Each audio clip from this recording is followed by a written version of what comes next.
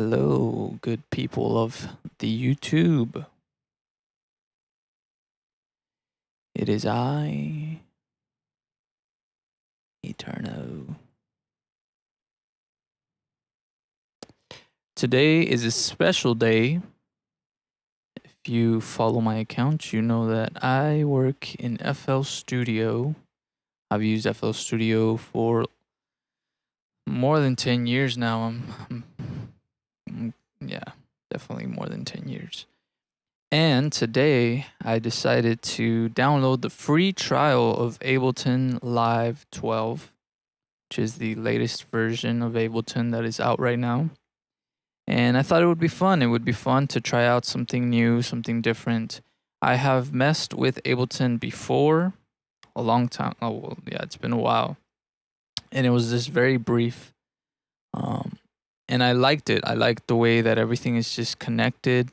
The workflow it seemed very smooth compared to something like FL Studio. FL Studio, I'm pretty fast in FL Studio because I've been using it for so long. But the workflow can be a little tedious sometimes, having to link mixer sounds to the mixers to the playlist and then deleting a sound to having to delete it everywhere else. The automations, having to create automations, and you know, it can be a little frustrating sometimes. So I was like, you know what, I'm gonna give Ableton a try. I'm gonna just try out the trial for now, just kind of feel it out. It's a 30-day trial, so I have 30 days to use it as much as I can, which is my plan.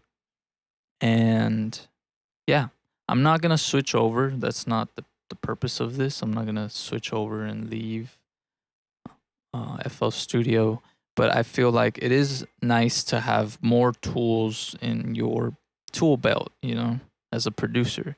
So it would be nice to just kind of get to learn and get to know Ableton a little bit better. Um so yeah, I just downloaded it. I just finished downloading it. I just wanted to make sure that everything that I do here comes through to the stream. So I just wanted to kind of set things up before I started as far as with my interface and stuff.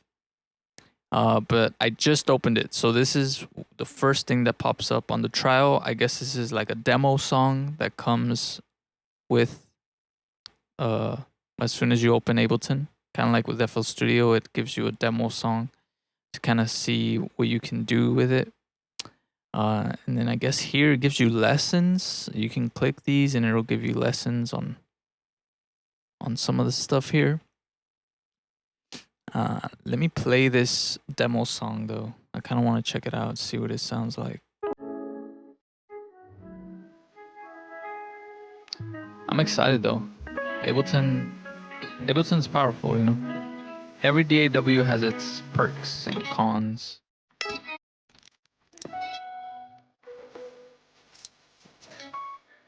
Ooh, that's smooth.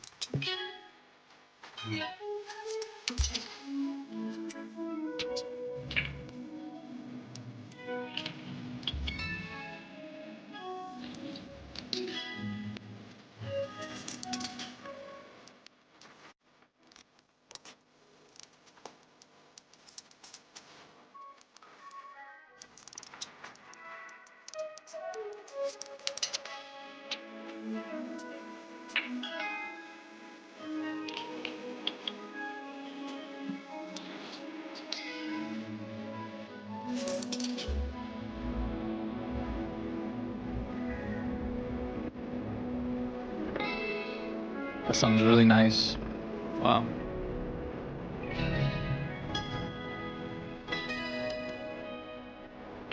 The style reminds me a little bit of like Monty Booker type of beat. Because of like the pitching and the wobbliness. Like that type of pitch shifting reminds me a lot of Monty Booker.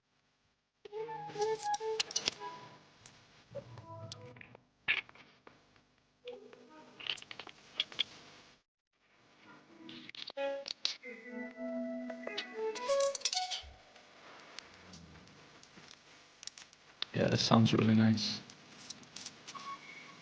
I'm excited to try to make something in this.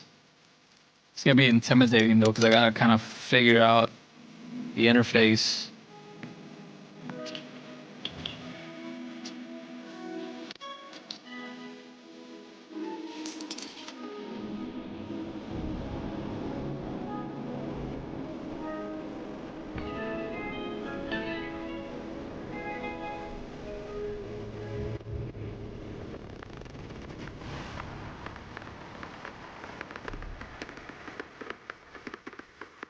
All right, so that's the demo song in Ableton. As soon as it loads up, it's the first track that comes out. That's really nice.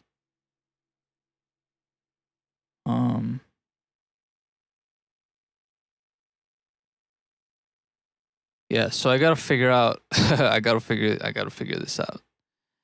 So I guess first step is making a new project, right? So file, new live set. I'm guessing. Please don't crash on me. Okay, there you go. So this is a blank template, I'm guessing. These are sends from the look of it. This is, I don't know what this is. These are the sounds, drums, instruments, audio effects, templates. Okay. Where do I even start, bro? Hey, what up, Michael? I'm just trying it out. I'm just trying it out. But it's gonna be a little difficult because I mean, if you're using it, maybe you can help me out, right? So if anybody here that's watching at some point, if you guys are Ableton people, help me out so that I can navigate this properly. So what's this up here? I can choose a key to like stick to. Use this toggle to switch scale mode on or off. When on, the current scale root note and current scale name choosers will reflect the active scale in the selected clips.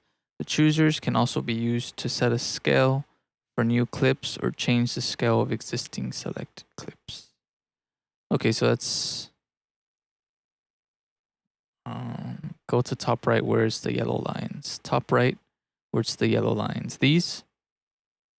Okay, so this is from what I have, because I kind of watched some tutorials before, right? Like a while back when I used it, a couple months back. This is like the live or performance mode, and this is like arrangement mode, right? Something like that. So like here's kind of for making loops, and then this is for like arranging the track, I guess.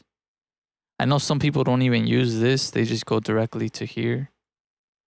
But okay, I got that. I want to see, because I have FL Studio pulled up for my microphone and stuff.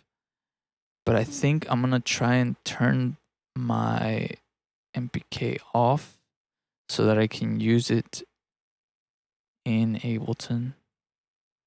So where's the MIDI settings? File, options, preferences, MIDI, MPK. Okay, so it should be turned on. MPK mini input. Okay.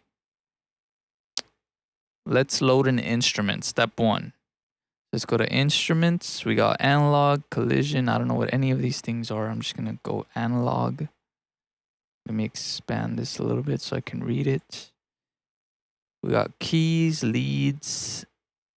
So these seem like they're presets, right? That's what I'm kind of getting at. These look like presets. Let's just pull one up. I don't know where to throw it on. I'm just going to throw it, drop an instrument or sample here. Okay. Boom. Let's try and play it. It is not playing. I think it's because of FL Studio using my MIDI.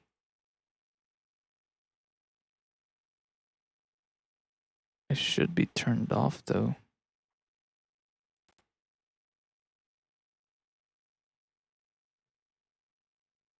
Ba-dum, ba-dum, bum, bum, bum. Go to top right, where's the yellow lines, toggle to, go to arrangement view. Here. But the thing is, I can't hear. I'm playing it on my MIDI keyboard, but I can't hear anything. Edit. I'm not sure if it's on. Control surface, MPK Mini 2, MPK Mini 2, output, MPK Mini 2. Is everything right on here? Select 8 parts to a MIDI file. How do I select? Like this? 1, 2, 3, 4, 5, 6. Okay, like this. And then, oh, double click, expand. And then this is the piano roll. But it's not. There it is. But I still can't play on my MIDI keyboard. Press Control Shift M. Control Shift.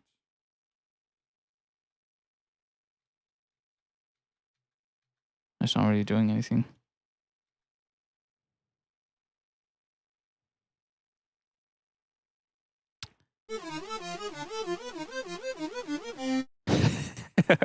Bro, I feel so slow. Oh, it's okay. It's part of learning. Control Shift M. Control Shift M.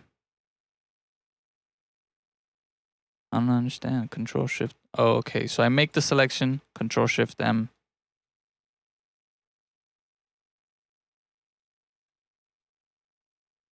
Wait, how did I do that?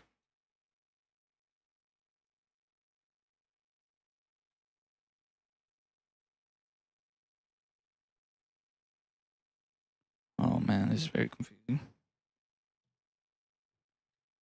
How do I delete this? What's the shortcut for deleting this or removing this? Do I have to select it? Delete? Yeah. Okay. Okay. Or right click to see more expanded version.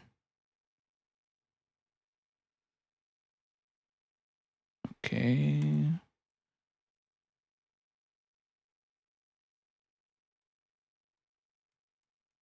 Oh man. I'm gonna lose my mind here trying to do this. Let me move my keyboard up here. All right. One step at a time. One step at a time. I need to figure out my MIDI though. Maybe if I unplug it and reconnect it. Let's go into here. Yes, that worked. Beautiful. Okay. How do I go back to my instrument? To the instrument view.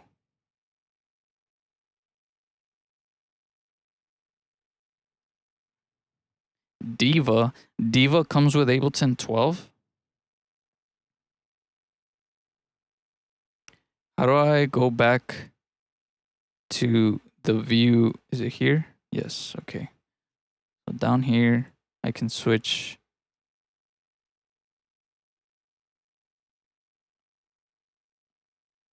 How do I switch back into the view of the... Okay, double clicking there and then just clicking back over here. Okay. Okay. What's this? Oh, okay, this is the key. And this is the instrument. And this is nothing. Okay.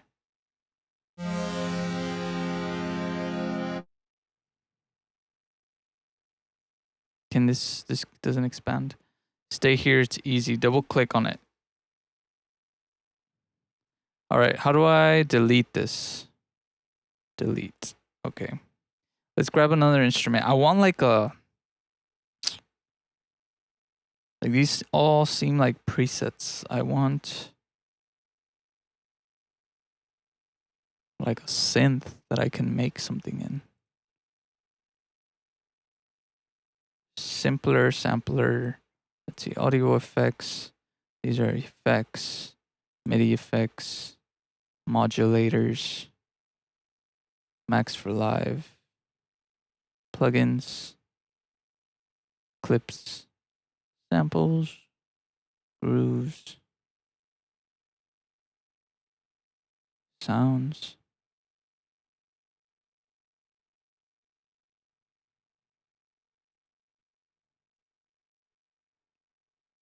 Now to add a VST to that MIDI, go to left where you added your plugins.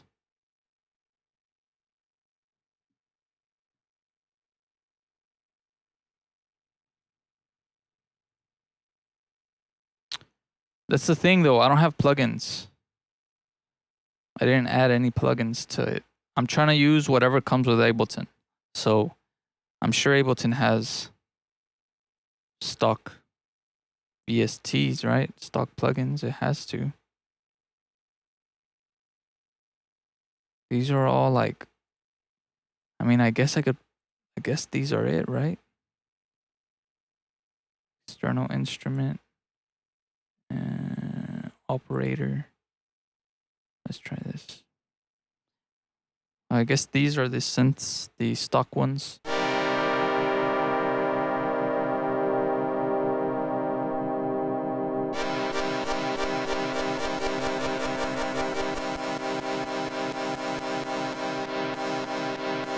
Yeah, it has a learning curve, you know?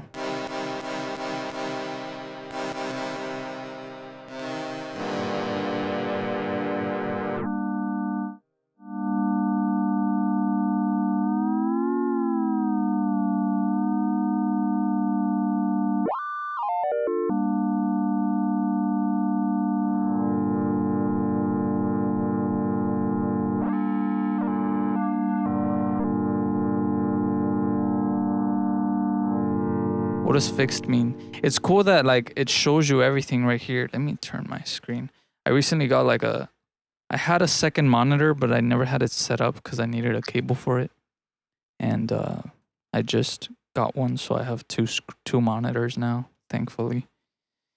So I'm like reading the chat off of one screen. I have everything pulled up over here, and then I have Ableton here. Hey, bro. I did try Ableton, but I always get back to FL Studio. Yeah, I tried Ableton a while back. It's just the only thing that like frustrates me is it's just the learning curve, right? Like trying to get used to like where everything is, how to pull things up, how to do stuff. But I'm sure like everything else, once you get used to it, like it becomes easy. You don't like the interface of Ableton? Every DAW have pro and con sides. Bitwix and Cubase nice too. Yeah. Everything has its pros and cons. That's what I'm saying. Like here, the interface looks pretty shitty. I feel like there's probably a dark mode, right? Or there's a way that you can change, maybe in the preferences, the display, theme and colors. Theme. Oh, there you go. I knew it. Let's do something a little. This one kind of looks like FL Studio a little bit. Yeah, I don't like the light. It's too bright. The fuck? Not that one for sure. I kind of like this darker one. Yeah, let's do this dark one right here. Oh, I can also change it custom. Oh, that's cool. Dark.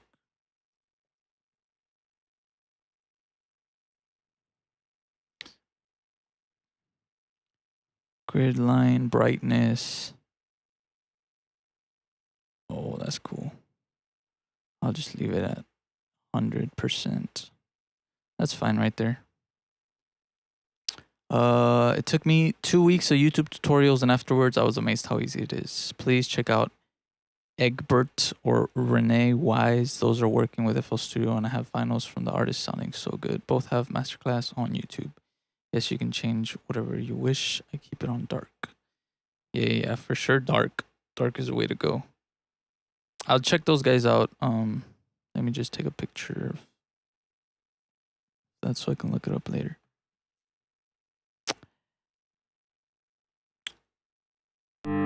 Again, I'm just gonna let you guys know I'm not abandoning FL Studio. Okay, this is just me trying out another tool to use just to try, because it's free for 30 days and it doesn't hurt to just try it out.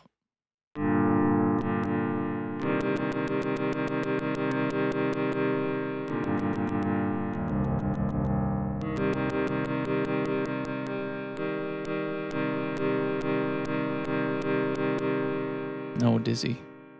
No way, bro. I'm too accustomed to using FL Studio. Plus, I have hundreds of songs that I've made in FL Studio that I need to finish and that I want to finish, that I'm not just gonna leave. You know, there's no way I'm just leaving all that stuff behind. I need to finish all my music. I also don't want to start stuff on here and not finish it either. So it's like, I don't want to have all that stuff.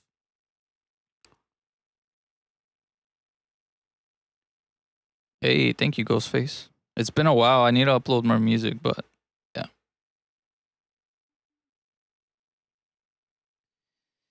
Even when you think all best producers, they're just standard for them. I've been using Ableton since. Nice. Yeah, Ableton's cool. Like, I've never hated on Ableton, you know? They're all just different tools. I think my favorite thing about Ableton is that everything's connected. So, for example, if I load an instrument, I can go into the piano roll, I can go here, I can pull up the... Where's the mixer? Is it this? Yes, right? So it's like everything's already routed for you, which is cool. And it's so easy to just switch, like, you know, between different views and different things like that. It's nice.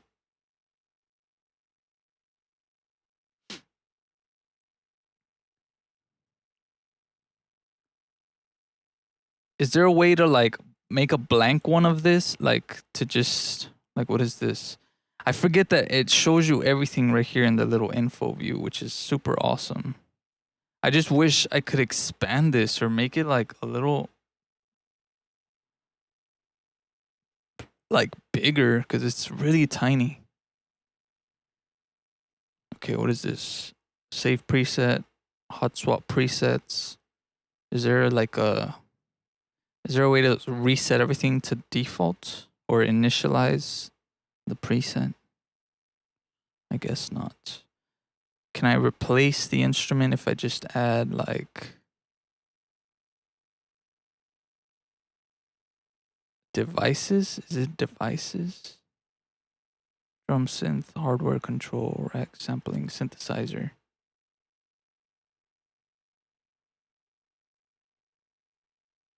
If I just throw it in here. Ooh, that's pretty. Where's the BPM? Is it this one? 120. Let's do 120. Let's keep it at 120 actually.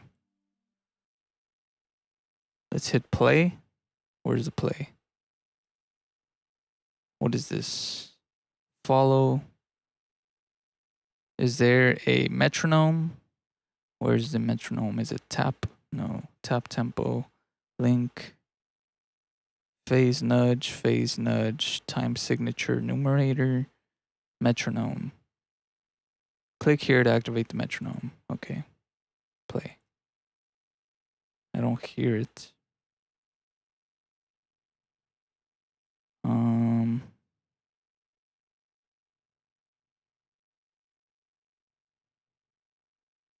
I don't hear the metronome.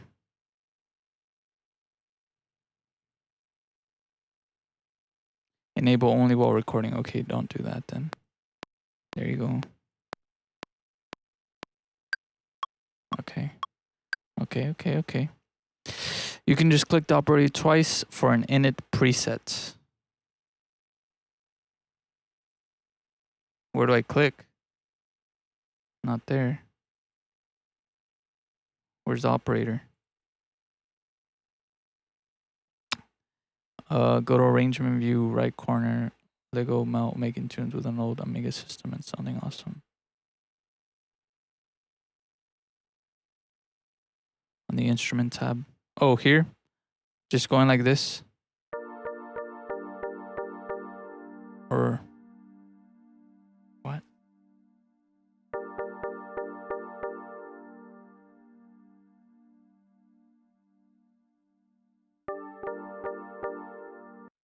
Oh, like this. Okay, okay, I got it, I got it. I got it.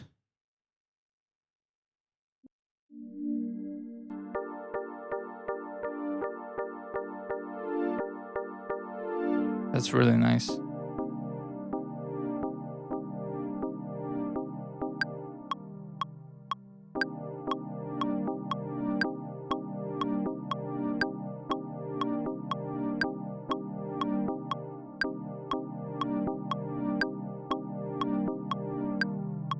How do I record stuff?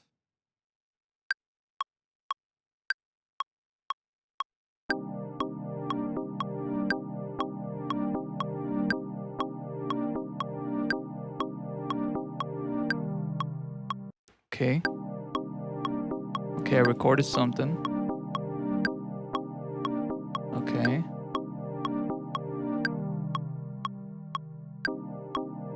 How do I loop? Loop. Okay. It's not looping.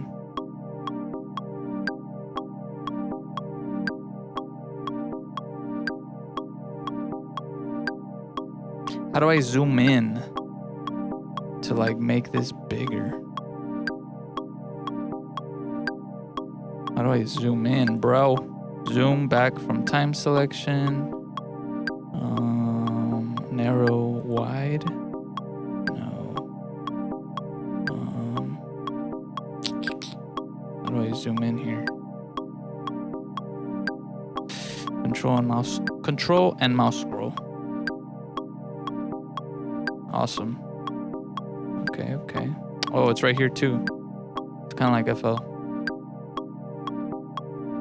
It's a weird action because it's kind of opposite of FL Studio. FL Studio, you go down and it zooms out, I think.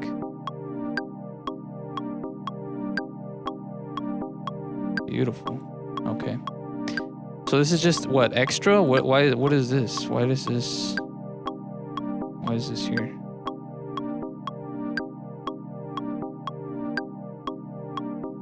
Okay. Is this a separate? Yeah, it is.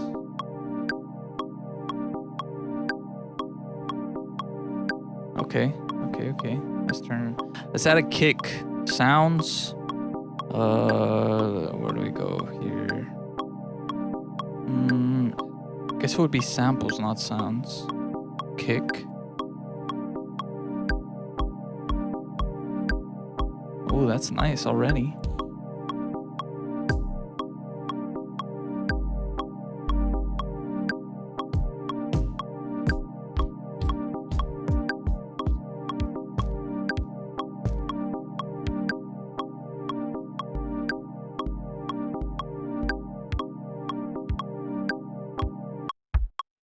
Oh no! Undo. Okay, I know not to do that. How do I go back to like the mixer or something?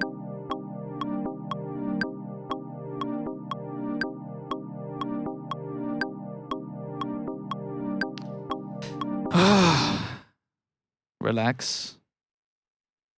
Take a deep breath. It's okay. I'm gonna figure this out.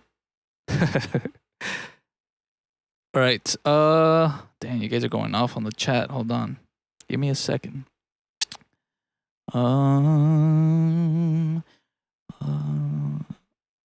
Press the actual operator. Yeah. You can also press Control F to find instruments. I bet $100 you'll master it in 2 months. 2 weeks. Ableton is too It's not much complicated like Bitwig. Yes, you can expand what you selected, that MIDI, and it will basically make it longer. Max for Live have amazing tools. Create another MIDI selection under it and drag the kick on it. Stay in arrangement view. Okay. But what is this though? Because I know this can be utilized kind of in the same way. Like if I double click here. I'm just going to go to arrangement view, bro. Might as well. Okay, why is this now? Because I'm over here. How do I stop this? Stop. Stop. Why is it playing everything? Stop.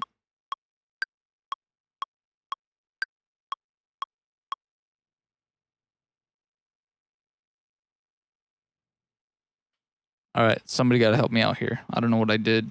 I don't know why it's arm recording. Maybe it was that. No. I don't want to do this anymore. Delete.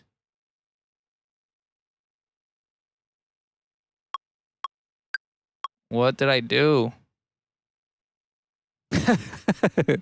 But like, why is this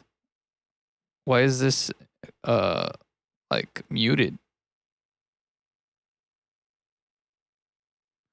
I think the thing that sucks too is like trying to move. Like, what is all this, bro? Oh my God, I'm gonna go crazy. Like trying to move this little stick, the playback. Like, how do I move the little playback stick? Stop. Bro. Okay, there. I don't know what I did, but I fixed it. Turn this shit off.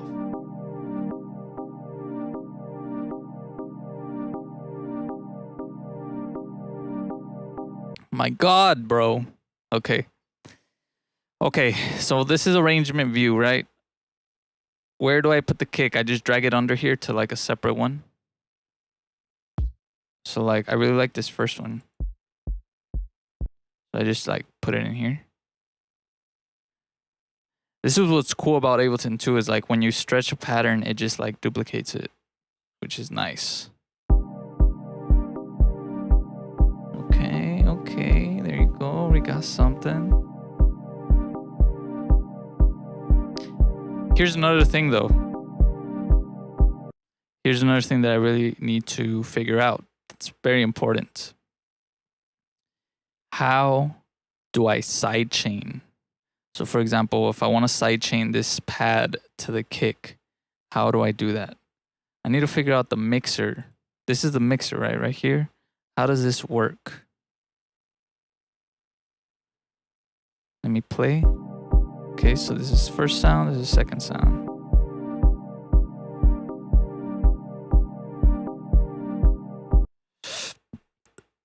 Session view.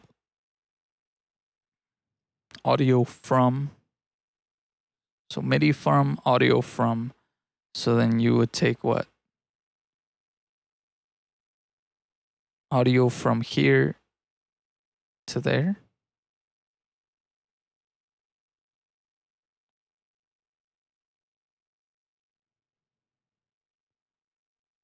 This is solo, arm recording, track activator. Activate this button to hear the track or deactivate it to mute the track. Okay.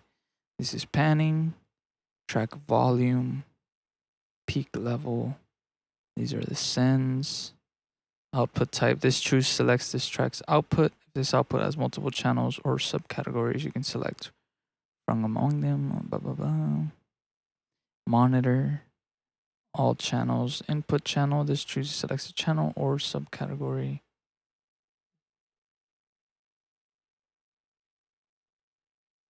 Okay. Maybe I can just look it up really fast.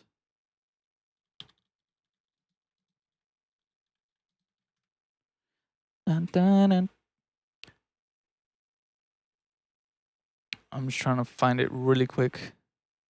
Yeah. So I gotta add a compressor. Okay, let's go to the first sound. And then I gotta go to what? Effects, audio effects. Can it be any compressor? Or does it have to be a specific type of compressor? Are these presets also? Yeah, these are presets. So these are essentially the effects. If I double click them, it's a default preset. If I open them up, these are just presets for these effects, right? Yes. I answered my own question. So we got a glue compressor. We got just a compressor, a limiter. Would it be a limiter?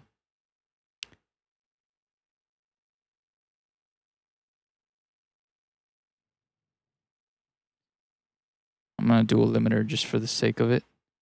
A normal compressor, so not a limiter. Okay, let's do a normal compressor then. Boom. Okay. And then I'm trying, broski.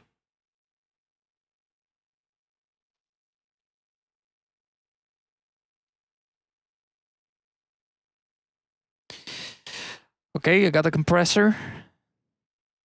Now what? Peak, RMS, expand. I know how compressors work, so I can kind of figure that out. But how do I sidechain? So I know I go for what here? From here to there.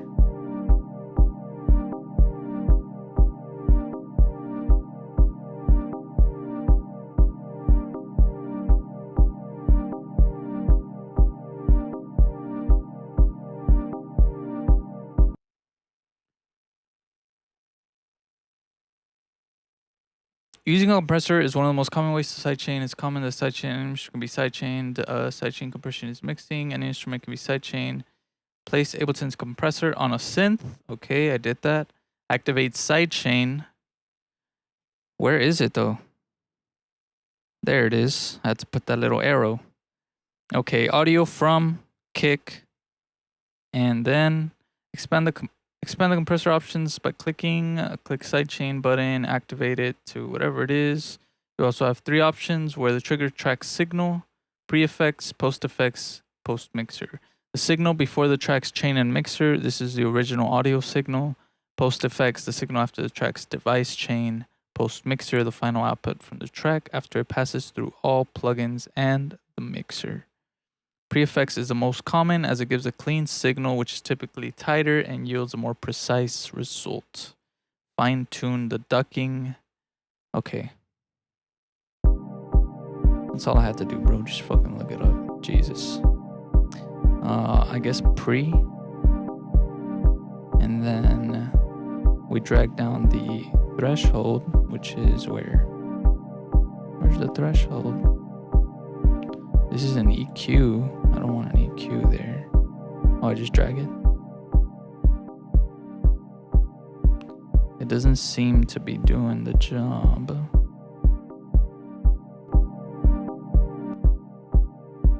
Am I doing something wrong?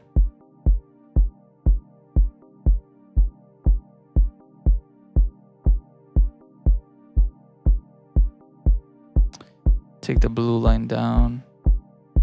Michael did say that. Voila, there is a yellow arrow, threshold down. So now play with tech release. Is that what that is? It doesn't seem to be being sidechained by the kick though. Like the way this looks, it doesn't look like it's being sidechained with the kick. It looks like it's sidechaining itself almost.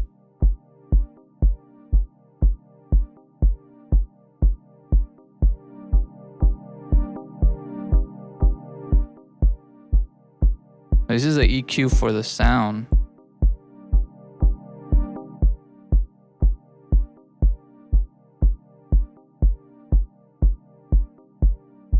Hold on, let me go back.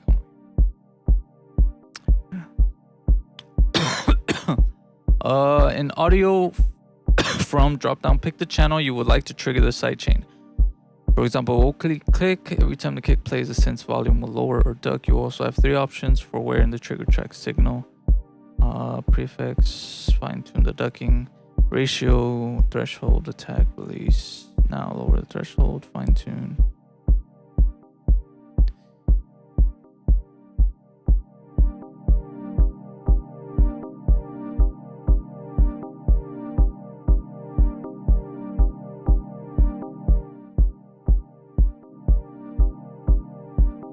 Yeah, it doesn't sound like it's being sidechained by the kick.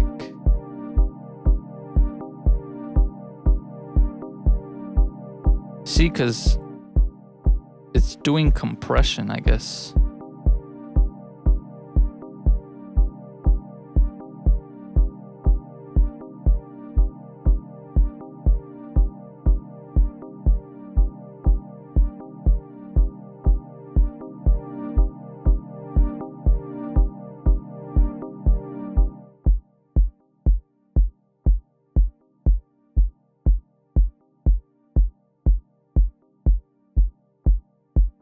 What would I put in the EQ?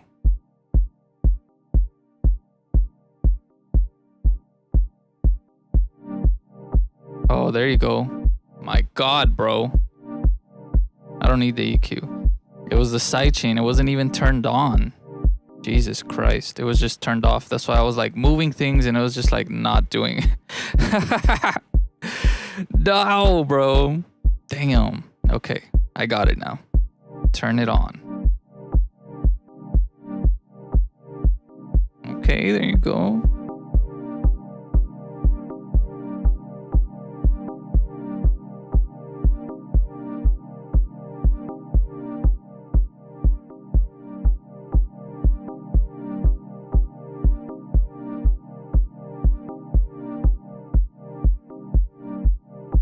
Yeah, that sounds nice.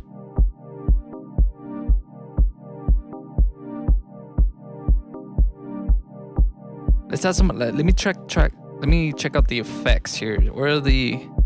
Let's get a delay. We got this delay. We got echo. Let's try echo, whatever this is. I'll put it in between here. Ooh. Okay. Where's a distortion? We need some saturation or something. Saturator. Right before that delay. No, I need like a specific type of saturator. Spectral resonator. No, that's kind of too crazy. Overdrive. That might hurt my ears.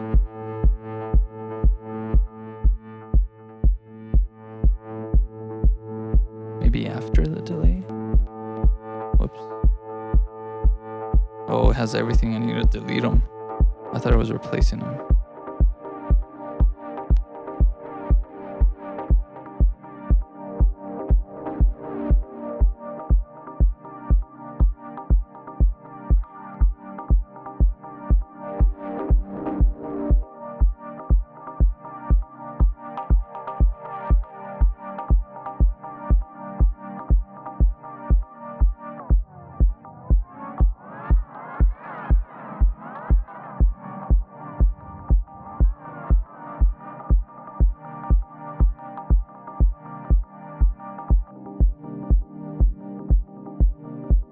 That's nice. Maybe an EQ. What's the EQ everybody uses? Is it EQ8? I kind of always hear that in videos. Yes, it is.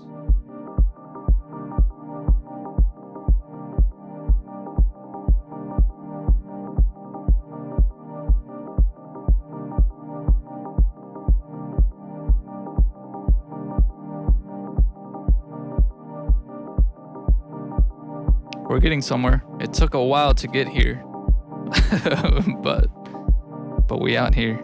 Let me go into the kick. Let me add some like compression or something to this kick. Is there like a transient type of kick reducer? No. Brick wall, basic peak compressor. Let's try that.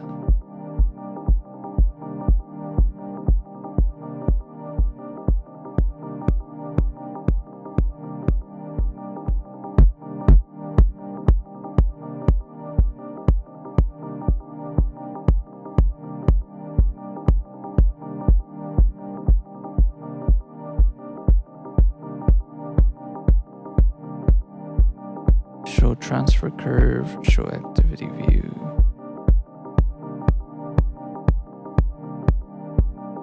Also, where's the master? Is it this? The main? I feel like, how do I add stuff to the main? Oh, there you go. I'm gonna put like a limiter on here or something. Or is there like a clipper? Compressor, brick wall, classic compression, gentle kneeless, loud kneeless. Let's try that.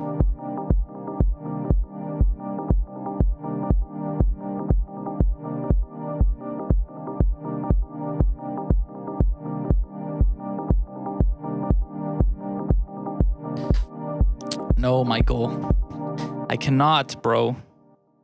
That's not the point of like this video. It's like I'm trying to learn Ableton and Ableton's stuff. If I bring in like my own VSTs that I'm used to, then like it kind of defeats the purpose of learning how these things work, you know? Like, yes, it would be very easy to just get VSTs and effects that I already use and I'm used to, but I'm trying to learn how these work, how things that Ableton has works. Kind of like using the stock plugins in FL. So this is what just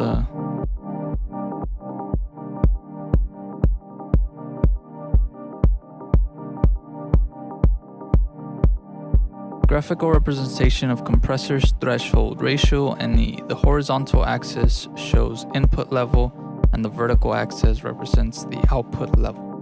Drag the dot in the display to adjust ratio and threshold simultaneously. So wait, the horizontal axis shows input level and then the vertical represents the output. Okay.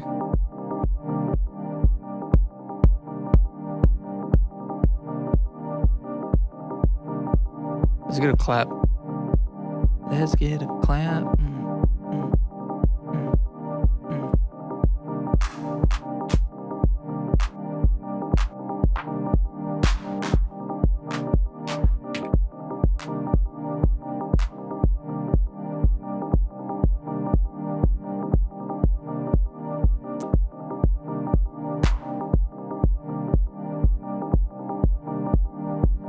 Here's the thing though, how do I like move, for example, if I want to like scroll this way, like without moving? How do I move, bro? You know what I mean? Like this is all the way over there. How do I scroll that way?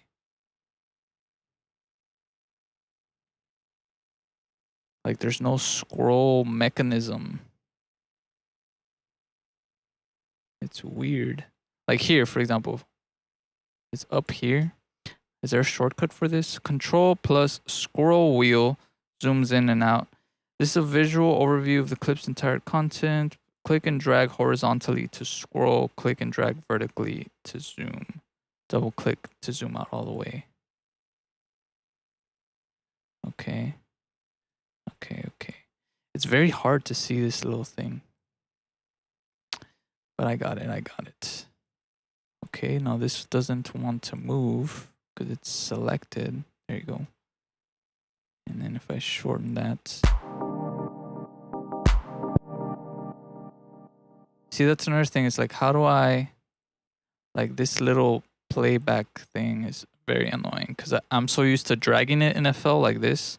But when I drag it here, it makes a selection.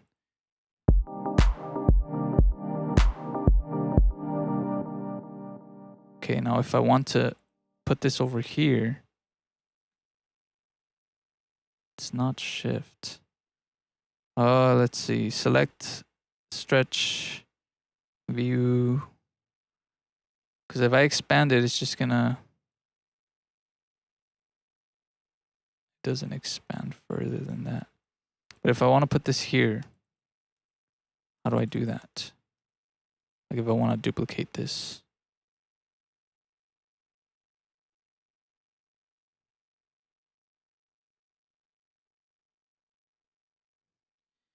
Duplicate samples in Ableton.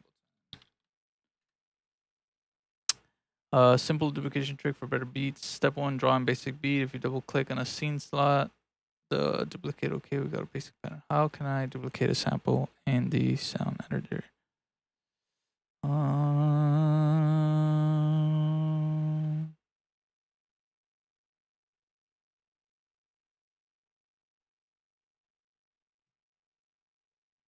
Control C and Control D to paste. So I have to copy and paste. Control C, and then when I move it here, Control D, and then I can just. But how do like this, for example, if I highlight both of these that I want, and I want to just do that, how do I do that?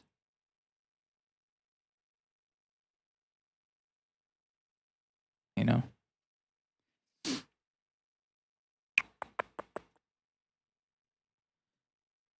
Would I need to what, consolidate them? Like, is that a thing? Do I need to? I guess I would just have to what, highlight this section, put what, consolidate, and then if I expand this, is it gonna loop it? How do I do that? Where like kind of how it was with this, do I have to turn it into a loop or something? Oh look, duplicates right there. I didn't even see. Control D. Okay.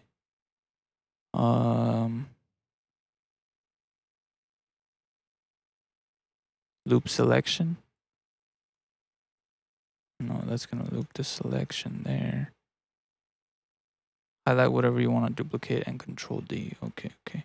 But how do I like for example here with this, it's kind of like infinite in the way that like I could stretch it, and even with this too.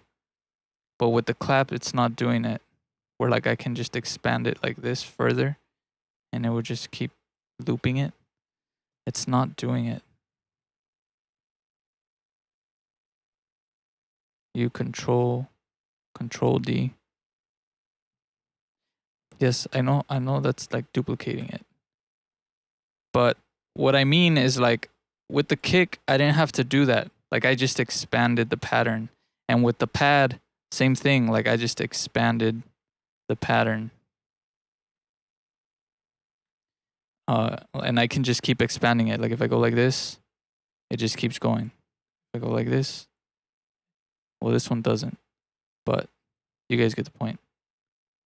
Gotta make sure it's in loop mode. Okay. And is it not in loop mode? How do I go into loop mode? I thought I was in loop mode.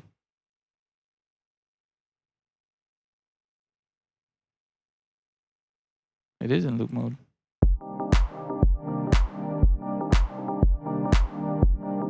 Why isn't it looping though?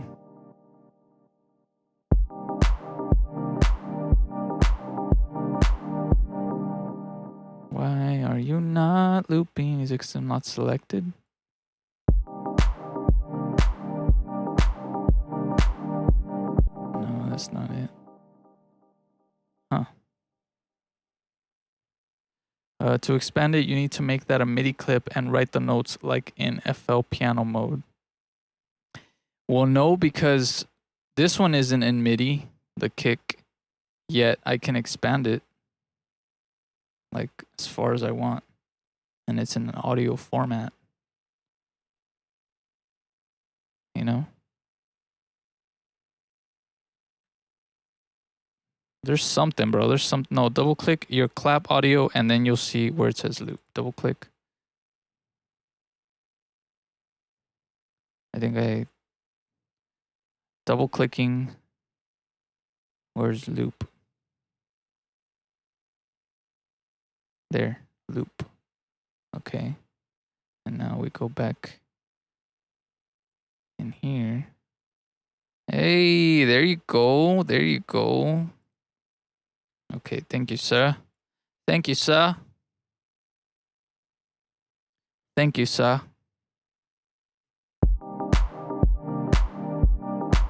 All right, let's edit this sample. If I want to edit this sample, like in a sampler, for example, this thing too is kind of confusing.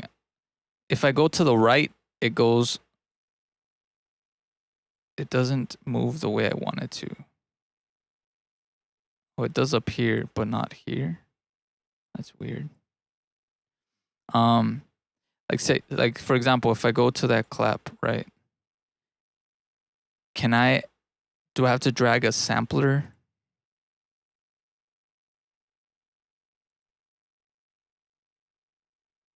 Do I have to drag a sampler in the effects, or do I have to drag the clap into a sampler first in order to change or edit this clap sound? Hey, what up, Gangza?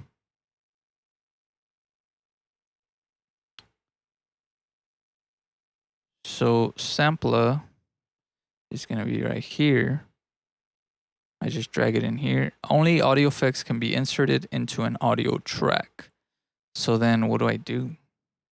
I have to get rid of this clap and insert a sampler first. I can't can I send this to a sampler? Is that a thing? So I don't have to like redo all that.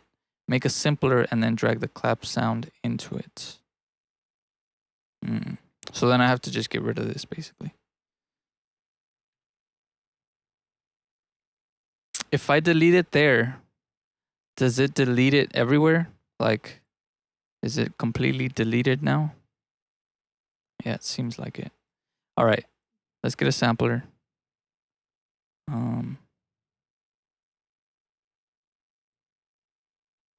Okay, it's not working in here. It's not working. What is it saying? Only audio effects can be inserted into an audio track. There's an audio track. I guess over here. Is there a way to get rid of these? Like if I don't want these, and can I add them later? Sure. Sure, brother. Whatever you want. Okay. Next is we got the, why is there a reverb?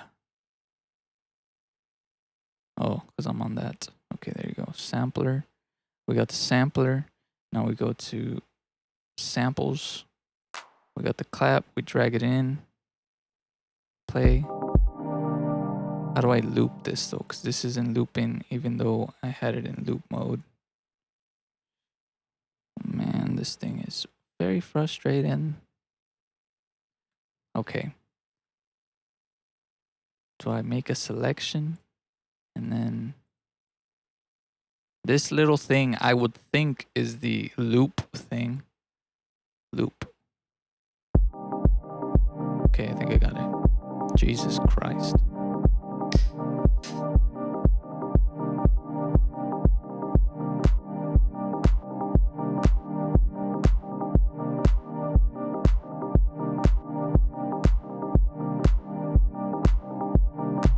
Okay.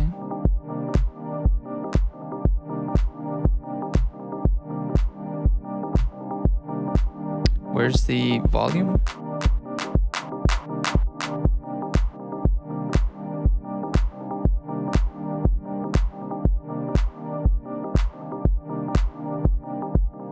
How does this work? Right here. Reverse, off, snap, on. What does snap do? Enabling snap will make the start and the end points snap to the waveform's zero crossing, reducing the likelihood of clicks. Oh, that's nice.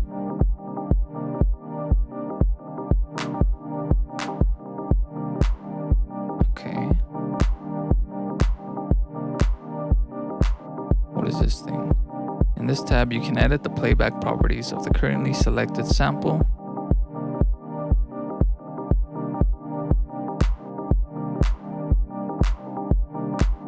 So like the length, basically.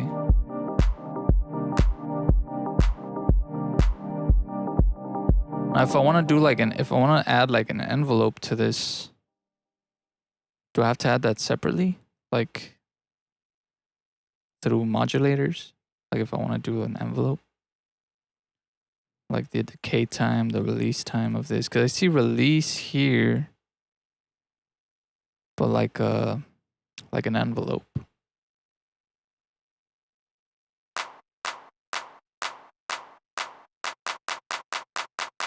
Oh, right here.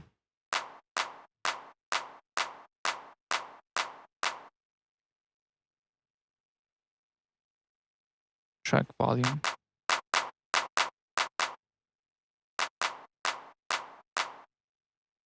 What is this? Just a number activator. Is there panning here or no? I just track pan, yes. Cool.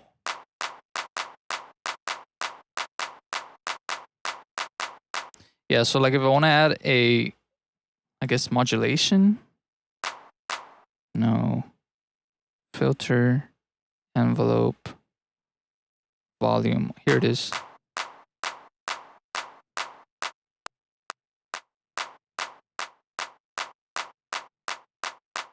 Cool. Effects. Let's add some saturation or some compression actually.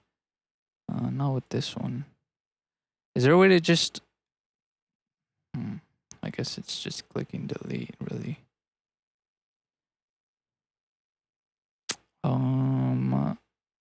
Let's do this.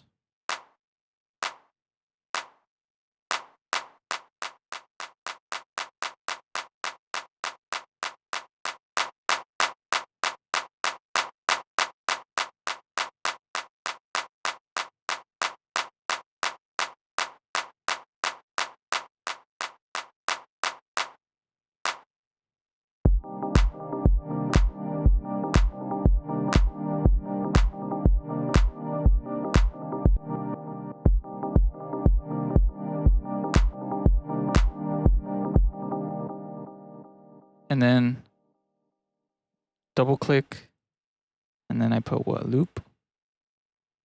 Oh, dude, that's so cool. But I think I looped it the wrong way. Edit, undo, edit, undo. I think I have to select, make a selection, right? Oh no, that's right. Oh no, the timing is off.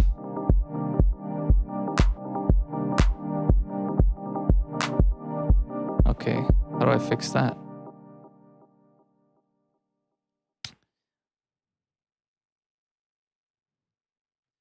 How do I fix that timing? It's a little off. I'm not talking the notes either. But the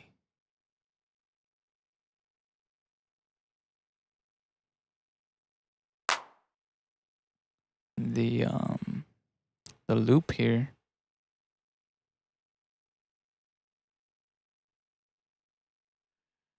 Also, is there a way to change my preferences for like navigation in the display? Display options, outline, scroll bars, when scrolling, always. What does that mean? I'm gonna leave those on actually.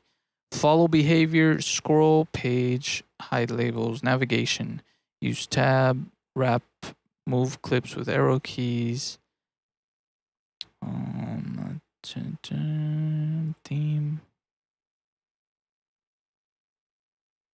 I guess I'm just gonna have to get used to it. I don't think I can change it.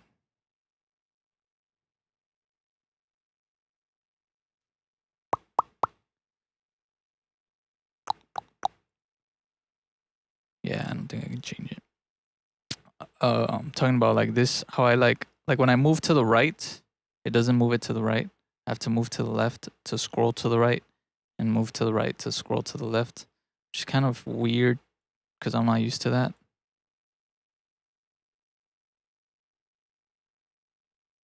Oh, that's fucking crazy.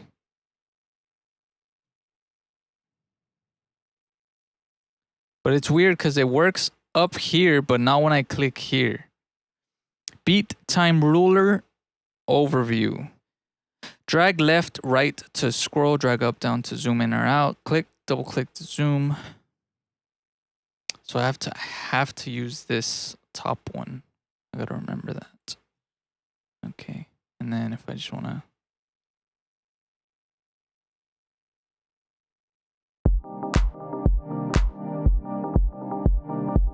see, like right there. If I expand this, it's off timing. Move all things to 17 bar to 33 to be in the middle of the page. Add limiter on master. There is a limiter on the master. Move the notes, Control Z. Okay, let's go in here. Turn that loop off.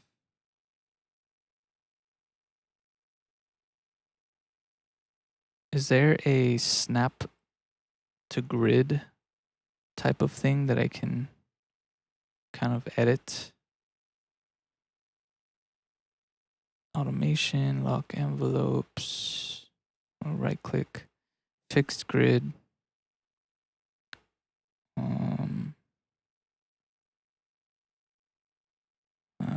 No, that's too. I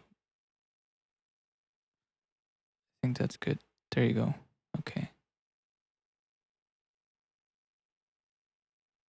So then if I go in here, loop, will it work now? Not really.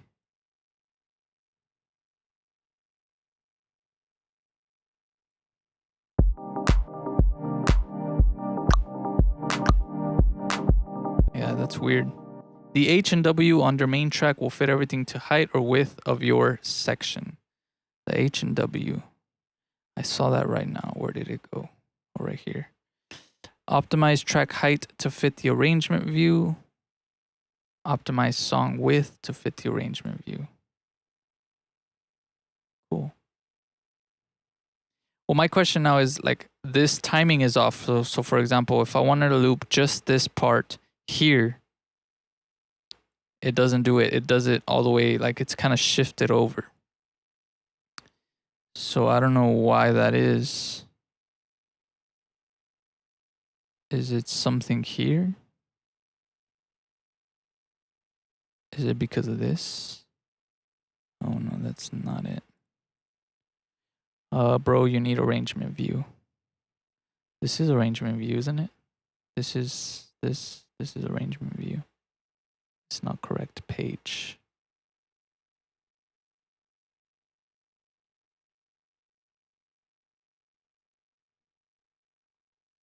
Yeah, this is arrangement view. I was on this. let me move this out of the way. I don't need that right now. Okay. This is all I need. This is the only answer I need right now. Okay. This right here. How do I control the looping timing so that when I expand this, I think it's because of this. I think it's because I didn't start it in the beginning. I started the recording in the middle. I think that's why. So, oh man, I hate this thing, bro. Like the zooming in, because it's like opposite of FL Studio. So like I try to do what I'm used to and it's like doing the wrong thing. Okay, let's just record in again.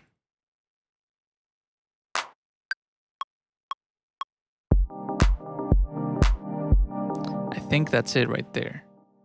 I think now if I go in here and loop, no, it's still off. Is it? Yeah, it is.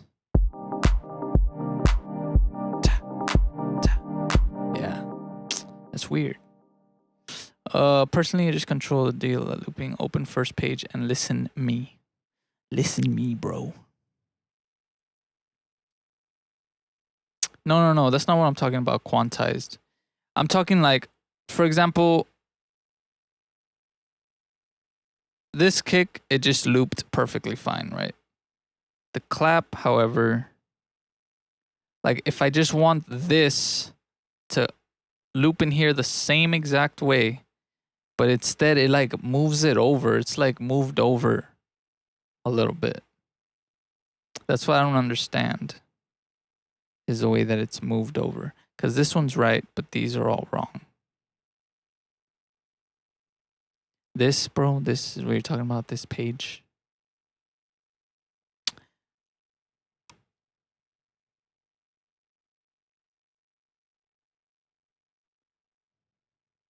Okay, now what do I do? Gvansa. Add circle. Here.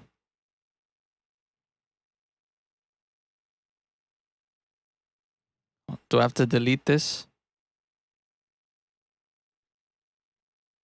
I'm gonna delete it anyway.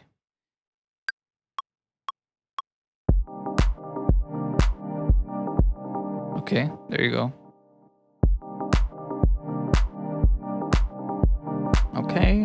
Okay. Well, that worked. That worked. But now what? Do I just click it in here? How do I load it in here now, though? Because now it's not coming up here.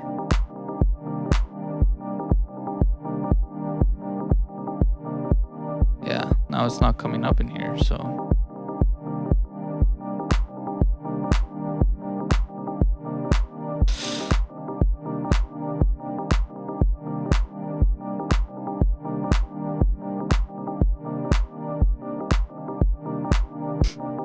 This is my understanding, right? This is my understanding of how Ableton works. So this is, I don't know if this is session view, right? Is that what this is called?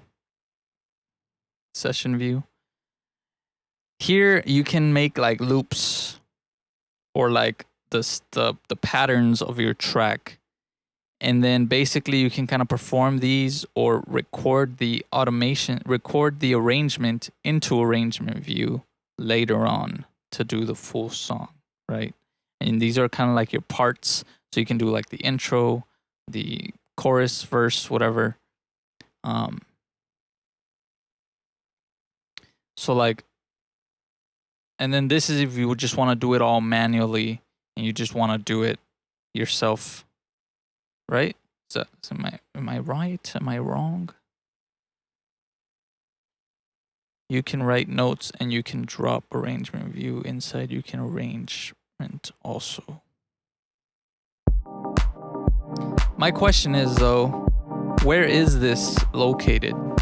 Like if I go in here, how do I add it in here?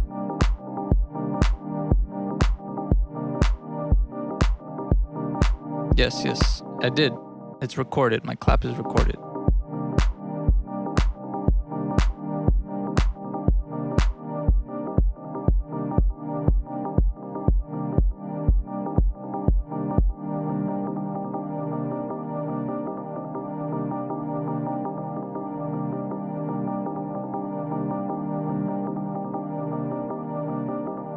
How do I play this again?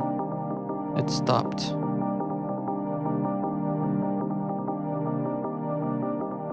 I think it muted it on this side, right? Yeah. How do I unmute it? Like that. How do I unmute it here, though?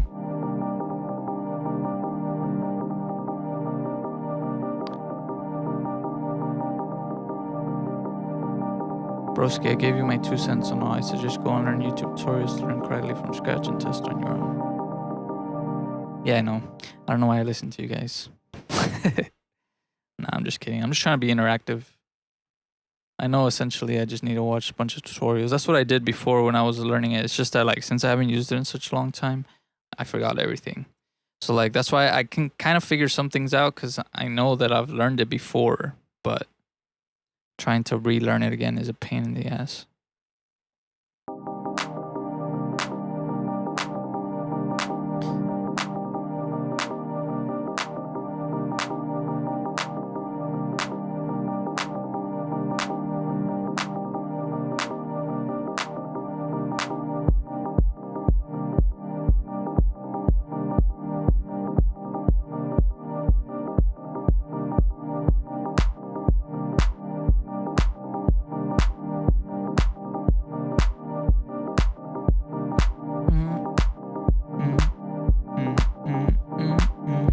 Bro, go on arrangement view and click the circle on top to record your clap. Arrangement view, the circle on top to record the clap.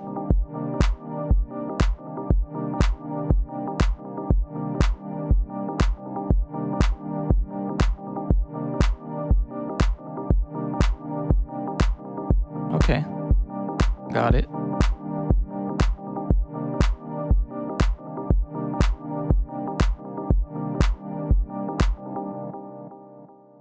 Okay. I got it. Okay. All right. Is there a way? Here's another question. Is there a way, instead of having to drag a sampler, like for example, if I want to add another sound, like a hi-hat, for example, instead of having to drag a sampler and then drag the hat into the sampler, is there a way that I can directly open a sample in the sampler already? You know what I mean? So that I don't have to do 2 steps, so that I can just do it in 1 step. Is there a way to do that? Like say if I go samples and I do hi-hat, is there a way to make it like open in a sampler?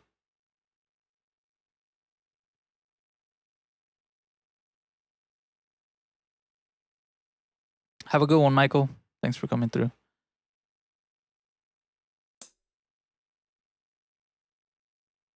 Oh, okay. So double clicking it. Damn, that was quick. Oh, I think I replaced the clap actually. Never mind. Edit, undo.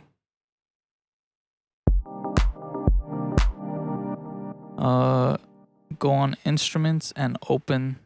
Go on instruments.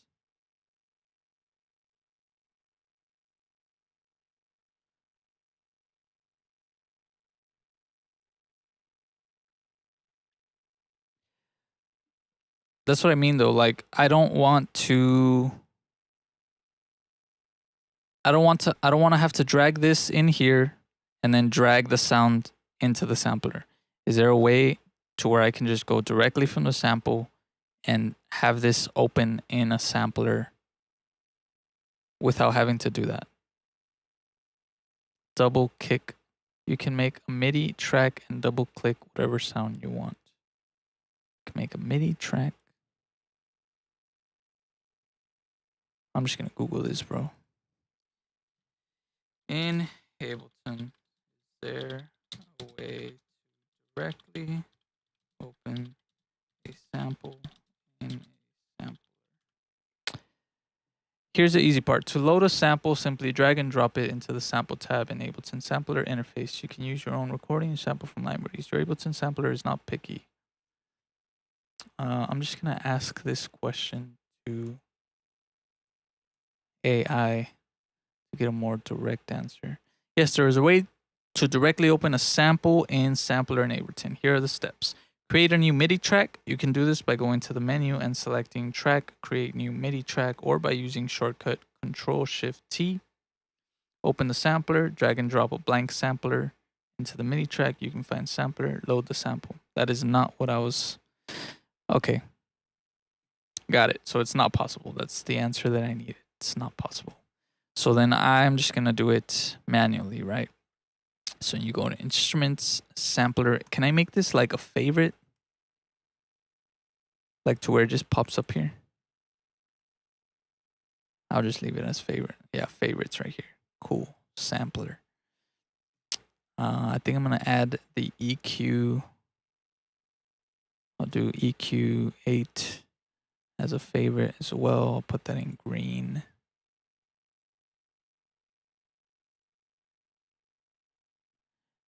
Okay, so then just drag this in here. Boom. Why is it so tiny? And then we have the sampler here. So then just go to samples. Let's find a nice hat. It's not looping it. I'm gonna go back into this view because this loops it.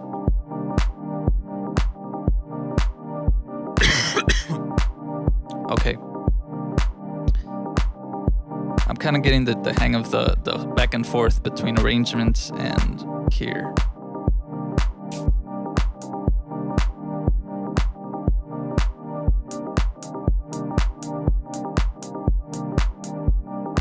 No, wrong one, right?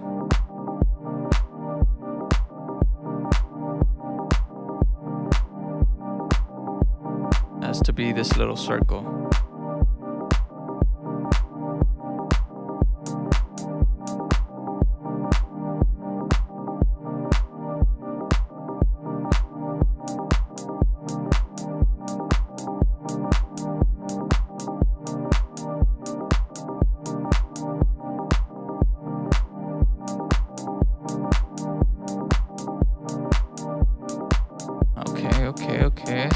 See? And I can record different variations of those. That's nice.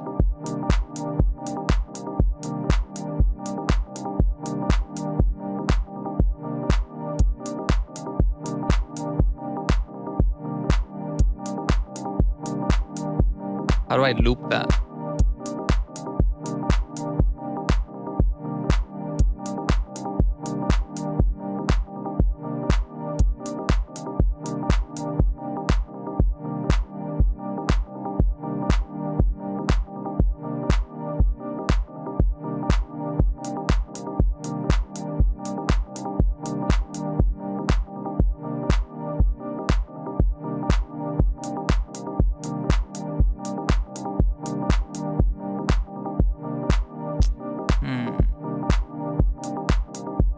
Okay, so I have to start it from the very beginning.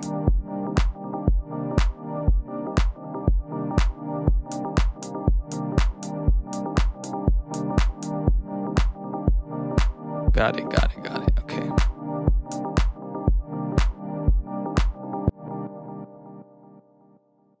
Let's make a selection then.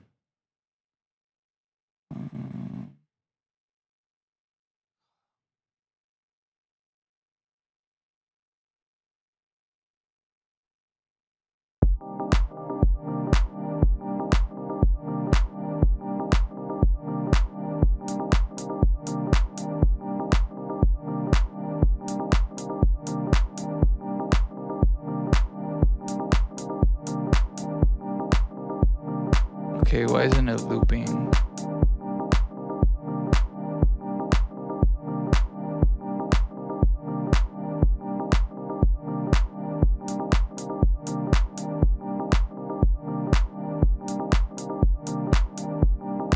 How can I control the length of this? The length of your loop is at 2, make it 1. Right here? Ah, okay. Thank you, sir. My goodness. Okay. Got it.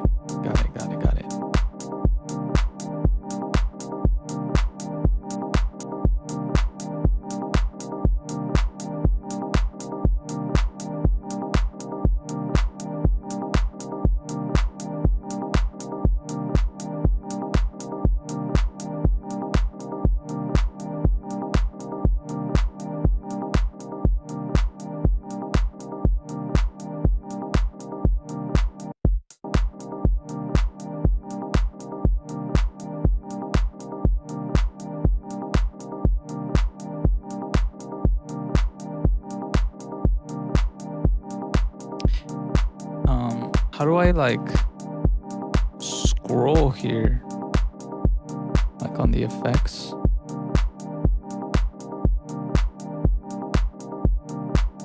Like if I want to go further this way, I can't see over here. Bottom right. Ah, okay. Thank you. I really appreciate you guys' help, honestly. Alright, let's see here.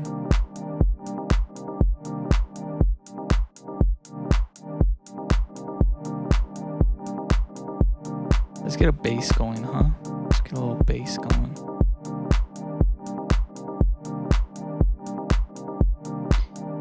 Instruments. We can do bass. Basic analog bass.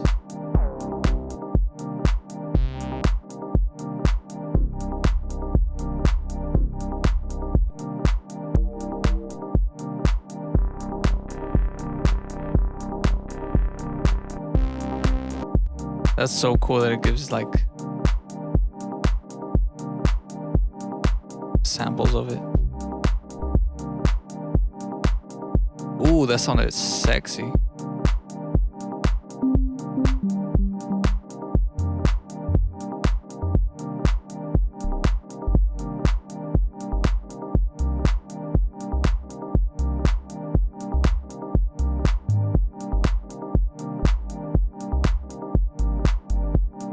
Control T to make an audio track and Control Shift T to make a new MIDI track. I honestly just stay in arrangement view when I'm making stuff.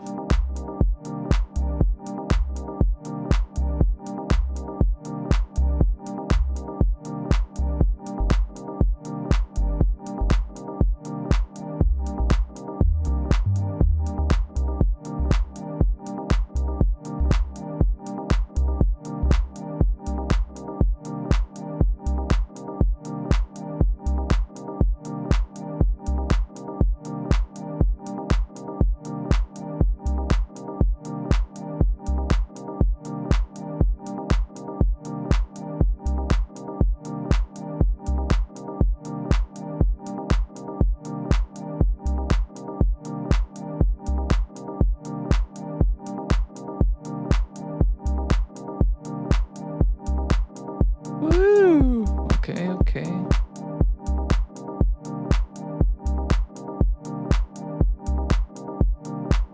Let me add some effects, like some saturation.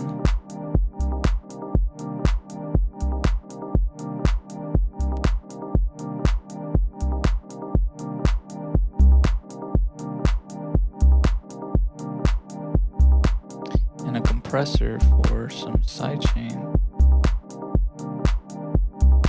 Actually, it doesn't need sidechain.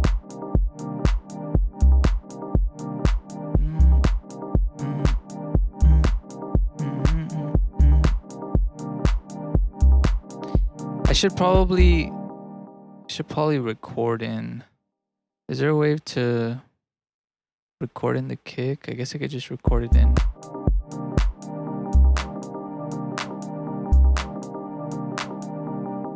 There is no record button though.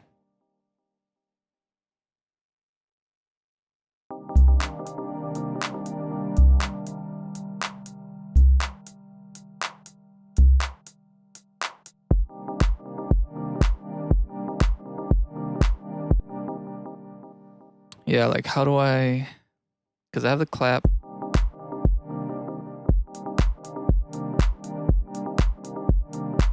I can stop it here.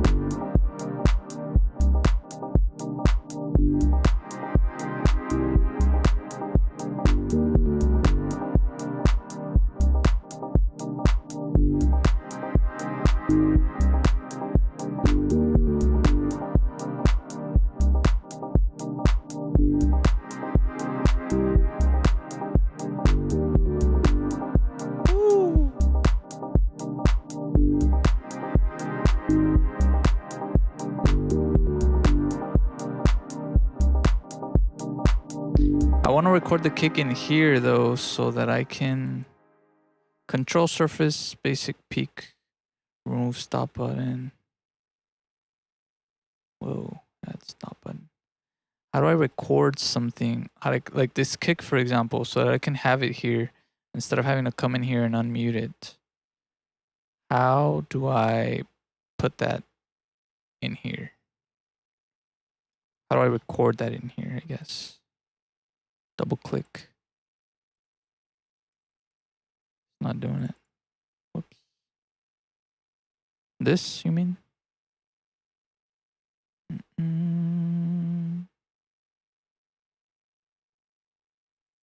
Or up here.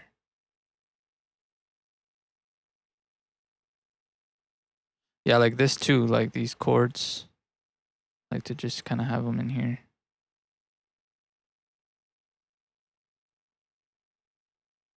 That way I can just play everything.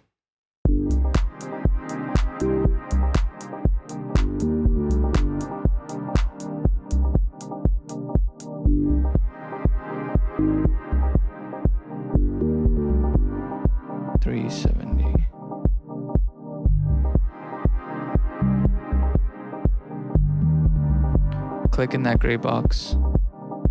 And this one? No, I'm double clicking and it's not doing it.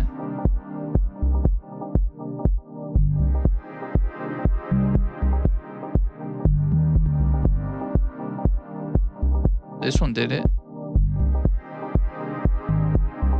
This one's not doing it though.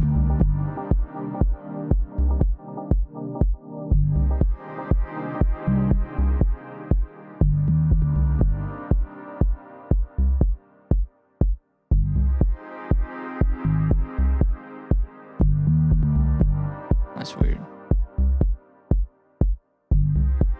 Because it worked for this. Can I rename this?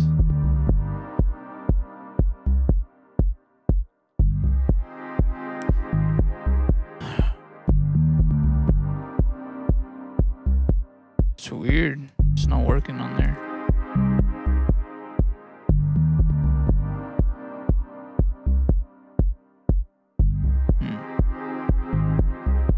There's something over here.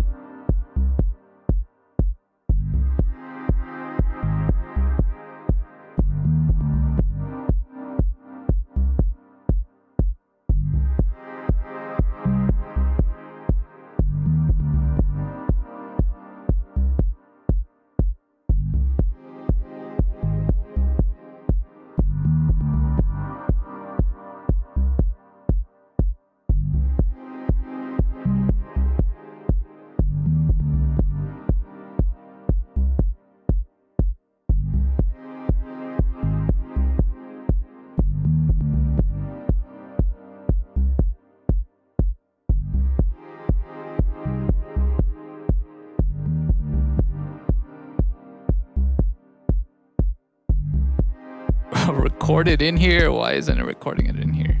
Is it because of this? All ins. Oh, this is audio. Maybe because it's audio? Could that be it? Is it because it's audio? Clip slot. Each session view slot can hold one clip to be played live. Create clips by dragging files from the browser or from other windows into open slots. Dragging can also be used to move clips between slots or to copy clips in from the arrangement.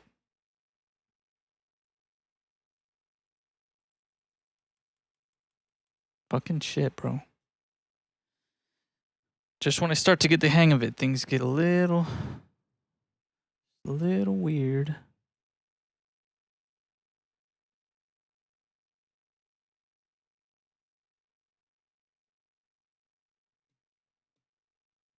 Bum, bum, bum, bum, bum. I like it though. I like it. I'm getting the hang of it. I'm getting the hang of it.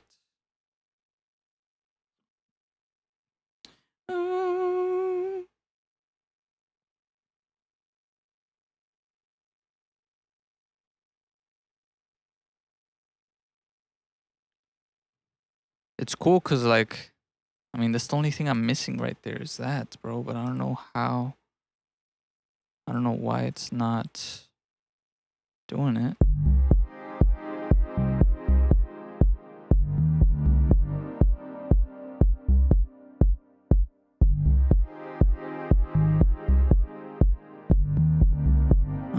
Let's see. Consolidate, show in browser. Deactivate loop, freeze track, crop clip, convert, copy max for live path. What does that mean? Copy max for live path. Is this the CPU usage? Oh, it is. Interesting.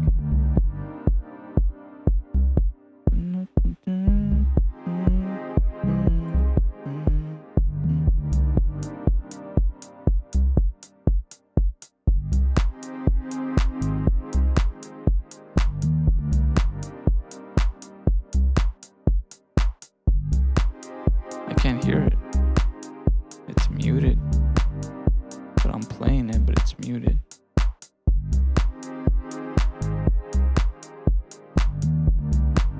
Strange.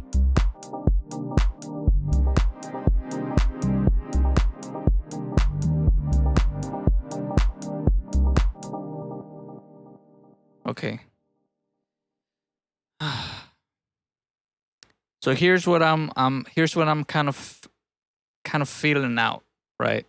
I think for me personally, the best way to work in Ableton would be for me to use this view, here to create like a loop of a track or potential like loops and parts of a track, right? Since I have like all of these slots to input like different variations of like different bass lines or different chord progressions, different kick patterns. And then just going into the arrangement view and recording in those arrangements so that I can create the song that way. I feel like that would be the fastest way instead of having to lay everything out here. Because like since I'm not used to this and like all of that stuff, it's going to take me forever to make anything. Rather than if I just go in here, then it's a lot faster for me to make stuff. All right, let's go file, new live set. I'm not going to save changes to that. Let's delete those files. Yeah, it's okay. All right, we're back in a new session. Okay. My only thing is the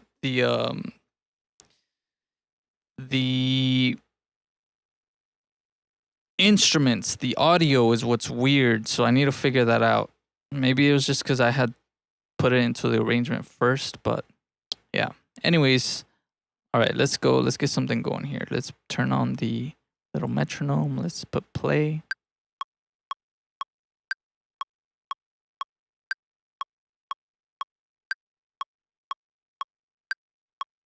Now, do I have to decide the length?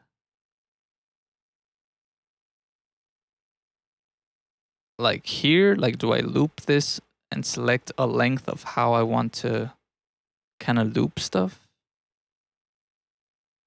So that when I go in here, it's a set loop.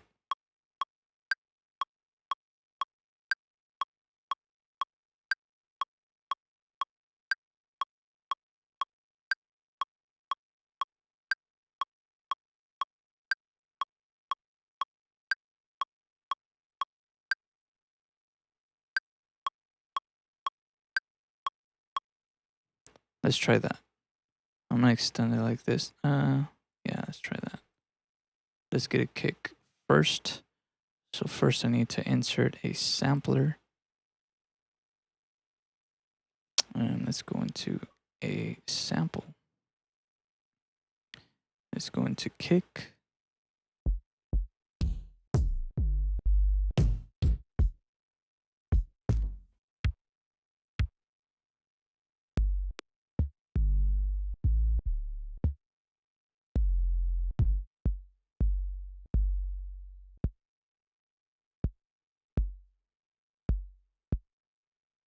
It's kind of nice right there. And then I would just record it in here.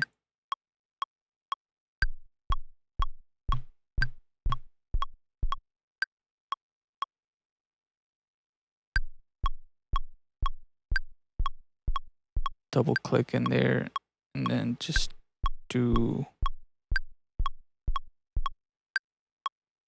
quantize. How do I quantize this? Quantize.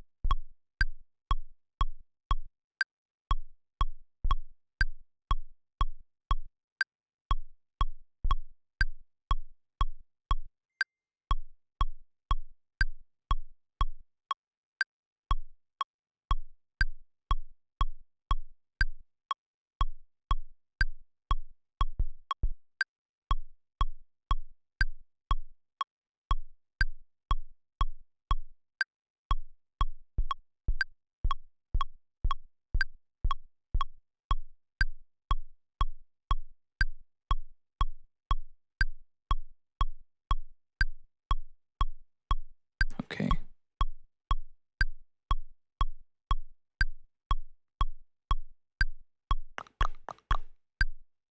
Why not playing a full tutorial before? Nothing interesting for us and lost time for you. Why not? Oh snap, hold on.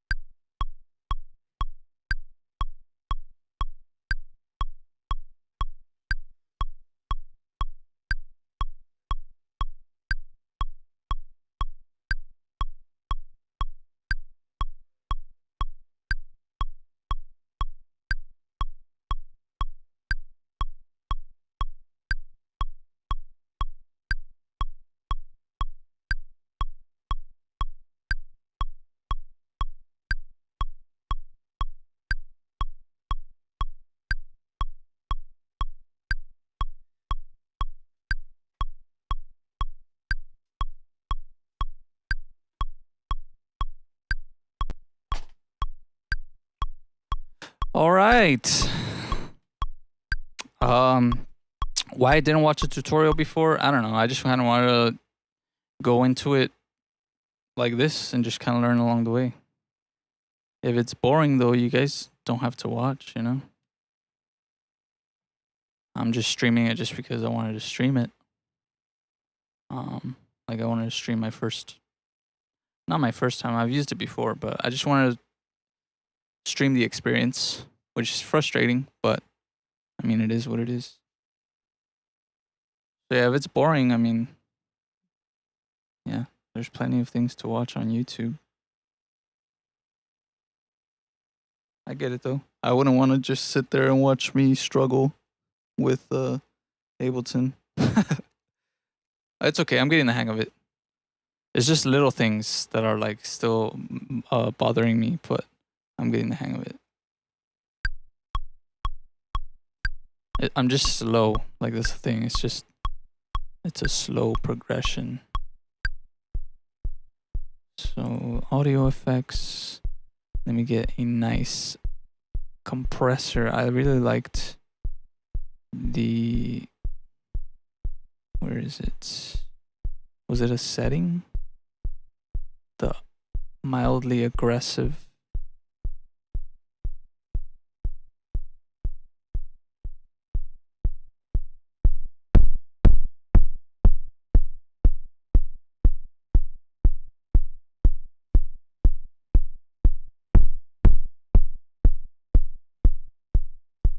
Alright, let's go to the main. I'm gonna add.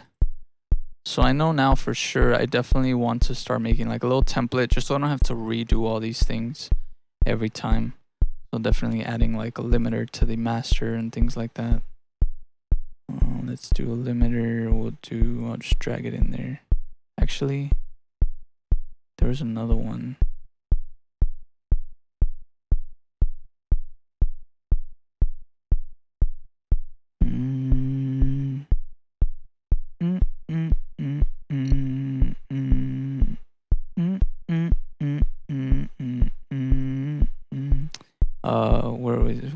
Where is it? Glue compressor, dynamic tube, delay compressor.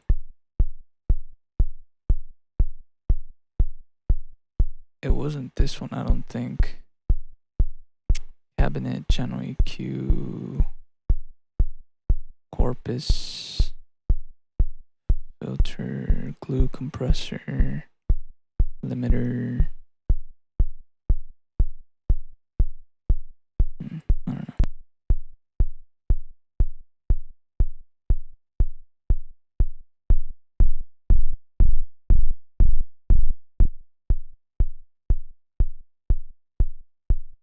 I don't know where it went. I was using it earlier and it was pretty nice.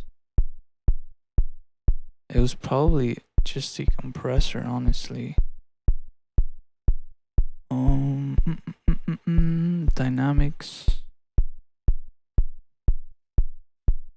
Compressor, drum bus, gate, glue compressor, multiband dynamics. Gentle squeeze, gentle kneeless, loud kneeless. I think that was that one.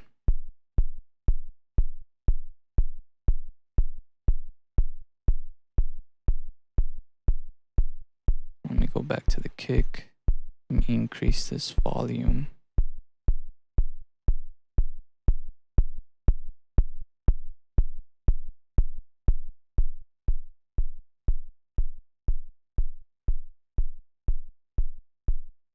This kick sucks, honestly.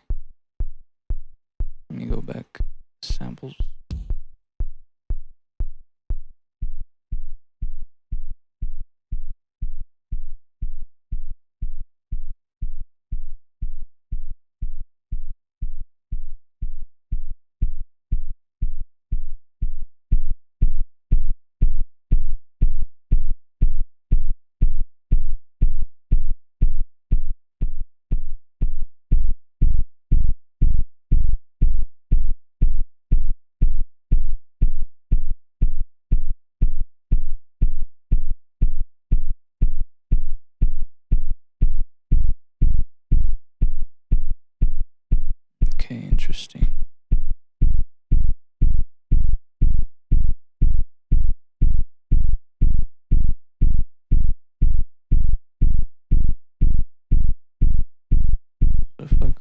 into the kick.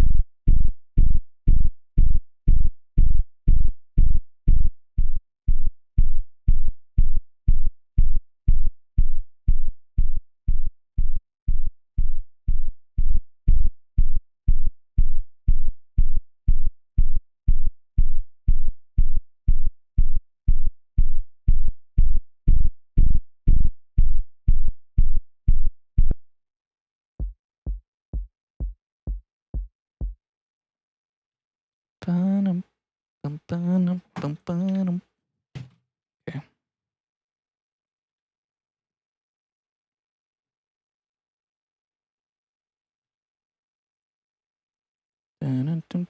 Ceiling. Look ahead, release. Try DS kick in instruments. DS kick in instruments. Let's try it out. Let me take these off. DS kick. Just drag it in there. Oh, nice. Kind of like a you make your own type of thing.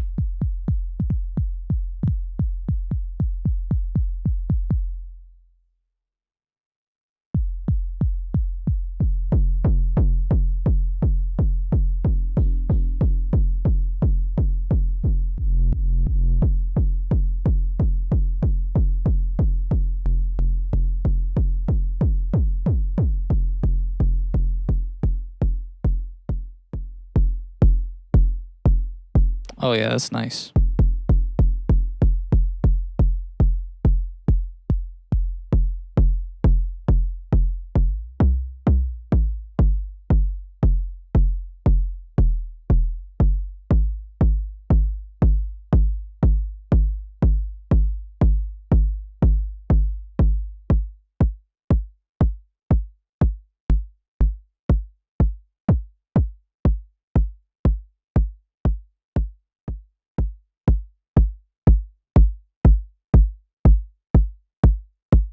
Hey, thank you, 42.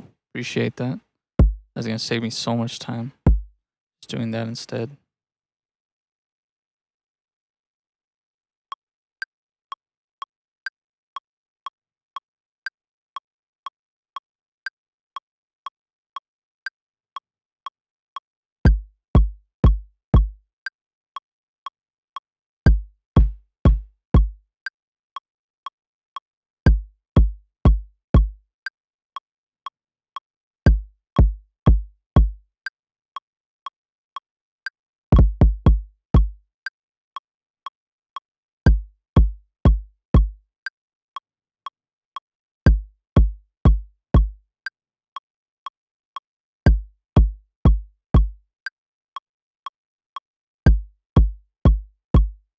Where's the...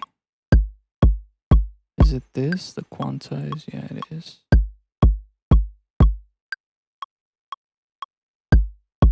There it is. Okay.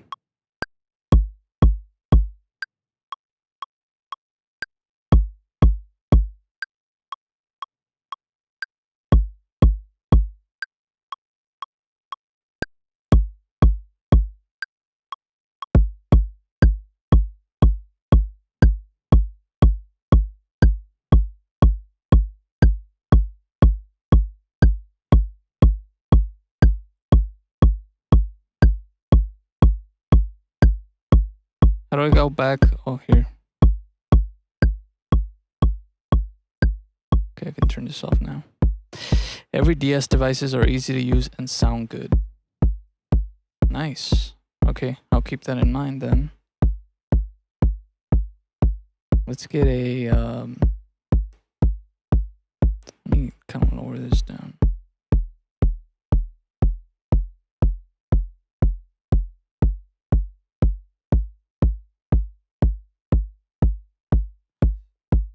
Let's get an instrument. A nice pad here. Let's just select it up here. Under sounds, pad.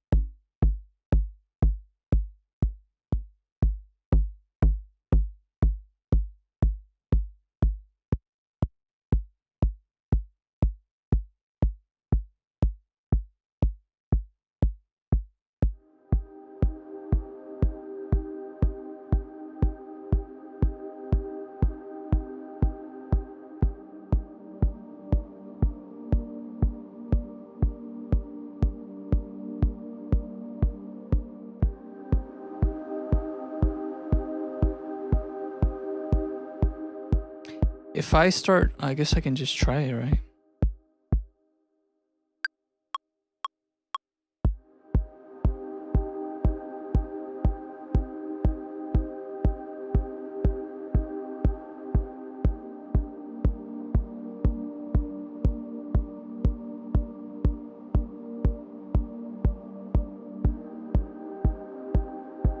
I wonder if it recorded that whole thing.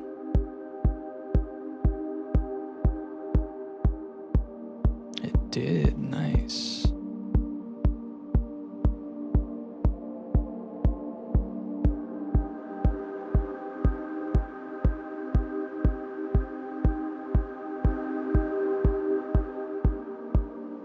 Let me add compressor and do some sidechain.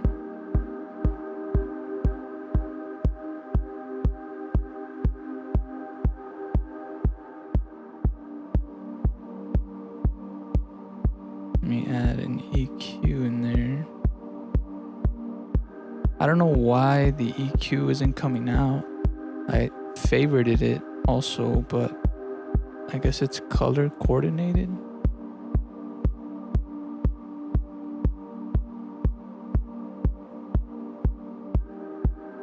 I go into audio effects.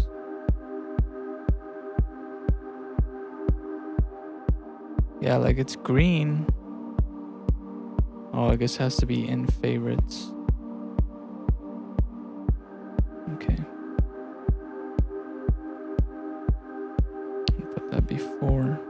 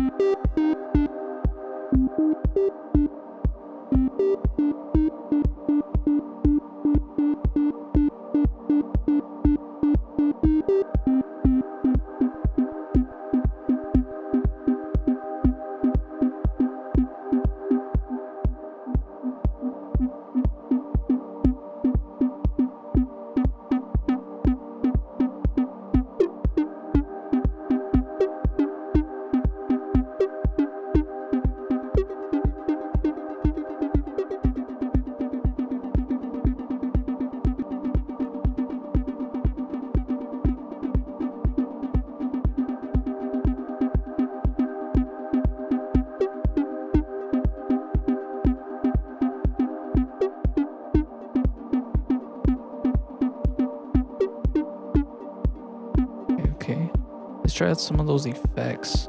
I always hear a lot about what is it? Corpus? What is corpus? Is it like a reverb?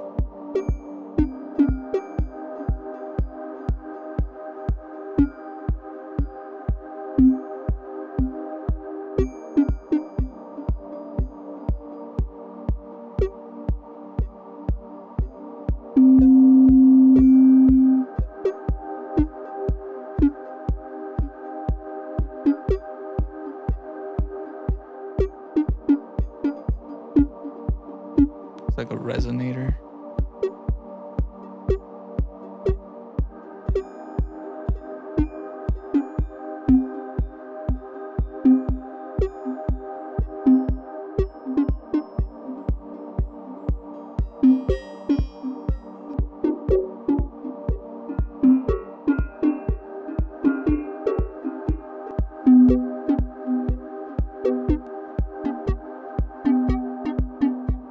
That's nice. I like the marimba.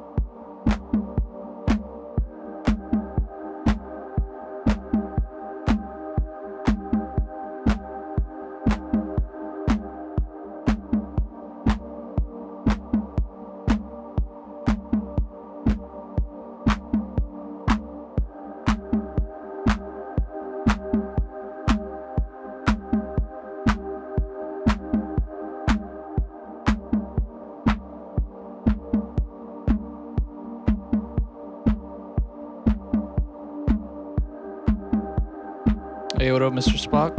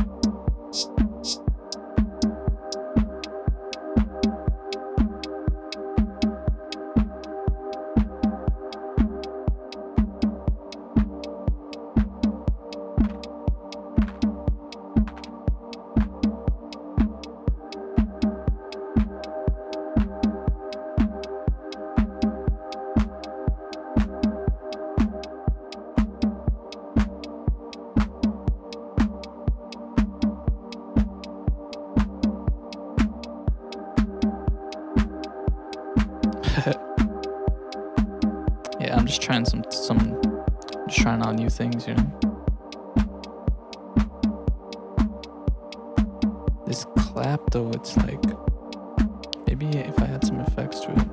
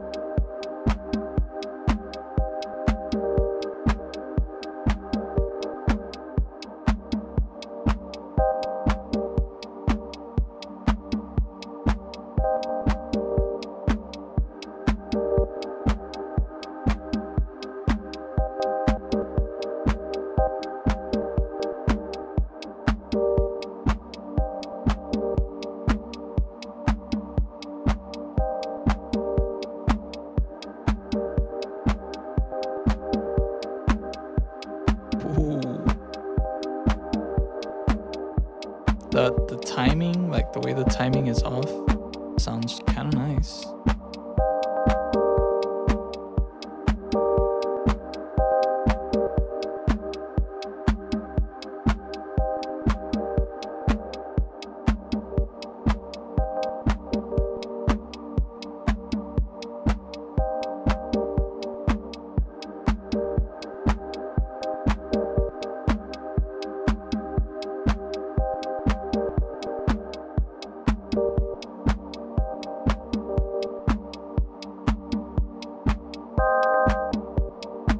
It's really crazy on the left side though.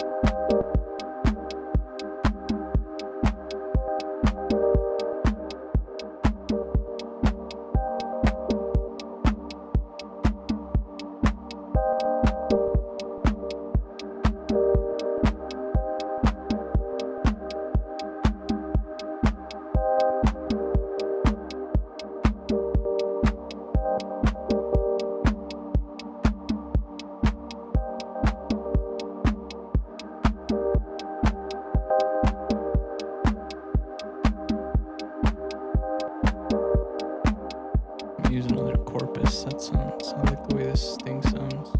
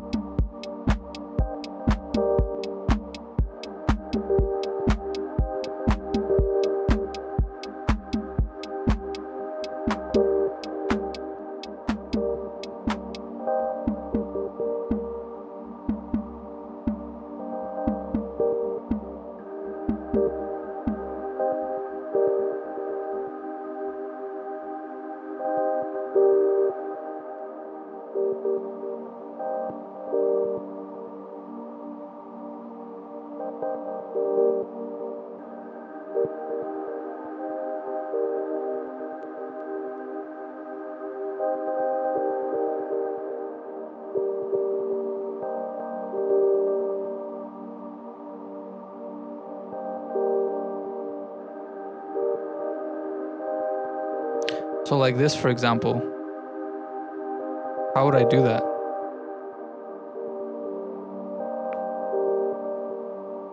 I can pull it, oh, like from...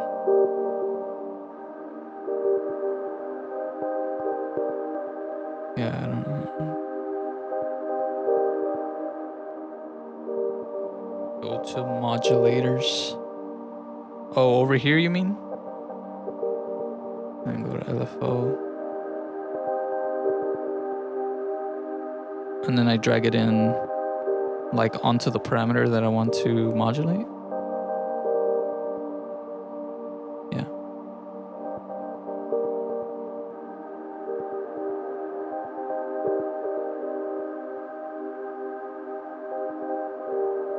How do I do that?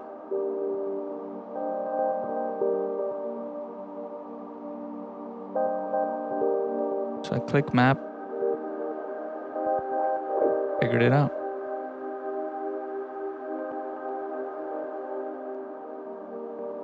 Well, no wonder Ableton is so fucking dope, bro. Cause like, what the fuck? You can map LFOs to anything. I mean, you can do that in FL Studio too, but it's not as like easy as this. It takes a little more steps. And this is just like real quick. Damn, that's nice, dude. And am I able to do... Can I do multiple? Because like this is, for example, only doing the tuning, right? It's only modulating the tuning. But am I able to add... Do I have to add multiple LFOs if I want to modulate multiple parameters? Or can I use one LFO to modulate multiple parameters? Oh, I just figured it out. Okay, never mind. I can do all these. I got it. Awesome.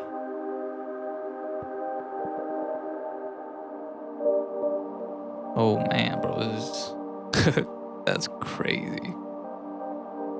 And that's because like this is nothing, right? Like I'm barely using it, barely getting used to it. But like, yeah, the possibilities are crazy here.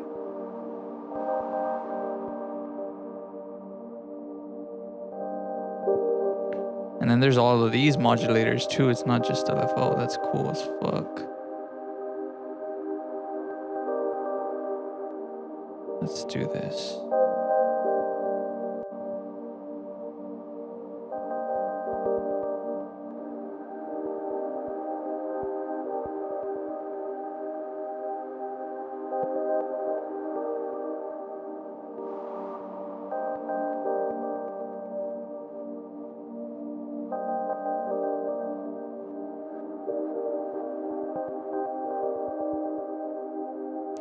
Where's the amount?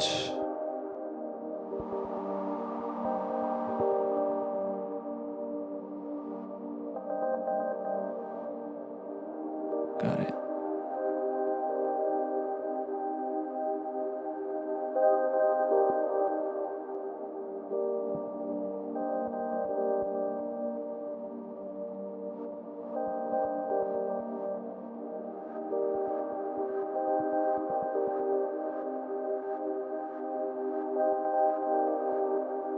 Is there a randomized? Can I randomize the LFO? Yes, I can. Oh, baby.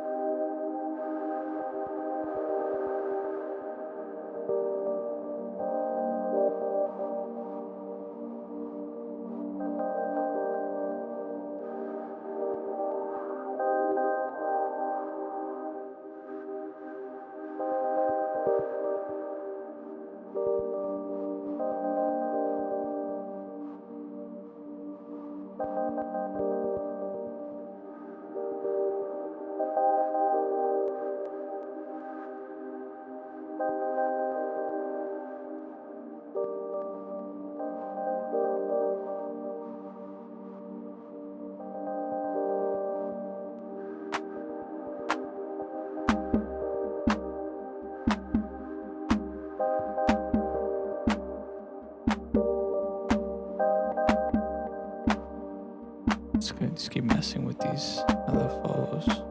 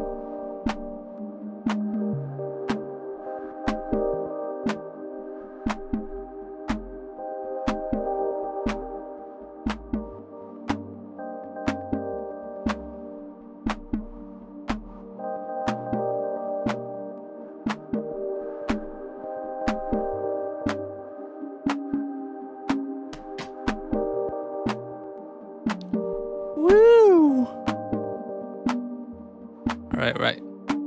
Okay, the workflow is getting faster, little by little.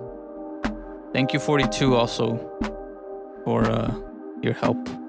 Don't forget to put your LFO on remote by clicking on the blue mod thing. On remote.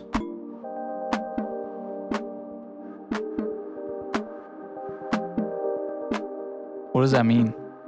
This button toggles between modulation and remote control of a mapped parameter. When a parameter is being modulated, its base value can still be adjusted with the mouse. When a parameter is remote controlled, other interaction is disabled. Oh, okay, so I can basically move this. But like this, I can't control it. But what's the difference really? I mean, I guess just adjusting it, right?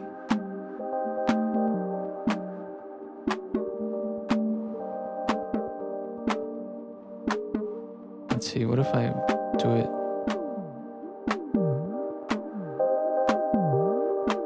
Oh, where's the square?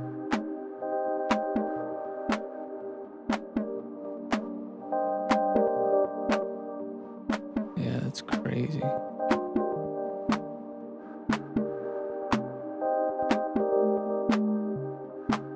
Oh, and then here I can adjust the, okay, I see.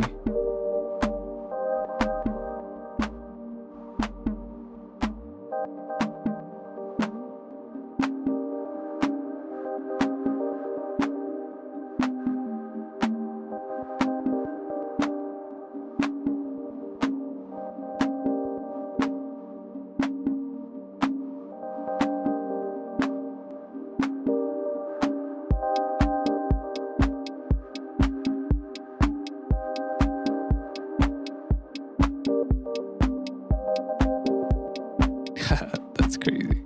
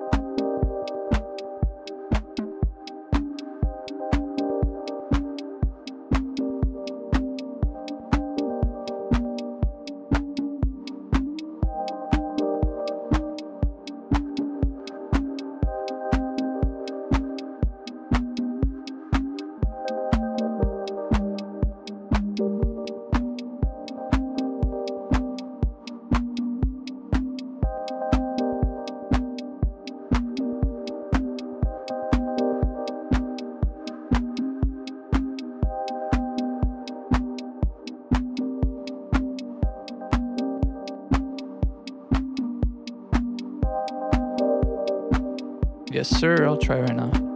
Let me just EQ this a little bit.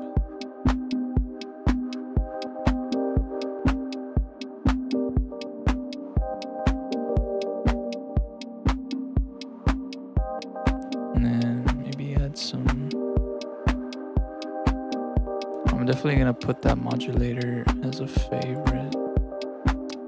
Instruments, audio effects.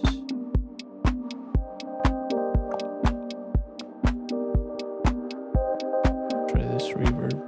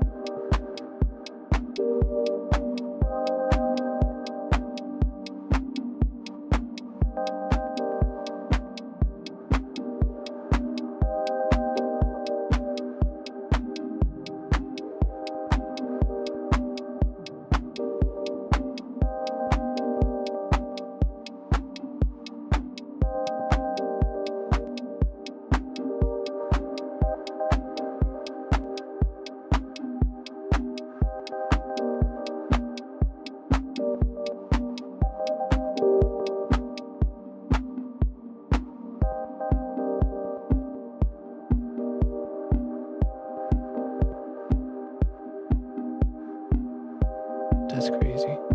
Okay, let me get a bass in there though first. Sounds real dry.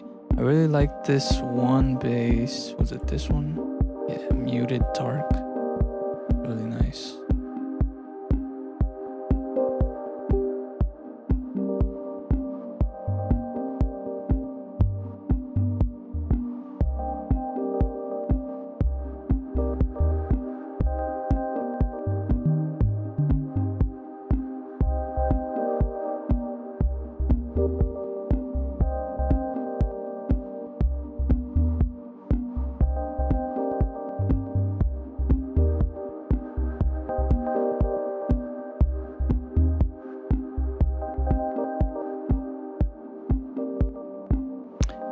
Where's like the... Oh, it's right here.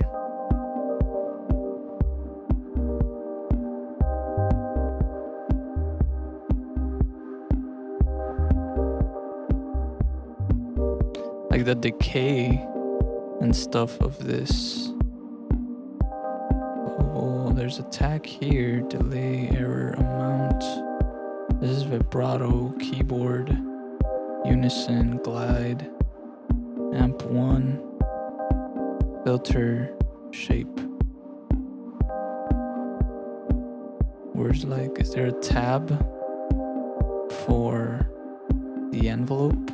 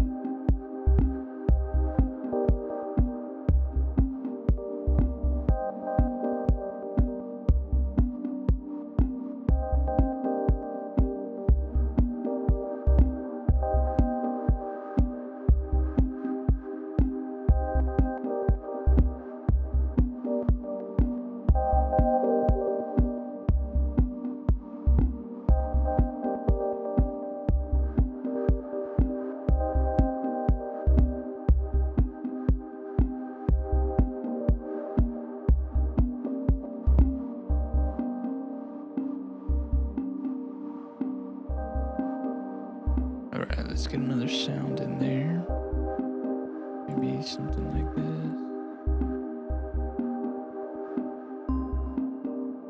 Ooh, yes.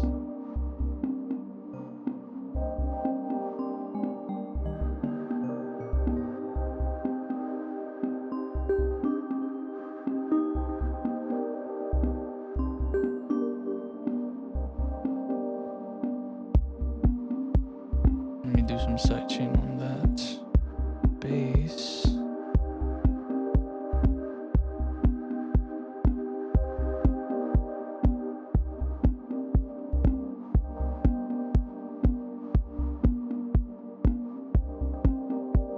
And on this too. Unless I already have one.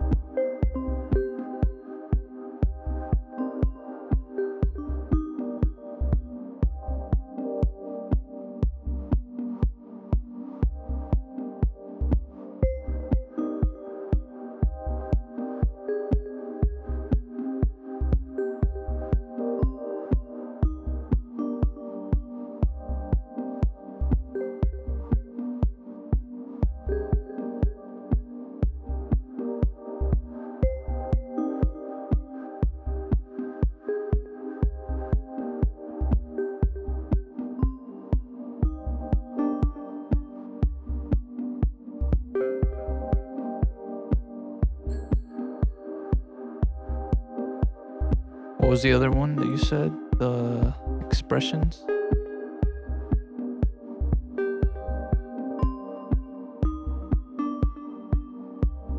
How does this one work?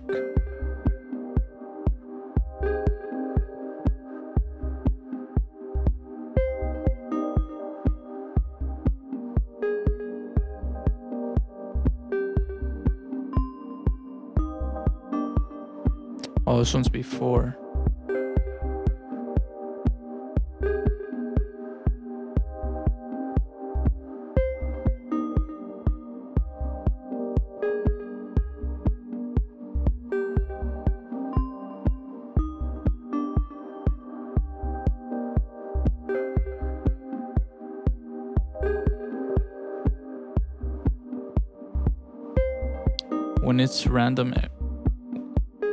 When it's in random every time a MIDI note is played, it will generate a random value on the map parameter.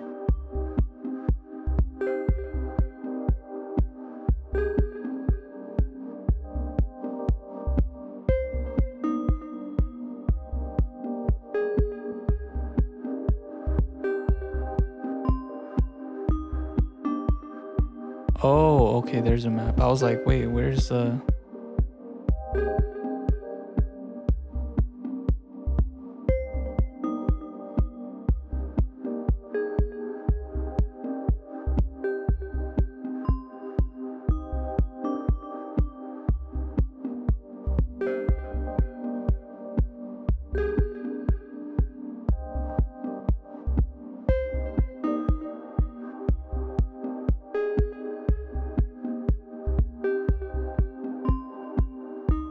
Oh, that's dope.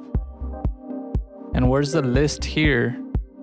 Is there a list for like, so that I can do multiple?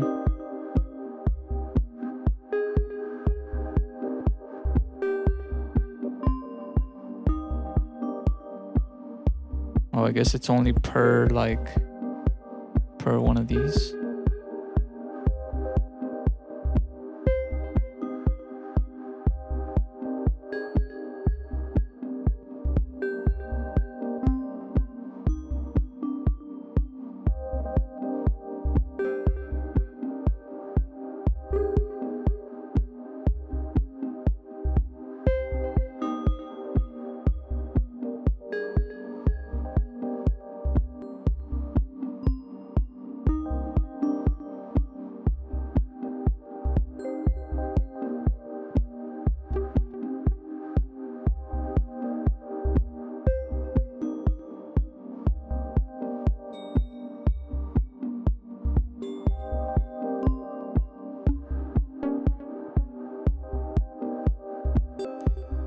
Oh, that's dope.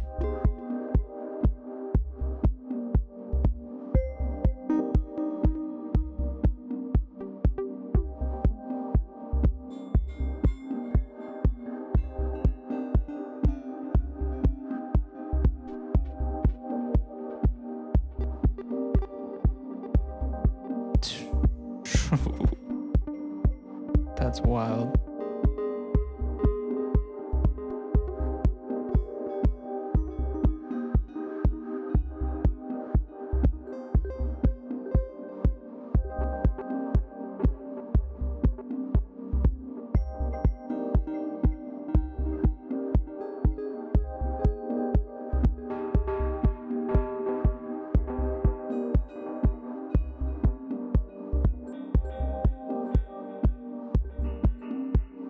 There's some like weird glitchiness though. I don't know what's causing it. Like it sounds like clicks, crackles.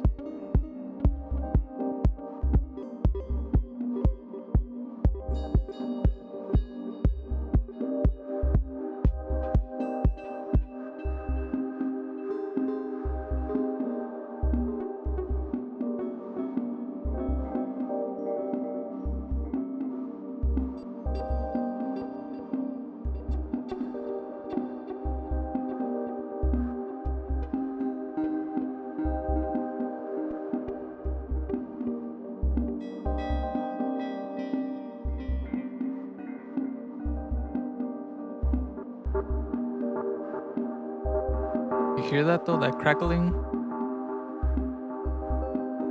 Sounds like a CPU problem.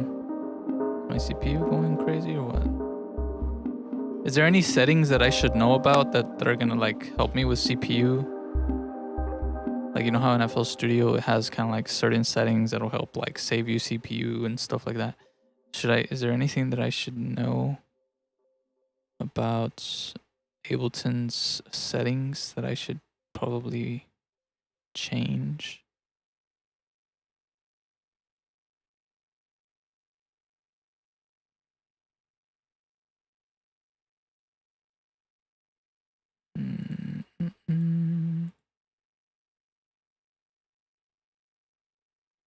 Where's the...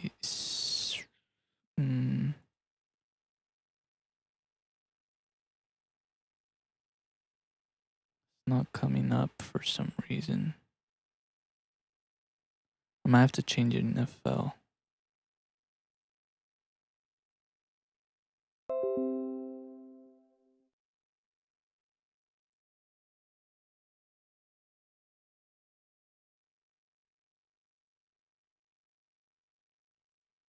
Uh-oh.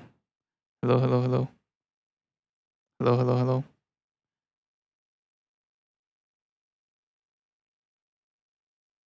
Ugh.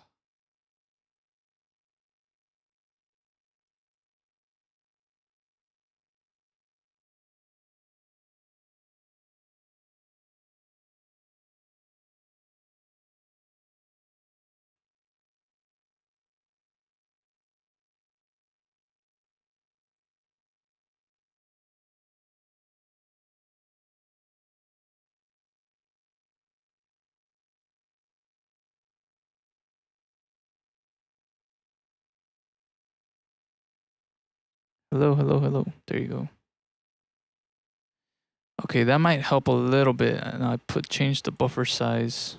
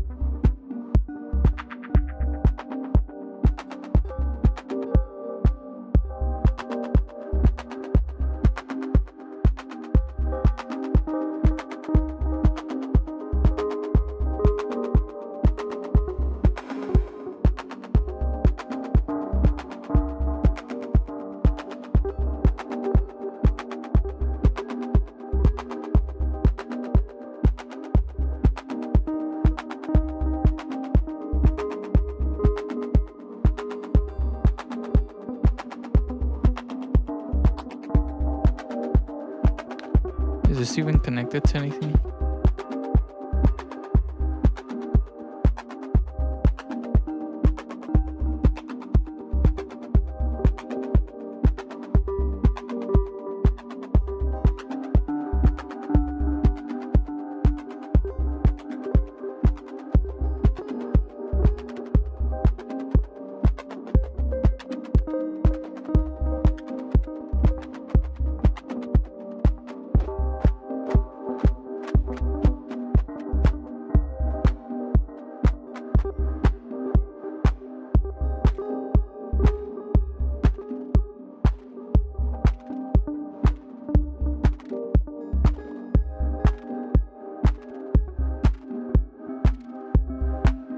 Oh, that's dope.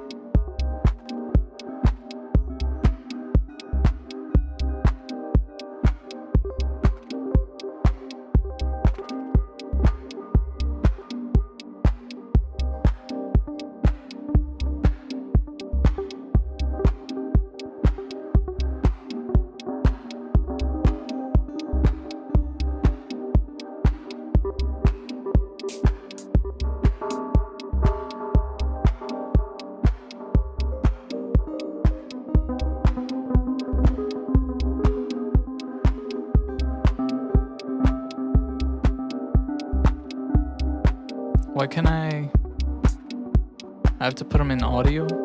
I guess so, right? I can't play it. I can't. Damn.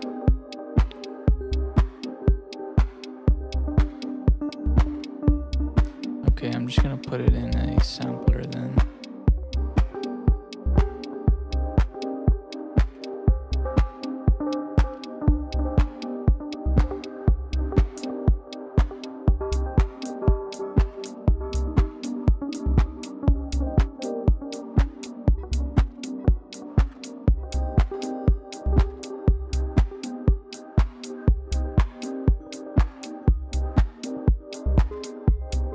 Is there any kind of like granular effect type of thing? Because is it simpler or sampler? There's one that has like a granular type of effect that I can use, isn't there?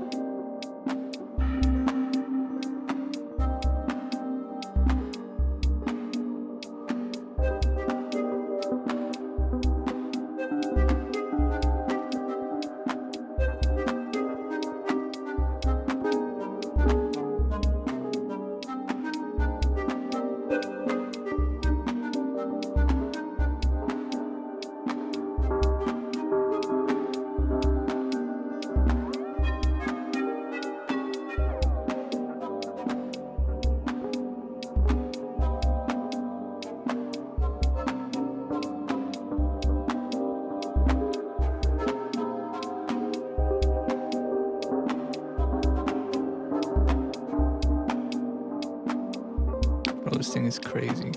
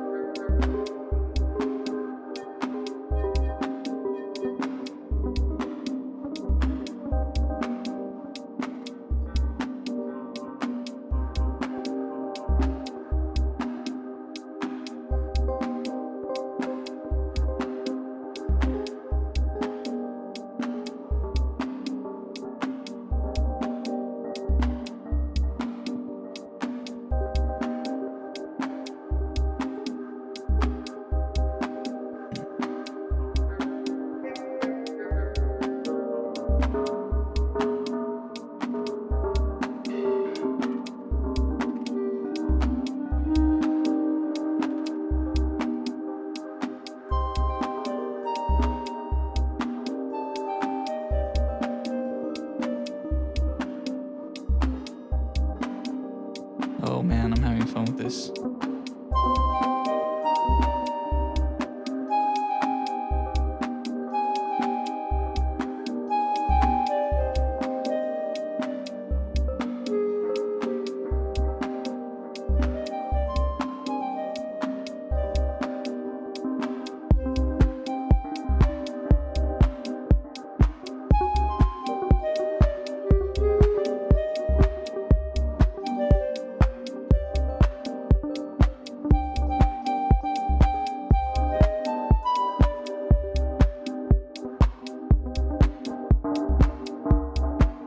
Drop an instrument or sample here. Oh, so this is for like samples.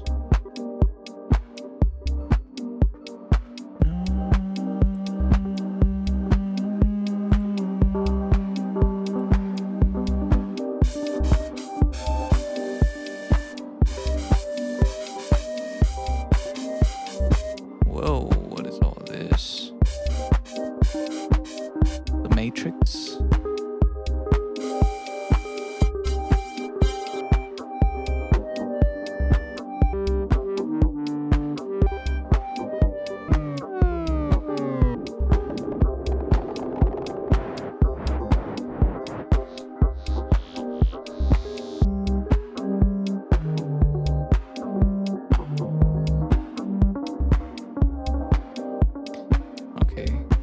Do now.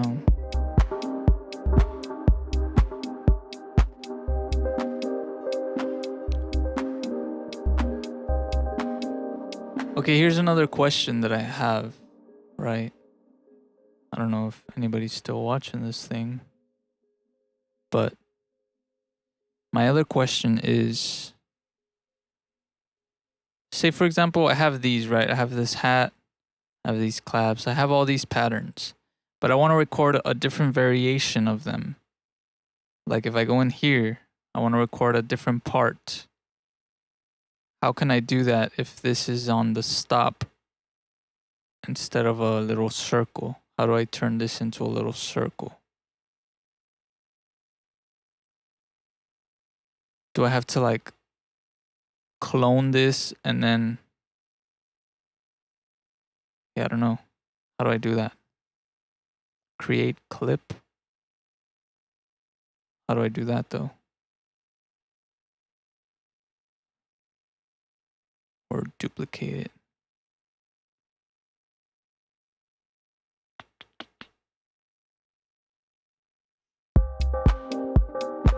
But then how do I record over this? With this button? Won't this do arranged? It'll do it in the arranged. Session record button. Oh, okay, I didn't even know that. Toggles between playback and overdub recording for clips which are currently playing on ARM tracks in MIDI clips. Is that the button? Is that the one? I'm guessing it is, right?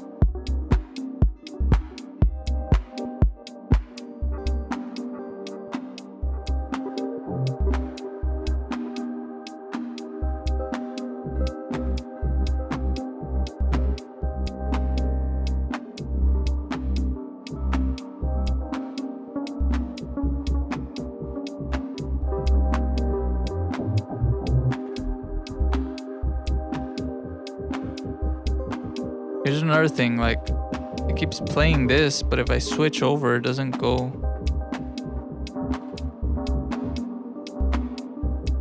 It doesn't play the other ones that I'm trying to get.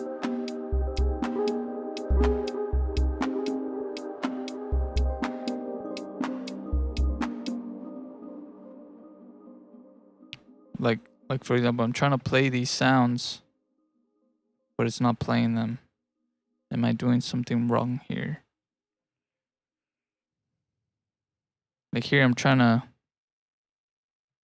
get the kick, but I can't hear it.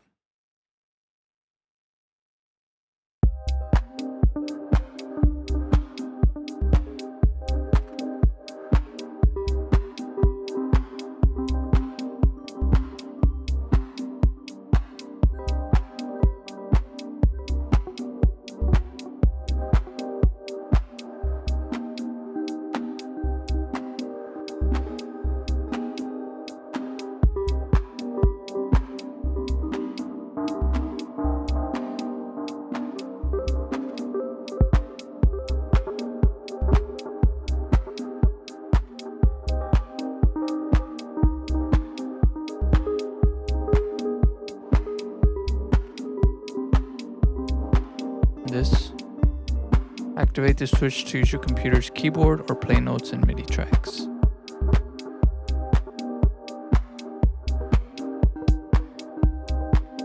No, it's not doing it. That's not what I mean. I mean, like, I have my MIDI keyboard, right? And I'm trying to play the way that I did to record these in. But when I select these, I can't hear it.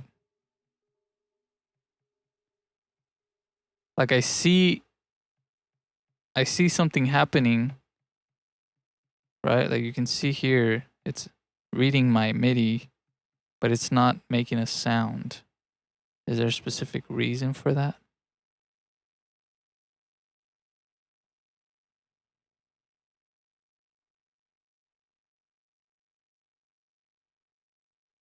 Like for example, if I drag this in,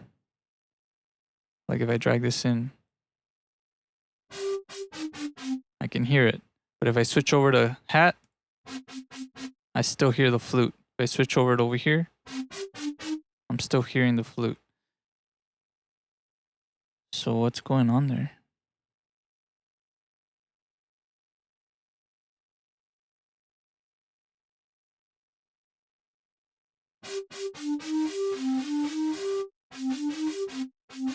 Like no matter which one I switch over to, press the record button under the solo. Press the record button under the solo button or on your track. Press the record button under the solo button. Where's the solo button? This? Oh, like I have to unarm it?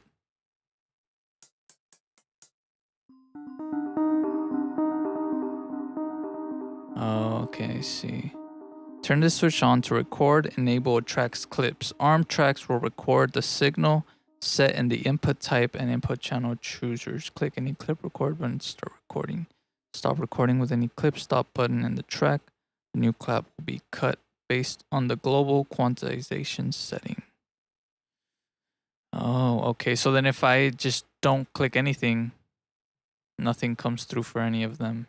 I have to arm them. Can I arm multiple? No.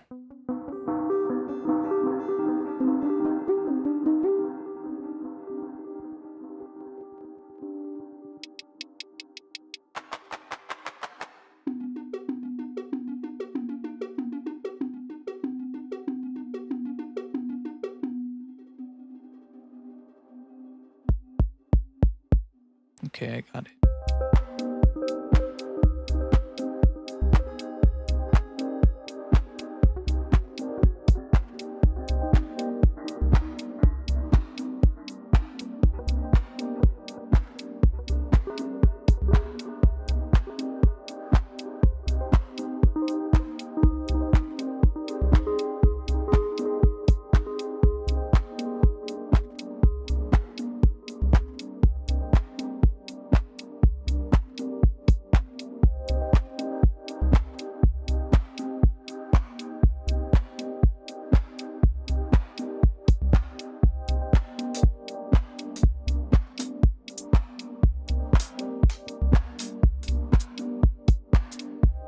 I have another question. For a shaker, for example, when I'm doing like a shaker and I want to add a groove, like a groove to it, how can I do that? Because I know FL Studio doesn't really have like grooves or whatever that you can use on like shakers and stuff like that to give them more of a different vibe.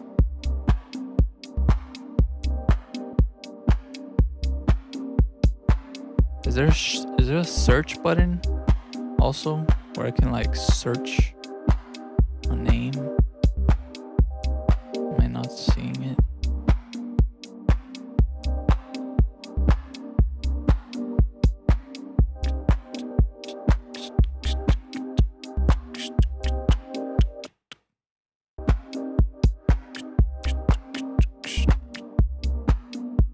Let's see.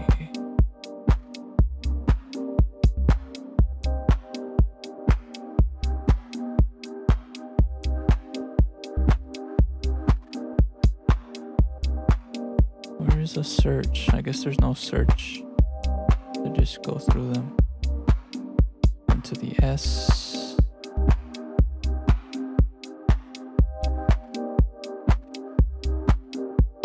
Yeah, you can search, look under the tempo. Oh, damn. Okay. Yee.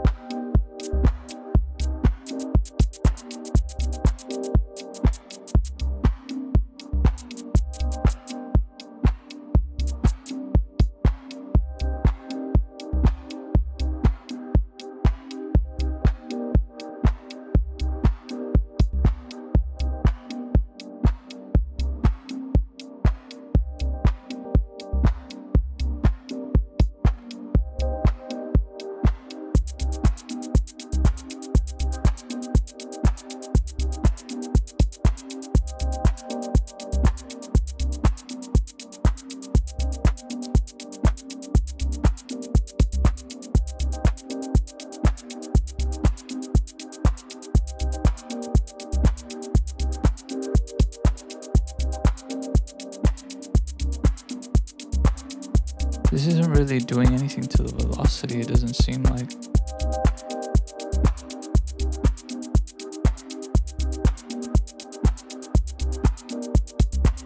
Is it because of the sampler? Do I have to do something with the velocity here?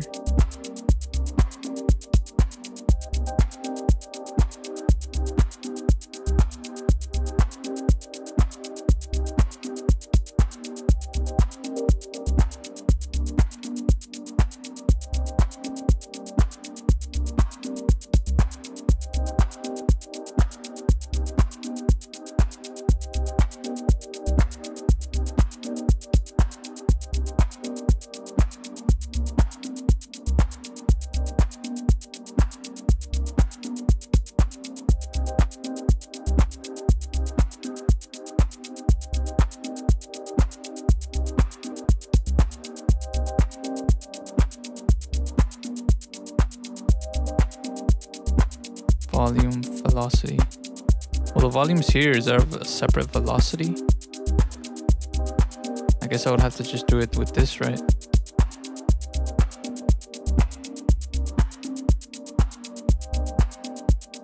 Oh, I can't.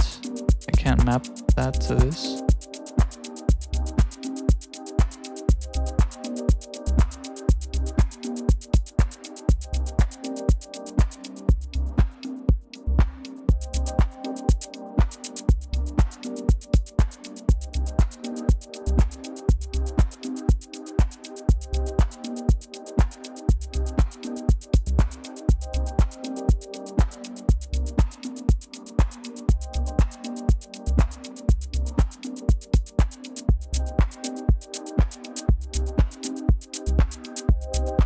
Got it.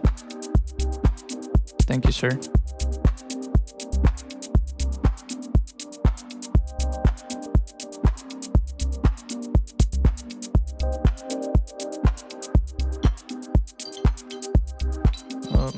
calling me. Hello? Hey, baby.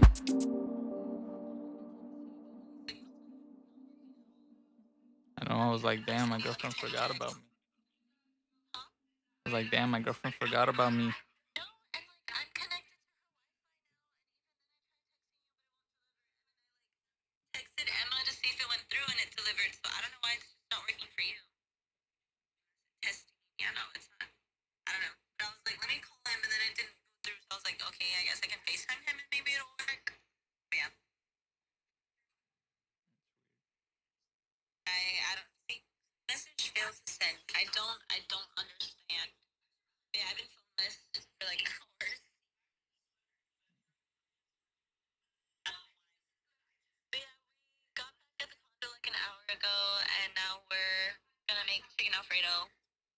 Nice.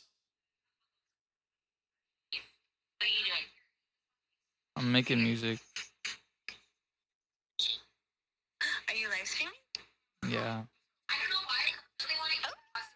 Okay, baby, sorry, I'll let you go. I love you. I love you too.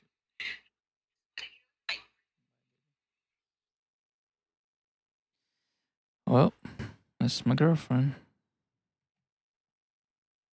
All right, let's get back to business.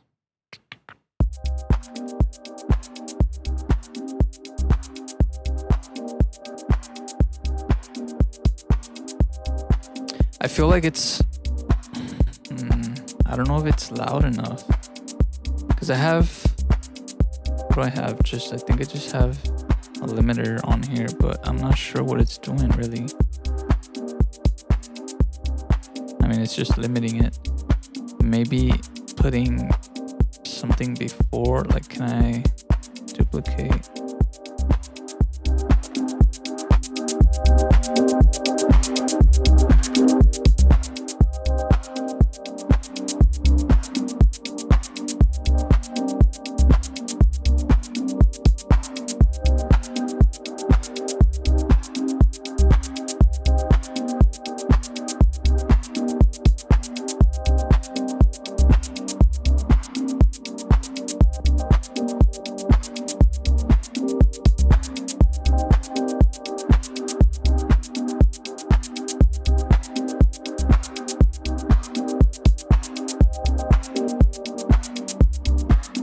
Yeah, I don't know.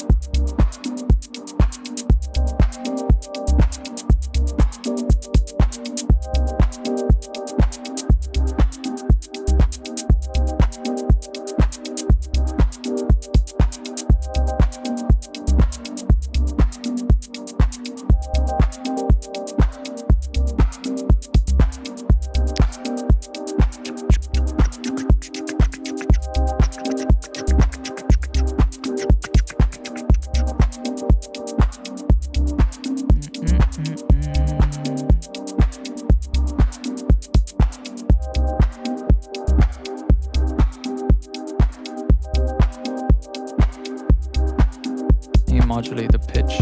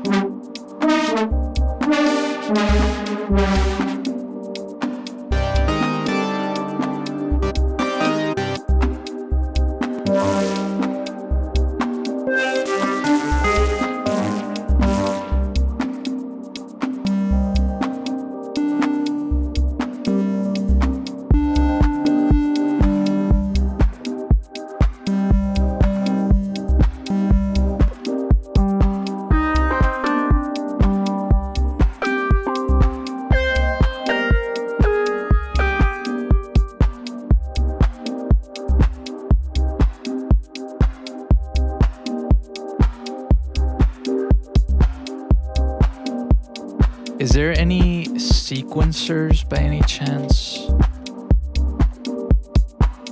Euclidean? Would it be this? How do these work? How does Max for Live work? Does it tell me here? You can access all Max for Live devices and presets. Shaper. How do these work?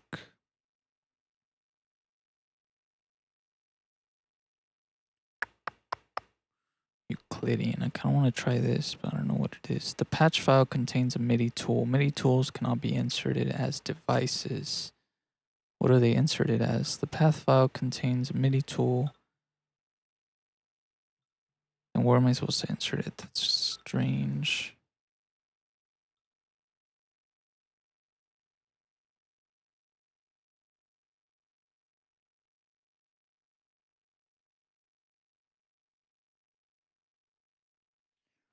Bum bum bum bum bum bum bum bum bum bum bum bum bum bum bum bum bum bum.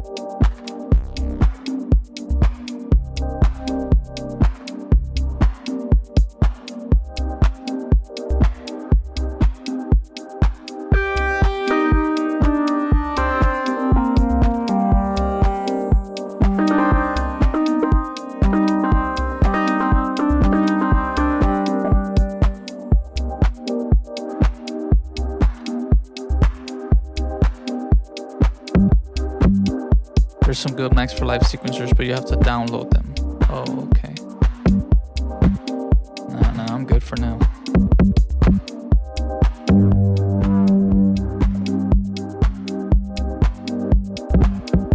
For example, this is a preset, right? How can I pull up, because this is the macros, how can I pull up the synthesizer? Oh, there it is. Okay, I got it. Oh, and then it has effects on it too? Is that what that is? Oh. So it's like a whole chain of, it's like a whole instrument chain, basically.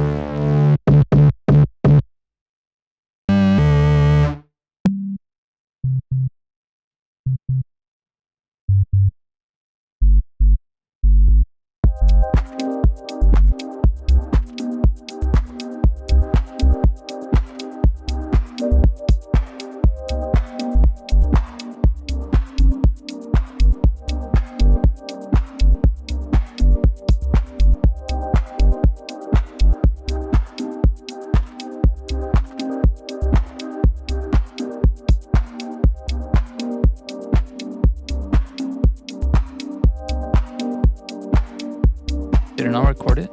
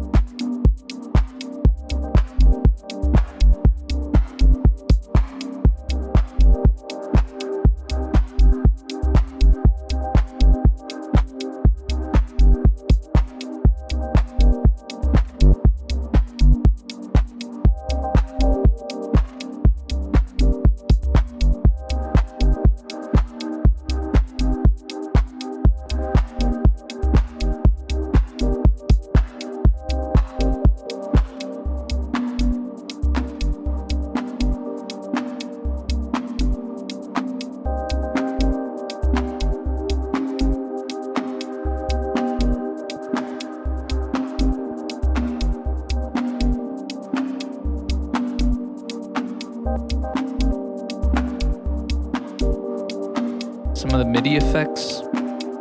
What are the MIDI effects? These? Arpeggiator. That's what I wanted. That's what I was looking for, like an arpeggiator. How do they work though? Where am I supposed to like drag them into?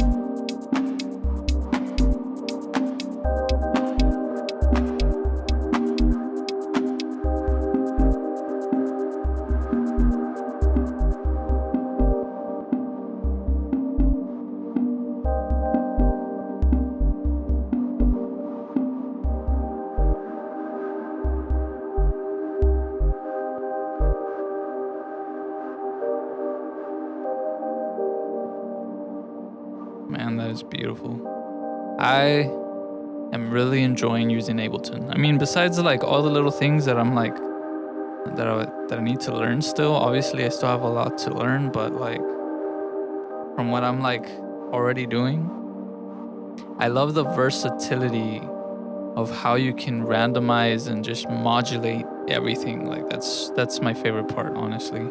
Being able to modulate everything with some really cool like modulators. Basically, you can drag any of these behind any instrument on the chain. Okay, got it.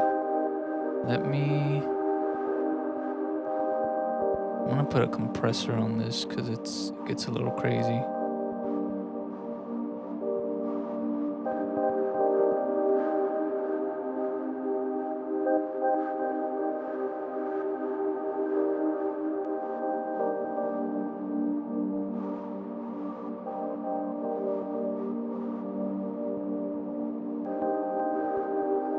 Oh man, I don't know. We'll see. I'm gonna use it as much as I can in these next 30 days of the trial. And then I'll probably buy it, honestly. I probably will. I'll just do it in payments or something. But I love FL Studio, bro. I'm not gonna leave FL Studio. I need to finish my tracks in FL Studio. That's for certain. I need to freaking finish my tracks in FL Studio. The cool thing about Ableton too, which is one of the reasons that I want to start using it, is that you can perform tracks live. And that's the thing that with FL Studio, it's not even possible at all. That's what sucks. There is a performance mode in FL Studio, but it's not the same. And I can see the potential in this, and that's because like I haven't even really messed with what's meant to be for live performance or gotten into any of that. I've never looked into it, but I know that most people that perform live use Ableton. And then of course another thing is like every control maps out so much better in Ableton than it does to FL Studio, which is even better. Because I have this MPK Mini which has stuff on it, but I can't technically use it in FL the way that I could probably use it here in Ableton. And then I have like other controls too, so. All right, let's try out those MIDI effects. Let me do an instrument here.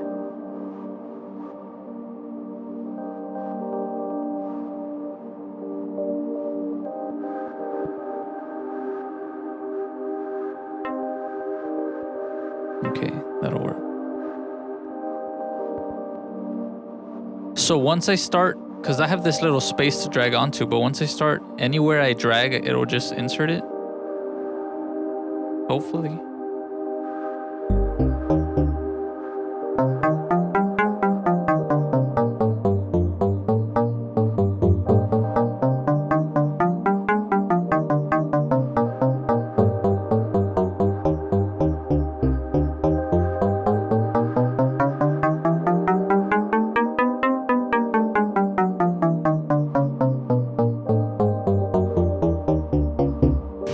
Okay, so let's go MIDI effects. Let's do the arpeggiator.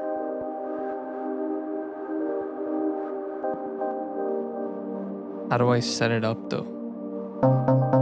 Okay, got it.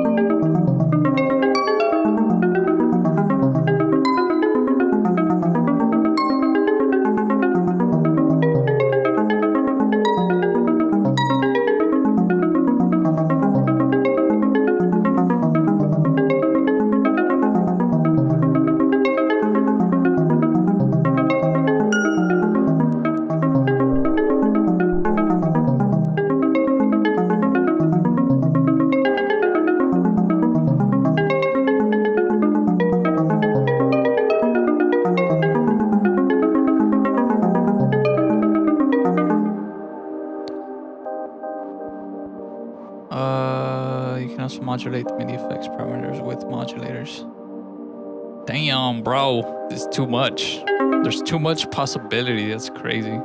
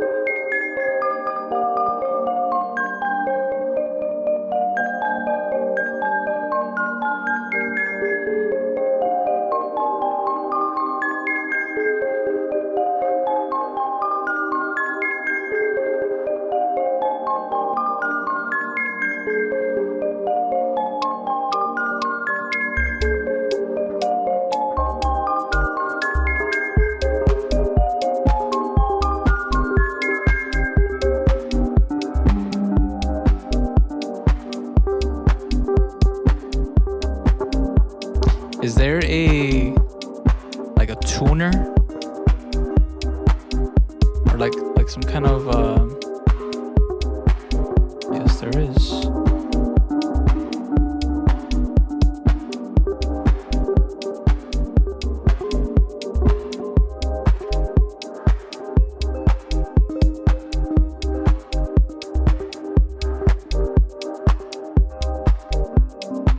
Oh, it's just a tuner. No, not a tuner. That's not what I'm looking for. A like auto tune type of thing. No auto tune. Or like a repitch.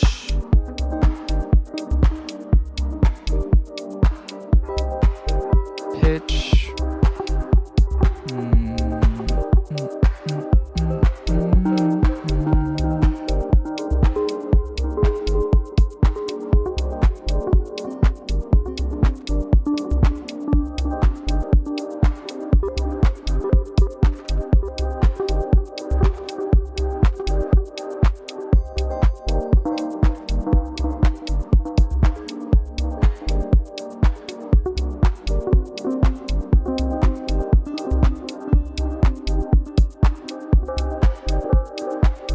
What up, Gangzo? Yeah, this is day one. Day one of using Ableton.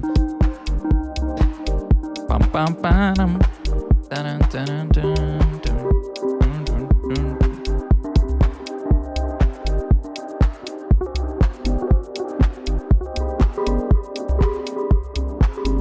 I'm trying to figure out how to tune. Is there like an auto tune? Let me look it up. Is there an auto tune in Ableton? Or something to tune a sound so that it doesn't go off like tuning. Ableton Live does not have a built-in auto-tune effect. However, you can use third-party plugins for auto-tuning in Ableton. Auto-tune plugins correct the pitch of a vocal track. Okay, so it doesn't have one, but does have an effect that keeps sound in scale. In key, I should have said.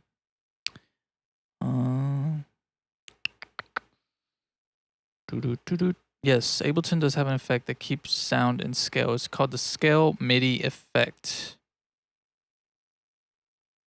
Add the scale effect to a MIDI channel and choose a preset or create your own. Copy the scale. But is there one? But is there one that I can apply?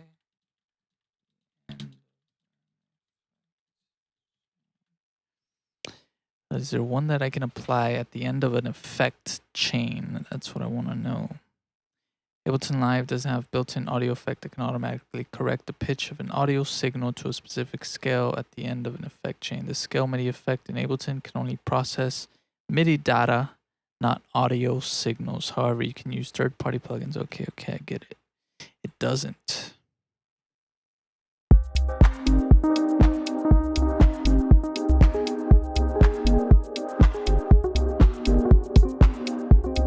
Okay, well, what I'm gonna have to do is I'm gonna have to take off probably one of these randomized LFO things.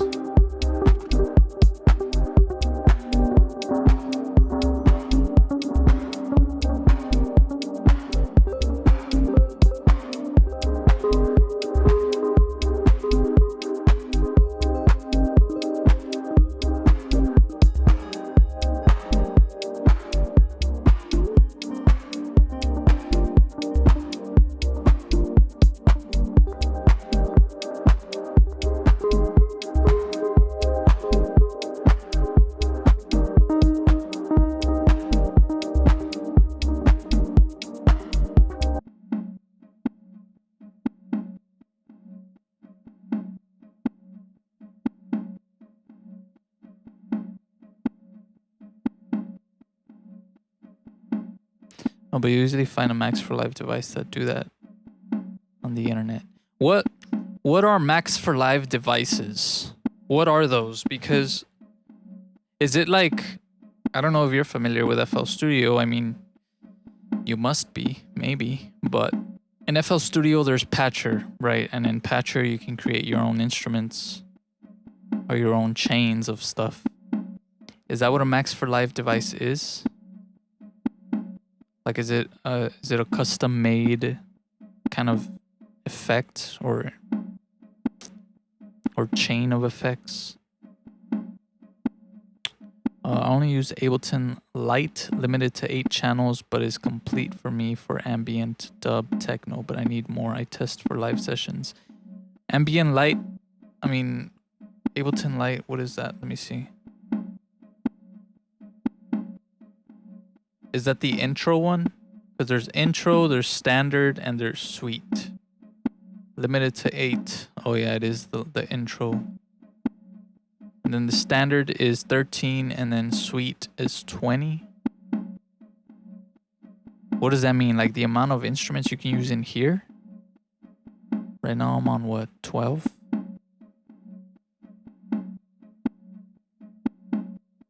I think what I'm gonna do, after these 30 days for the trial is I'm going to I might buy it, bro. I might buy it. I really like it. I'm not gonna lie. I really like it. I think what I might do is just do it in payments. Like buy it, but buy it in payments. I think it's like for the suite, for the full version. The only thing though, Ableton doesn't have updates, right? Like if it updates, say like Ableton 13 comes out, I have to buy it separately, right? Or can I upgrade it? Is there like an upgrade? Is there an update? Because FL Studio, you know, if they come out with FL Studio 22, then I can just update it and it'll give it to me for free. Essentially, right? But with Ableton, is there like a are you stuck with the one that you get, or can you update? Let me ask the AI. I've been using AI a lot for the one that comes on Bing Copilot. Let's see. Does Ableton have updates?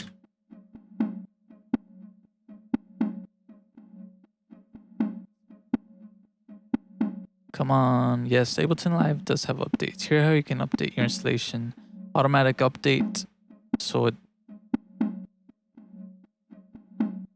there's a discount, but you still have to pay. Do you know how much?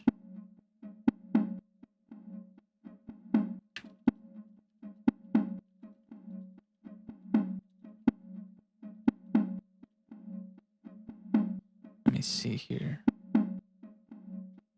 This one just came out, right? Like this Ableton 12 just came out. Because I think Ableton 11 was the one that was on for a while. Updating your current version of Ableton Live, for example, from 11.2 to 11.3 is free. However, upgrading to a newer version of Ableton Live, such as from Live 11 to Live 12 or higher edition, like from intro to standard or suite, is a paid upgrade. If you already own a Live license, you are automatically eligible for a discounted upgrade pricing to upgrade your login to your Ableton.com. Okay. How much to upgrade from Ableton 11?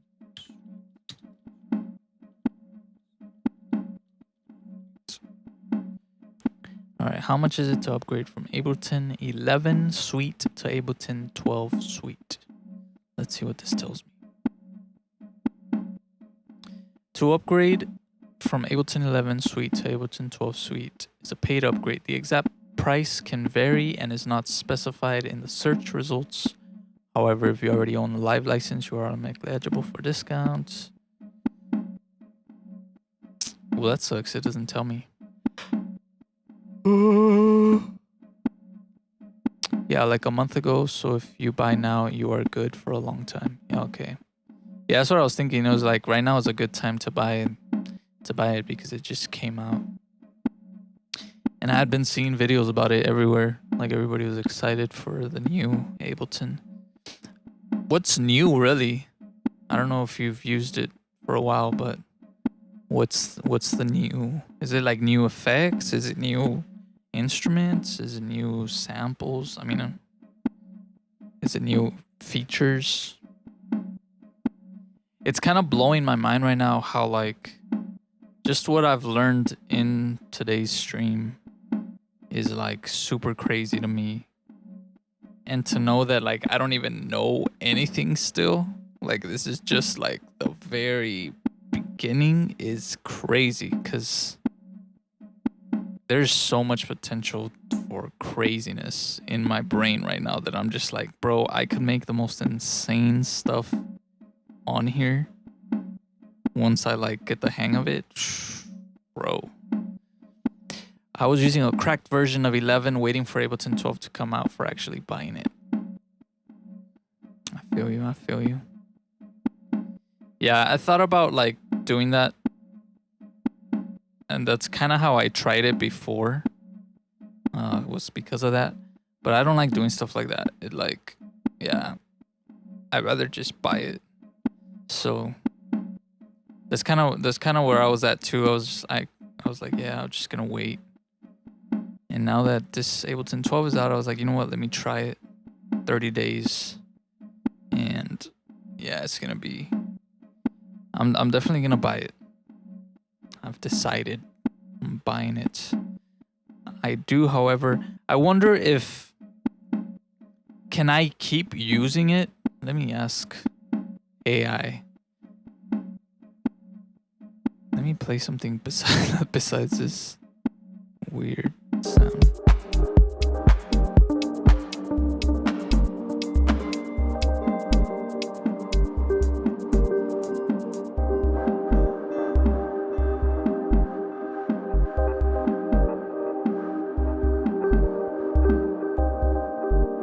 All right, so here's my question.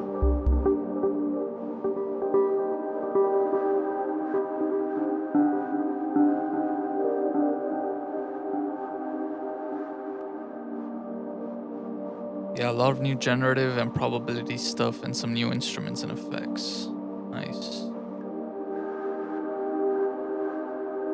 Yeah, here's what I want to know. Oh, fuck, I forgot.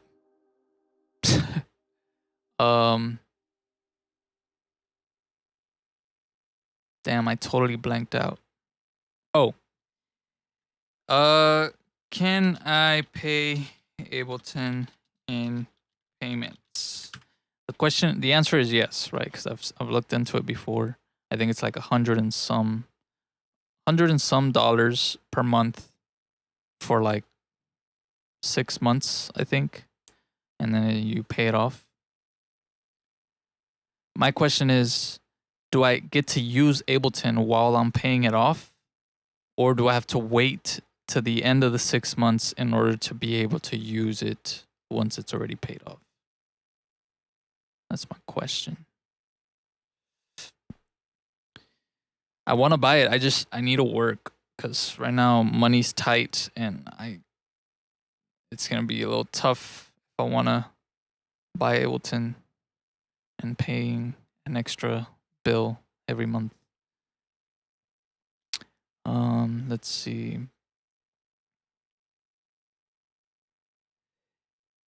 Can I still use the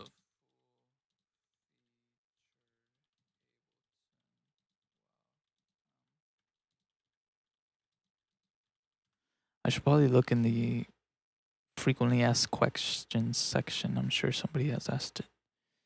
Yes, you can. When you purchase Ableton Live through their installment payment options such as Split It or Klarna, you receive your Ableton Live license up front. This means you can use the full featured Ableton Live while you are still making payments. However, please note that the availability of these payment options may vary depending on your location. Okay, cool. Well, there you go. That answered my question. I indeed can still use it. Awesome.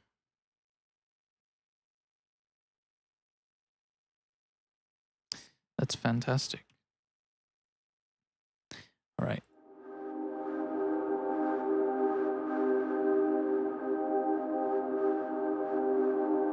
Okay, now I kind of want to figure out because there's these groups, right? These main.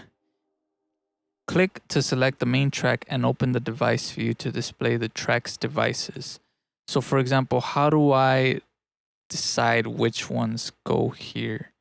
Horizontal rows in the session views are called scenes. All clips in a scene can be launched simultaneously.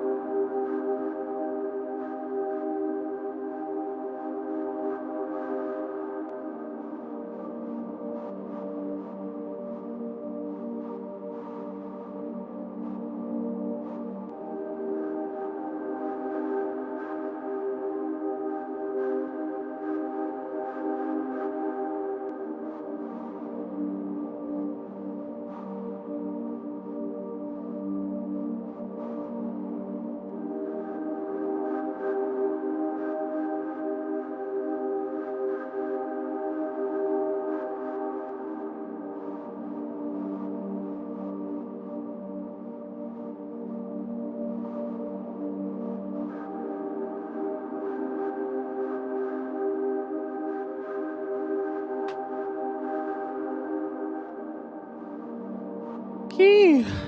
Okay. Maybe if I just pull this up. What's new in live? Recording audio, creating beats, playing software instruments, Max for live devices. Okay.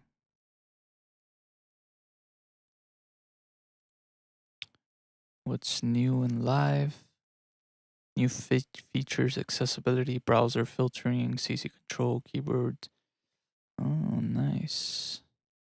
Recording audio. In this lesson, we'll see how live for recording instruments, live documents.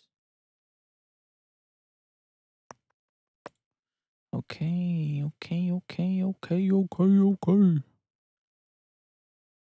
Put that back in there. This is my, let me finish reading that.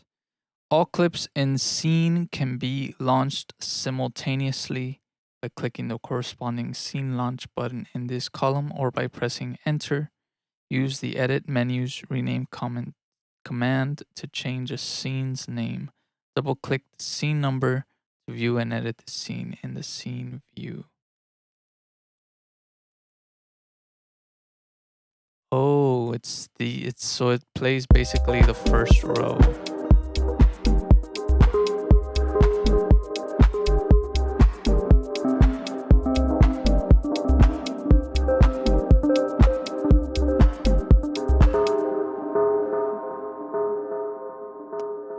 How do I move these up and down? Can I use my keyboard? No.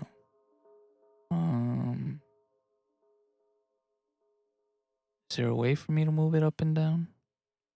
Or do I have to clone them? I have to duplicate them, don't I? Let's duplicate all of them.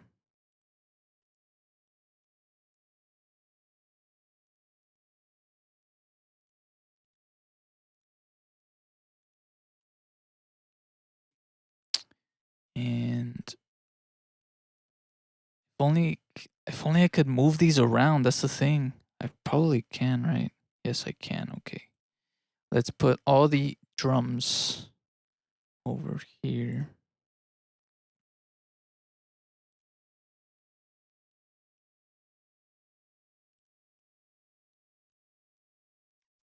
And then we got the chords, sign, keys, bass. This is another bass. This is another weird sound. And it's the ARP thing that I was messing with. So, for example, I can delete these.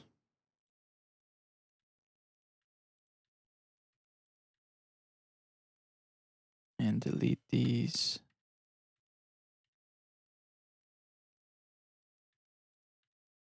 I can maybe duplicate this and I can delete this. And here I can rename this to drums. This can be like melody stuff. And then this is the bass. So I can just play the drums.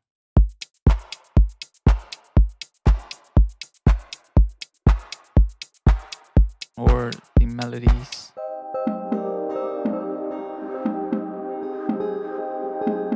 Oh, but I can't play them all together.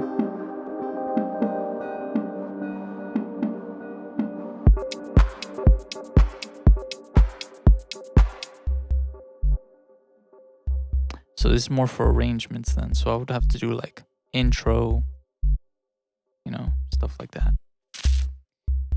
Woo! I'm excited, bro. I am excited. I wish I could move these though. Like, there's gotta be a way. What are these called? Clip slots. Okay. Let me ask AI. In Ableton, how I clip slots up and down. I should have put that. It's okay. It'll answer it for me. Come on now. In Ableton Live, you can move clip slots by following these steps. Select the clip, click on the clip you want to move. This will highlight the clip. Cut or copy the clip. Use the shortcut Control X to cut and select the destination slot. Click on the clip where you want to move the clip. Paste the clip. Control V. Control X is cut.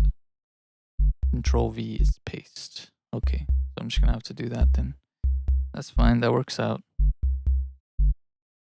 Control X, Control V, Control X, Control V, Control X, Control V, X.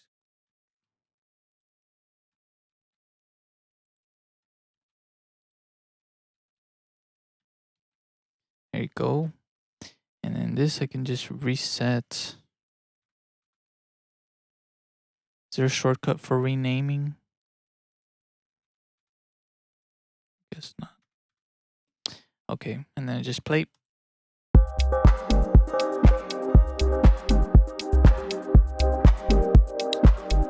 I wonder if I can duplicate multiple. Can I select multiple ones? Oh no, what did I do? Can I select like multiple ones? Maybe with Control.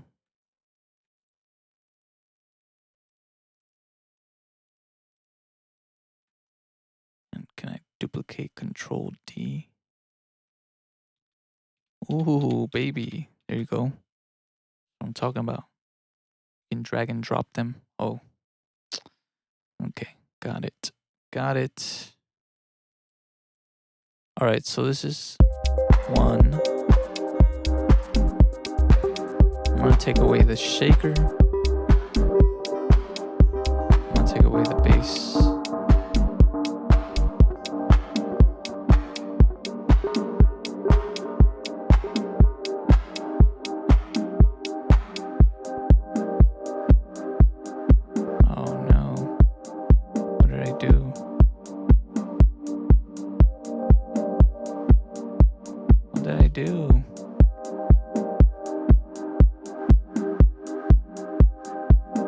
What did I do?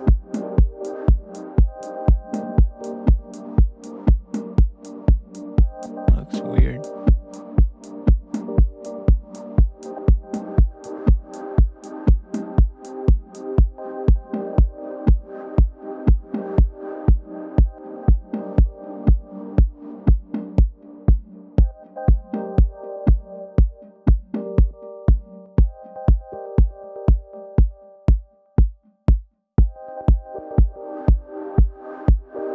This kick is a little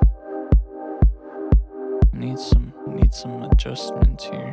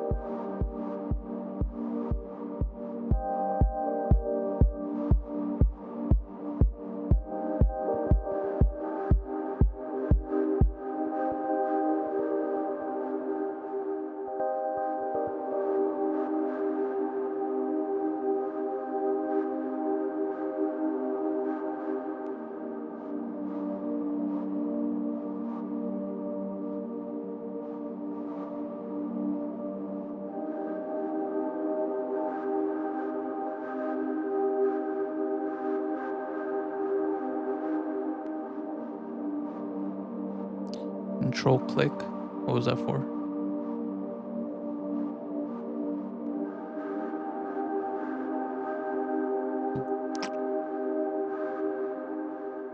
Okay, I got it. File, new live set. No, let's not save it. I want to create something new. experiment now with some of those crazy modulations and stuff. Let's start with an instrument. I'm gonna bring the BPM down actually to 90. I'm gonna do something weird here. Let's go into sounds and go into pad. I'm gonna randomly.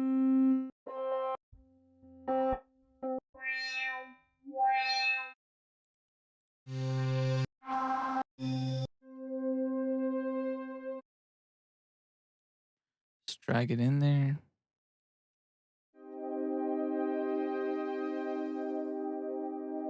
You can choose how the clips are launched with the launch section. Where's the launch section? This? Is this what you're talking about?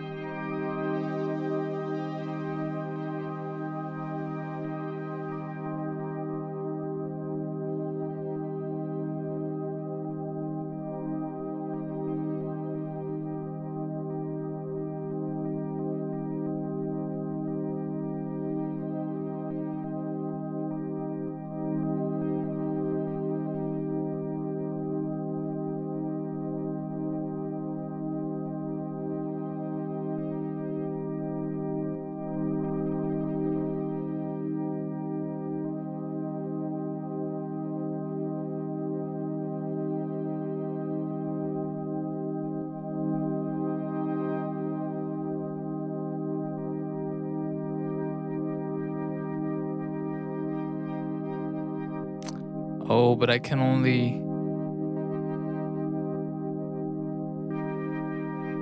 use one shape. I can route it to multiple, but I can only use one shape. Is that the thing? That's what it seems like.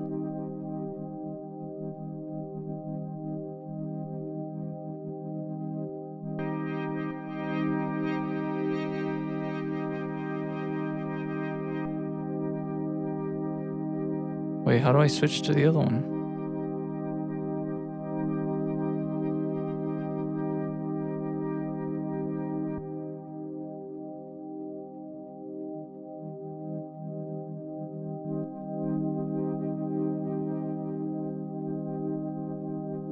How do I switch to the other one? What the heck?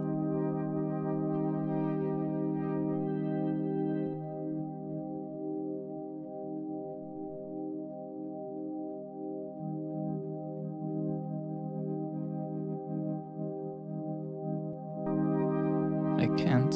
I mean, they're all the same essentially, I guess.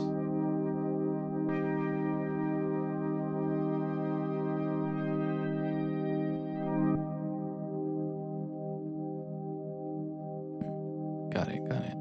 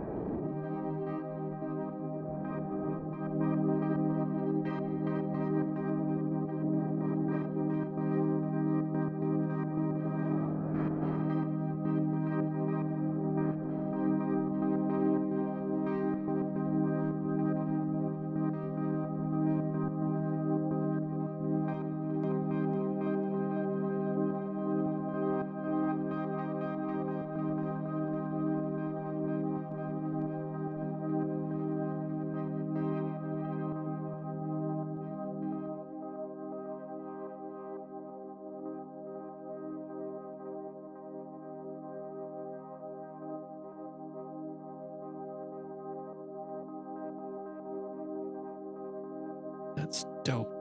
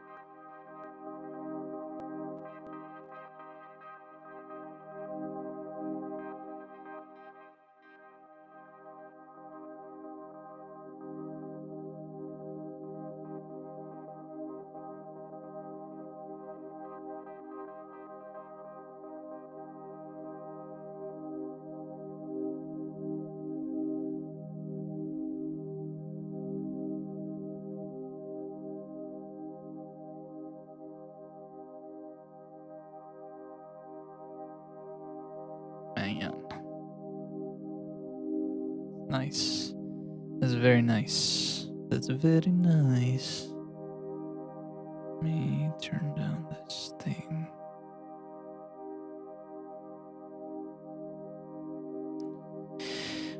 Woo!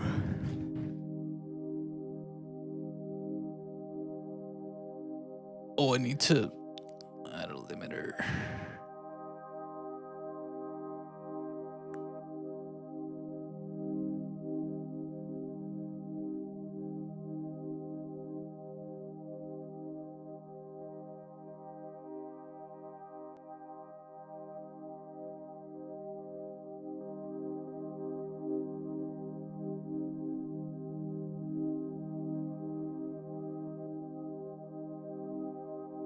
That sounds so nice. How would I save this? Like if I want to save this entire chain of like sound, how do I do that? So that way next time, you know, if I want to, like I really like this sound and I want to use it, and I can just pull it up without having to remake the whole thing again. How can I do that? Do I right click here? No. Save default presets. No, because that's just for individual. Grouped drum rack. No. Is it a max for live device? Like, do I have to create? Is that what that is? Let me look it up.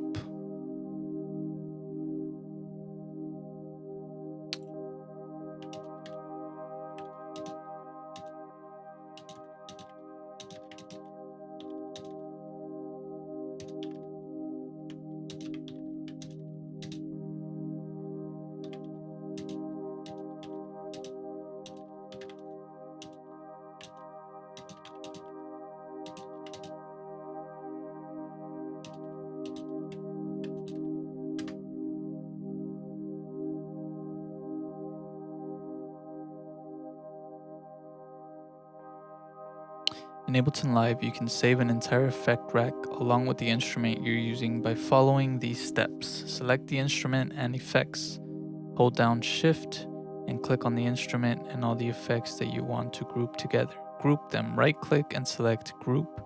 This will put them into an instrument rack. Save the instrument rack. Click on the Save button on the side of the instrument rack. You can then name it accordingly. Now you have saved your instrument along with the effect rack as a preset. You can reuse this preset in other projects by simply dragging and dropping the instrument rack onto any track.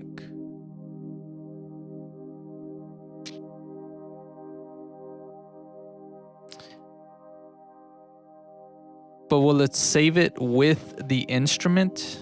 Oh, well, they're all linked together, right?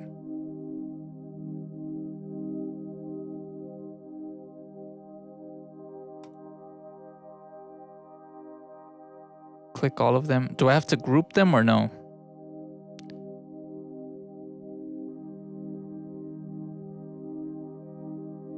Yes, right. I'm guessing group.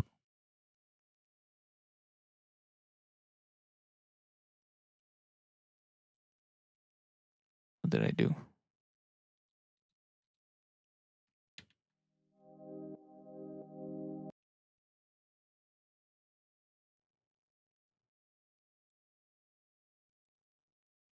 Do I have to group them?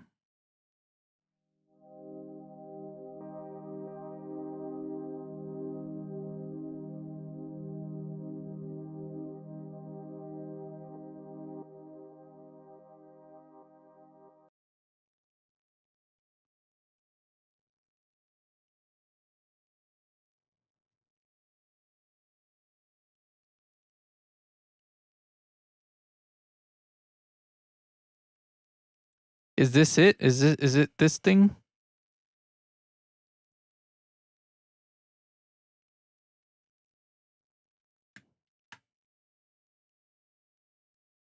Yes, it is, right.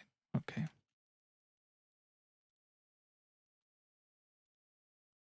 Oh, cool. So then if I have here and I go here, it selects everything. Cool beans. And then I just go here, group, makes this. Then I just click this little save thing. Instrument rack.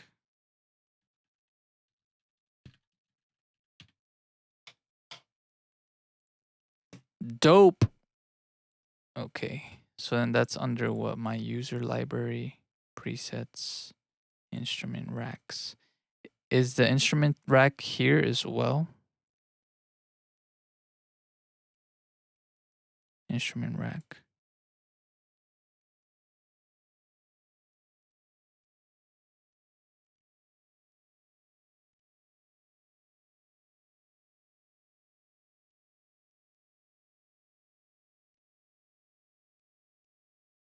There it is.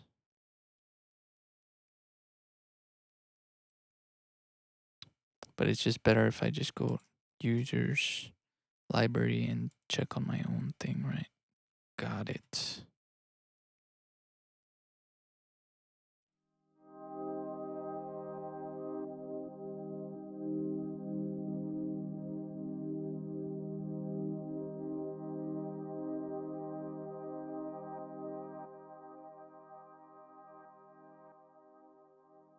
That's super dope.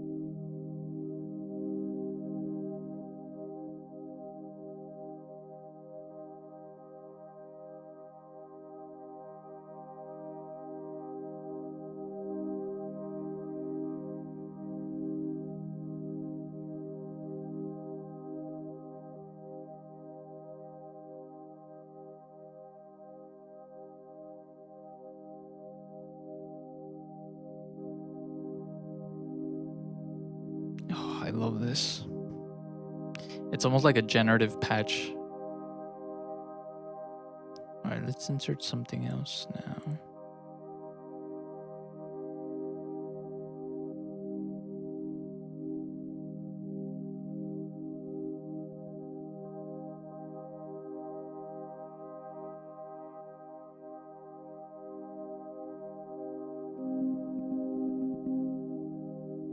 Yes.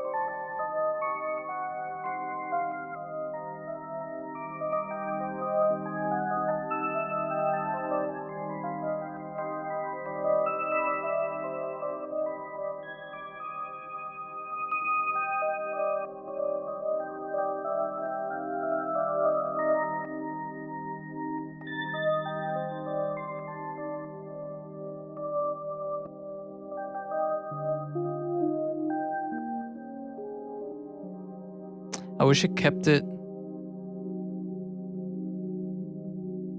in key though.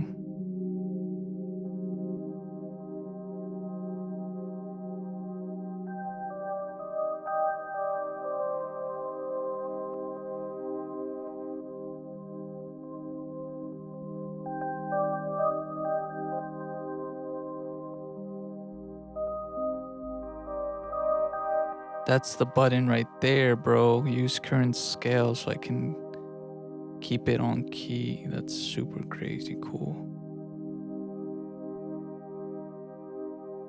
That's super cool.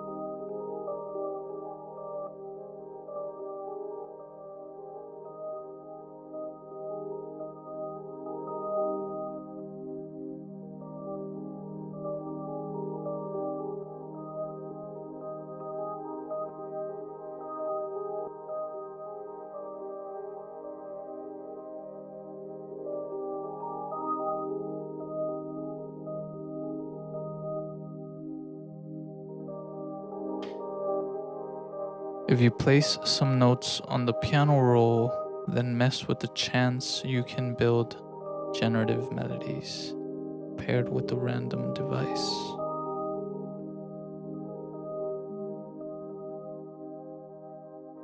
Where is that at? Generate? What is this?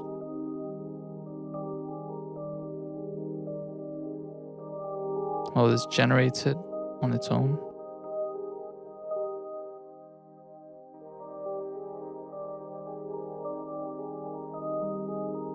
If you place some notes on the piano roll, then mess with the chance you can build generative melodies. Where's the chance?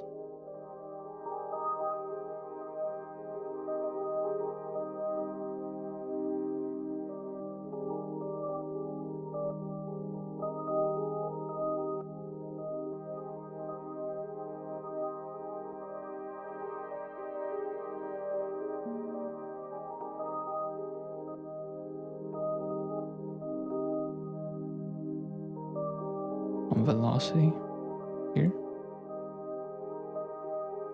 Chance.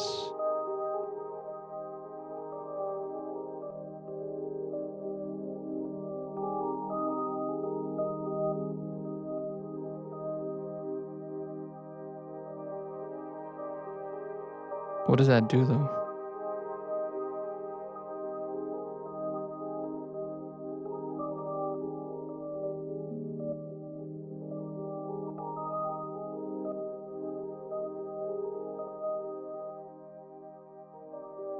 How can I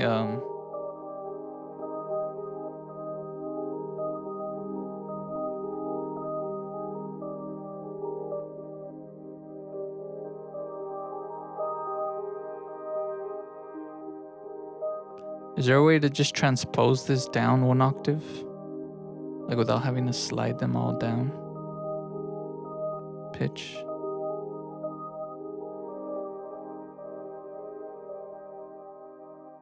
Oh, that's not it. Reverse. That's cool.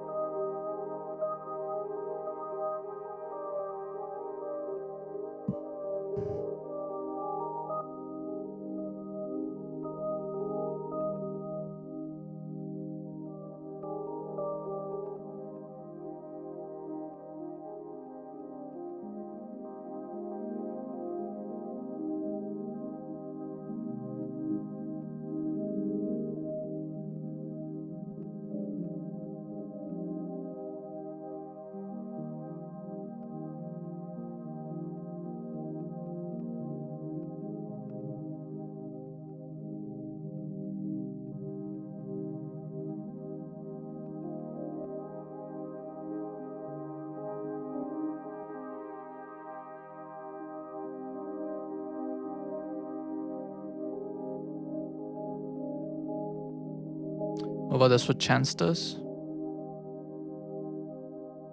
Oh, okay, okay.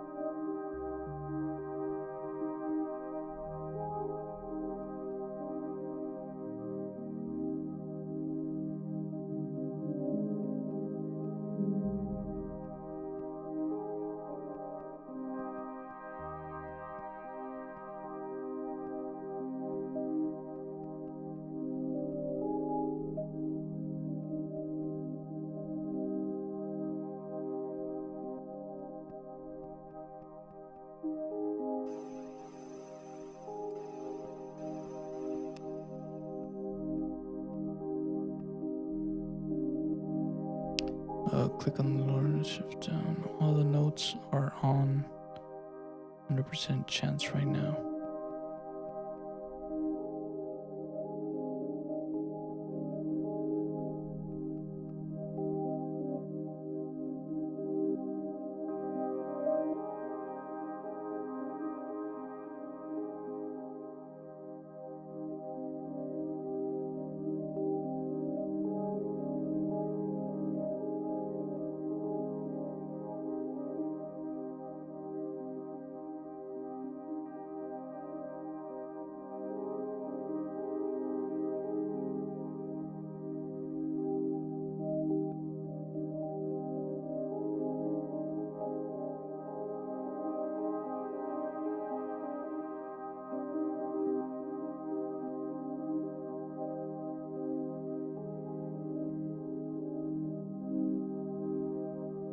I accidentally did that to the velocity. I didn't mean to randomize the velocity.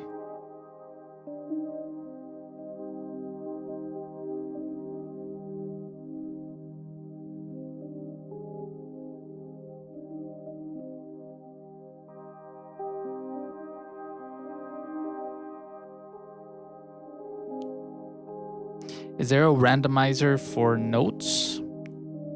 Like, say I want to randomize this.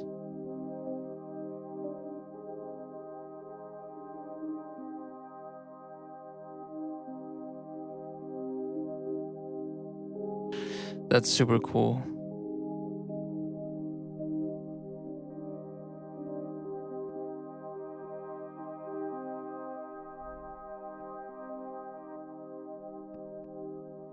What does that little red dot mean? It means it's...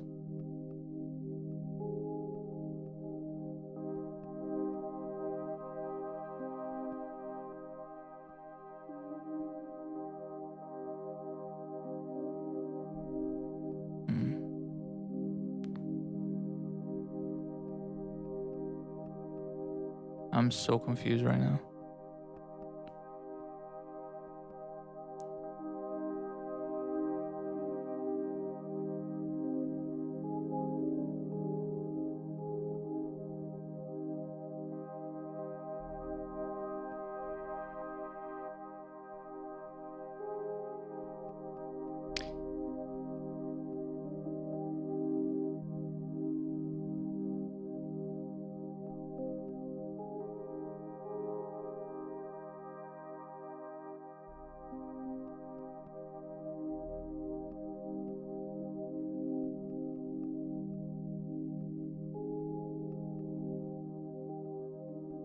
That's nice.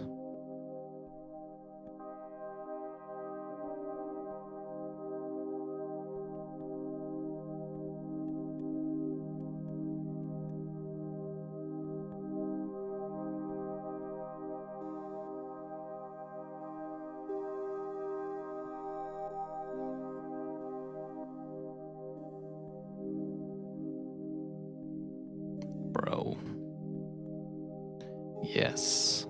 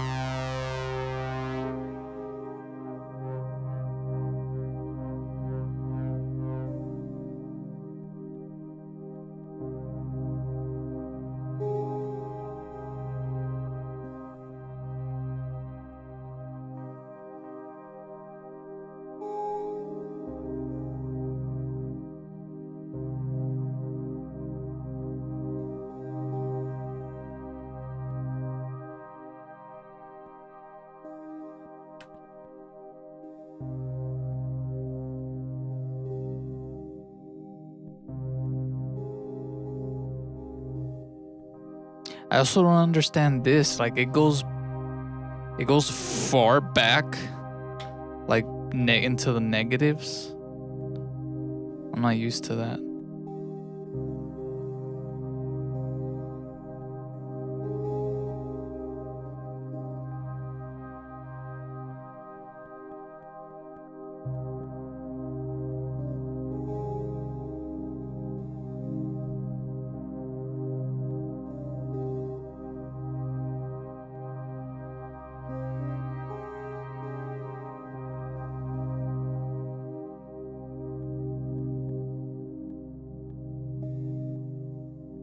Oh, dude, this sounds so like meditative. Oh, Ableton, you're dope. You got me. All right, let's do some modulation.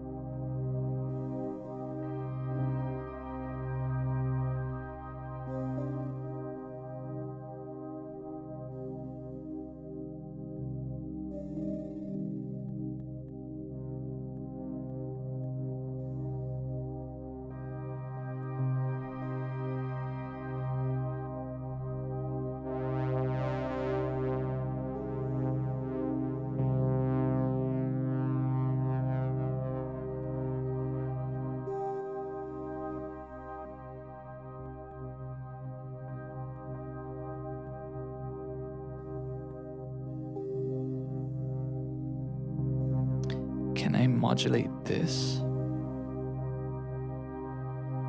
Like if I add another.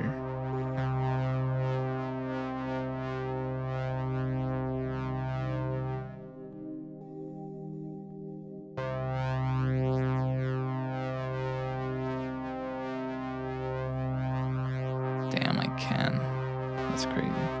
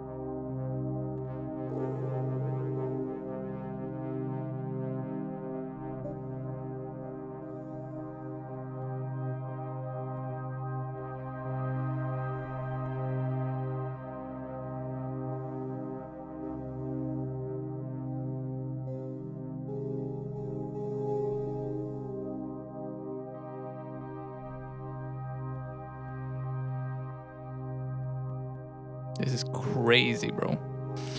I mean, it's not that crazy. It's chill, but like, just my mind is like exploding with ideas.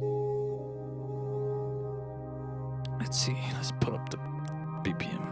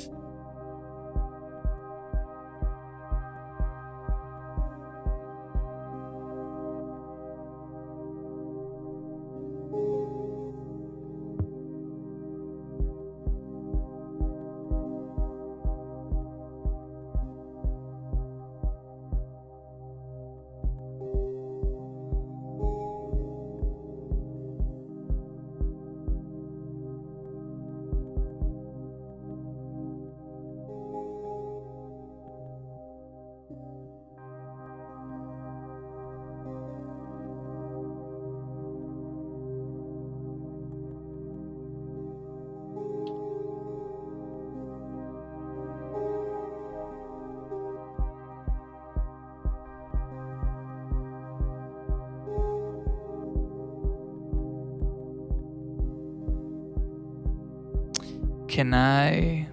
No, just leave it actually.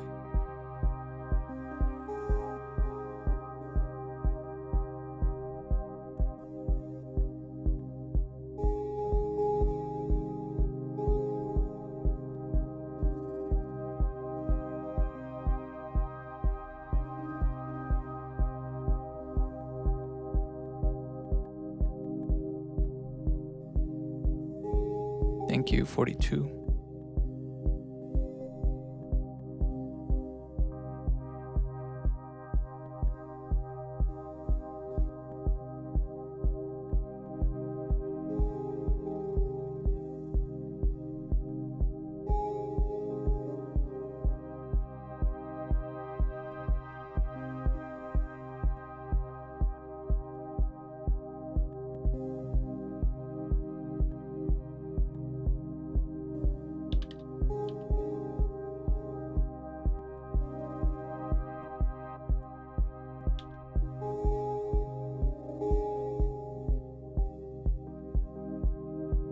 Where are the presets here?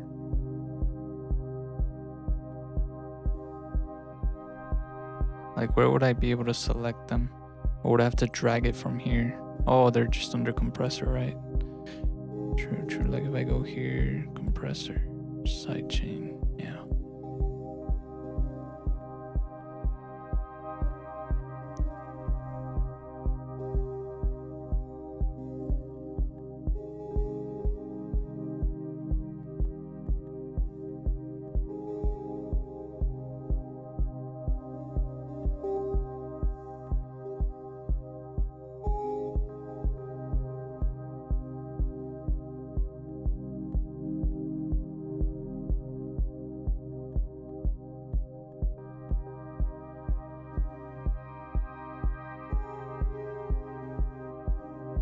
I like this, man. It sounds really nice.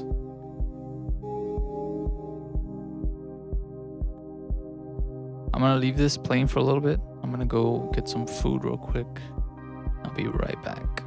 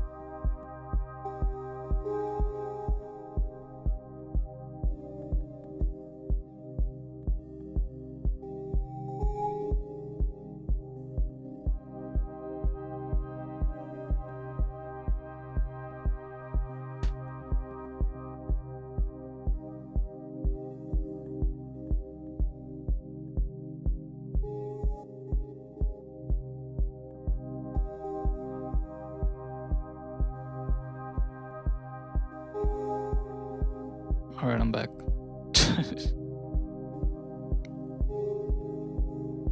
Just went to go get some food because your boy's hungry.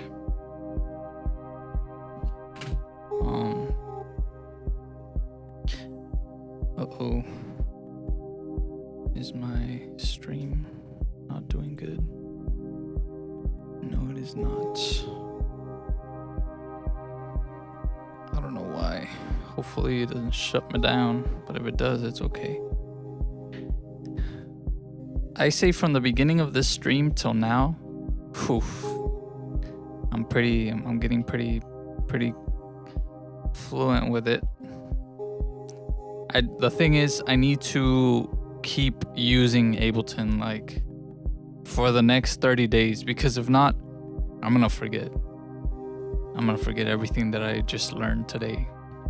So I need to make sure to keep using it so that my mind stays fresh with all the things that I learned.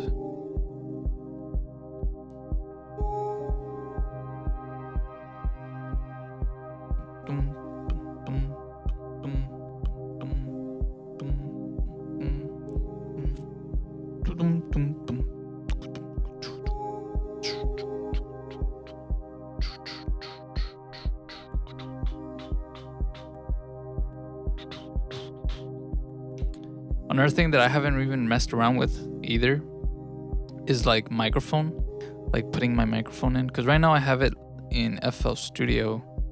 That's how I'm like using my microphone, since I have a chain here that I'm used to using. But in Ableton, how do you like put insert and like an audio, like a microphone? Insert audio track, and then what would I do? Audio from what? Is it these? Hey, what up, Epoch?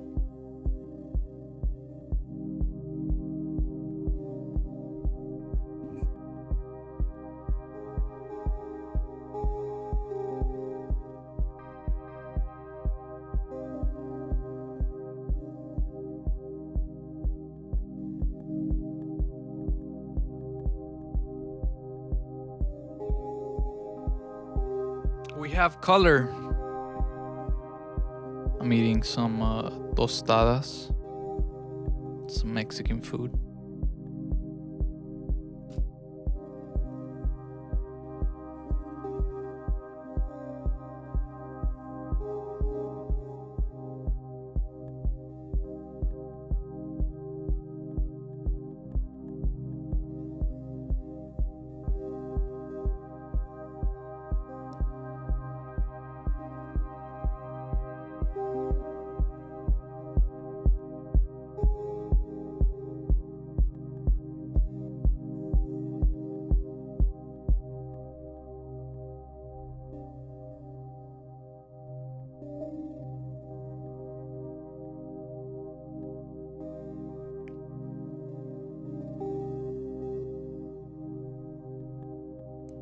I love this sound. It's so crazy.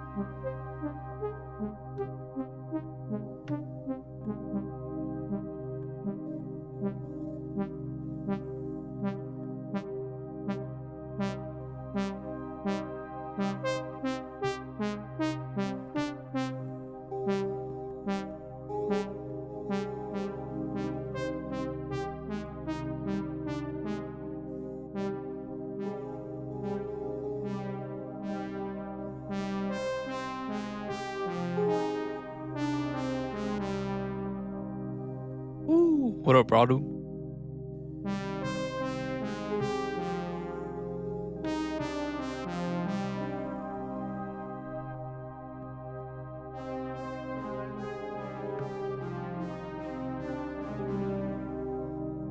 Yeah, today I'm trying out Ableton. I'm trying out the 30-day trial, so just testing it.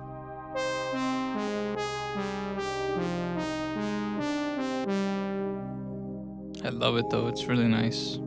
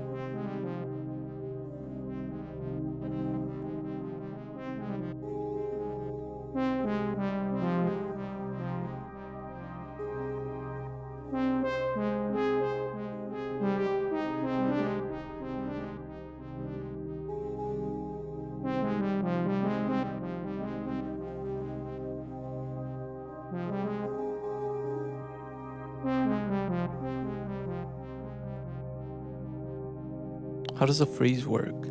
This enables or disables the freezer effect. Re-enabling the effect in manual mode will refreeze the audio.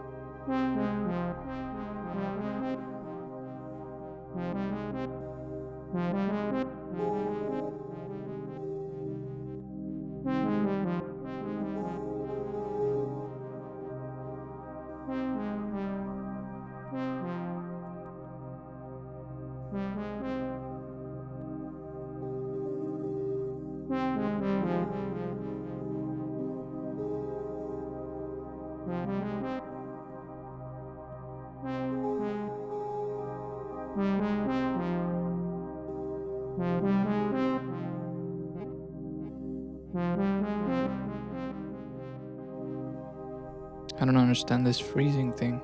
It's supposed to freeze the delay, isn't it? Any differences? Oh yeah, there's a big difference. There's a big difference.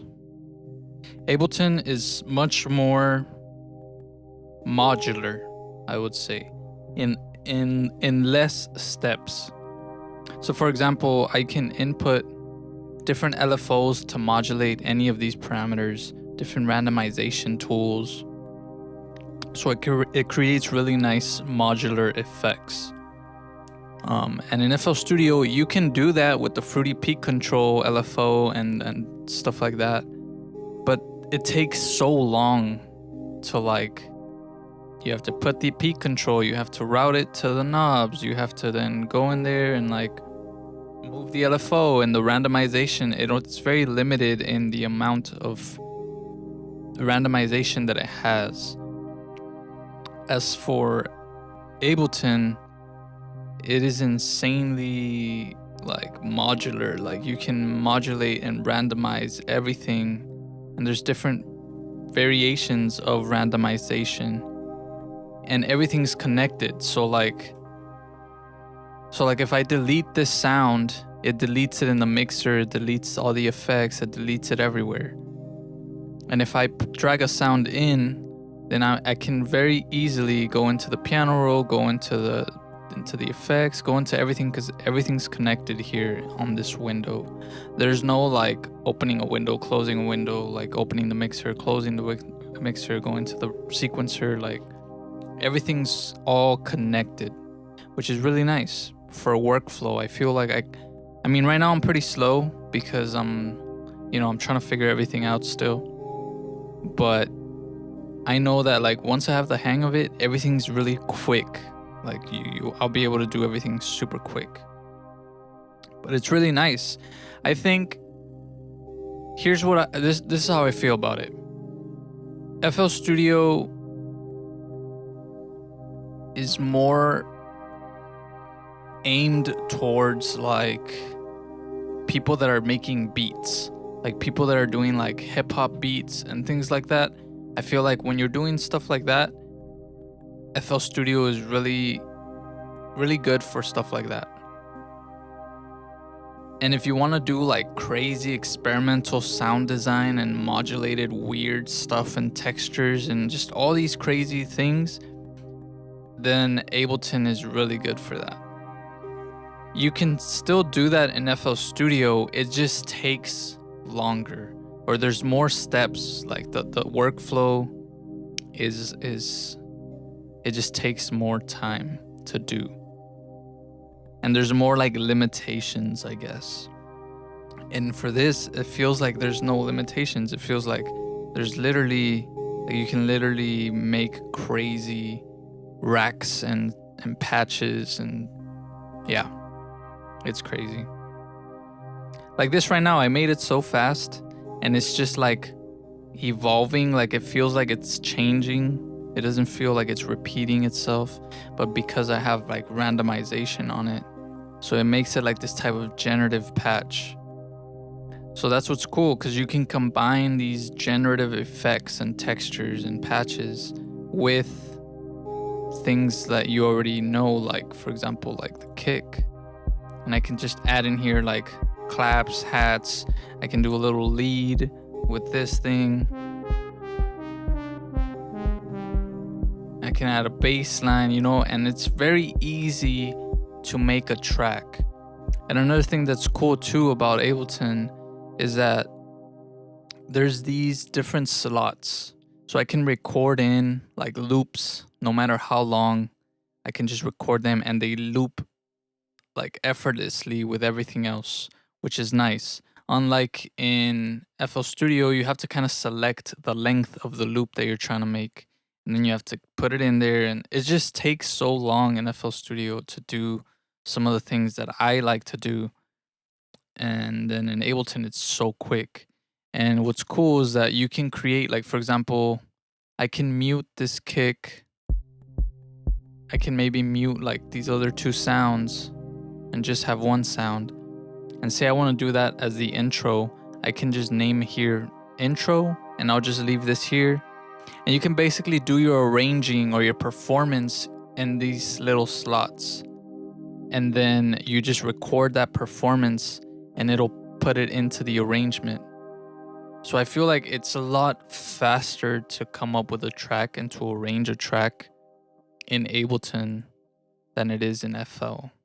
Because in FL, you have to you have the loop in the sequencer, but then you have to split everything into separate things, and you have to dump it into the arrangement, and then you have to lay it all out, copy and paste it all along in the arrangement, and then you have to take some away, put some in, and it just takes so long. And here, what's cool is you can just record it in. And that's, yeah, it's just versatile. I would say it's very flexible and very versatile and very fast to get results and to get what you want in Ableton. That's what I'm learning. And FL Studio just takes a little longer.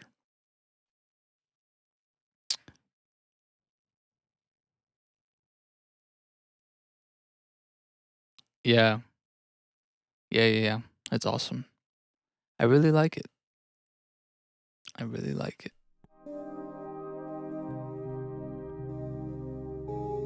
And Bitwig, That's what's cool too. Is like I would like to try other ones as well. Like it's cool getting to know different DAWs. I think it's important to know how to use different ones because you never know. You know, you can run into somebody and they use FL Studio and they're like, hey, like let's collaborate. And if they use FL Studio, then it's a lot easier to collaborate with somebody if you already know what they're using. So like for me, for example, I have a lot of friends that use Ableton. Most of my friends use Ableton. And so they're always like, let's collaborate. And I was always like, man, I don't know how, like if I was over at their place or something and they're like, oh yeah, I use Ableton. And I tried to make something with them, but since I don't know how to use it, I would be so slow. I'd be like, man, like, I'm sorry, I can't really, you know, like I'd play stuff in and I would just have them do all the moving. But yeah, I think it's important either way to learn different tools because it just makes you a better producer, you know, having more things to work with.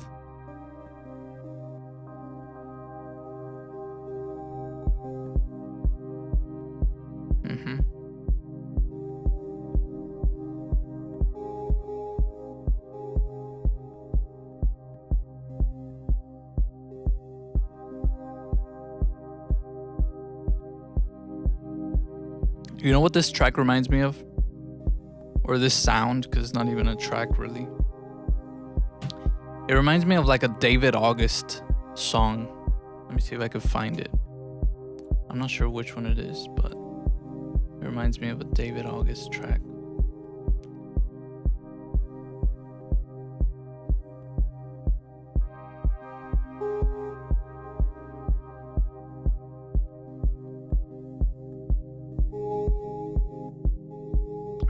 Yeah, it's more simple. It looks intimidating at first. Cause it's like, man, what are all these buttons and knobs and things, you know? But once you kind of get the hang of it, I can easily understand it. It's just trying to find where everything is and how everything kind of functions. But I love that everything's connected. That's my favorite part. Like, it's very easy to just go into arrangement, go in here, go into where the effects are, go into the piano roll if you need it, go back. Like, everything's just right here. And then all the sounds right here, the instruments, everything you need. It feels a lot more organized.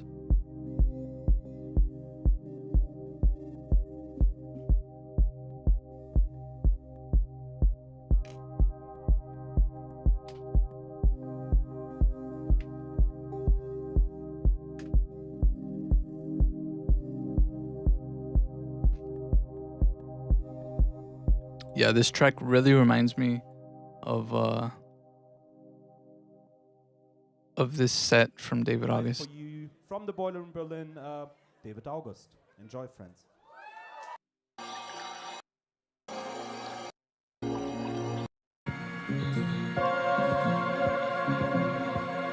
It kind of reminds me of this track a little bit, or just the sound.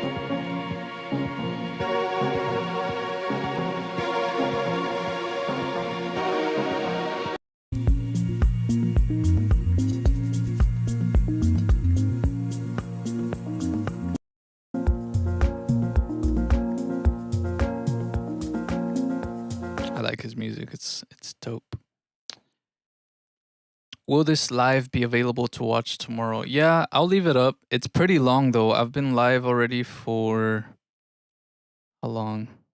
5 hours? Jesus Christ, it's been 5 hours? Are you serious? No way. That's crazy. 5 hours?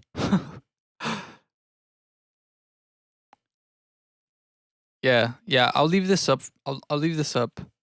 The beginning is kind of, it's a little hard to get through the beginning of the stream just because I was really struggling to like figure things out, obviously. But then it gets better. Like I got a little faster at it, and then it's like, okay, I get it. But it's cool. I learned a lot. I'm still going here. I'm still gonna keep streaming for a while. Yeah, I'll save it. It'll stay up for sure. If I switch to Ableton, you're gonna do it as well. I don't think I'm gonna switch, but I am going to get Ableton for sure. Like using it today, I'm like convinced already. Like, okay, I'm gonna be using Ableton. Probably I'm gonna be using it a lot more than FL Studio, just because I don't want to forget the things that I'm learning. So I need to use it as much as possible. But I also have a lot of music in FL Studio that I need to finish, and I still love using FL Studio. So I'm not gonna just stop using it or stop making videos with it, but I am going to get Ableton for sure. But I think it's important to have both.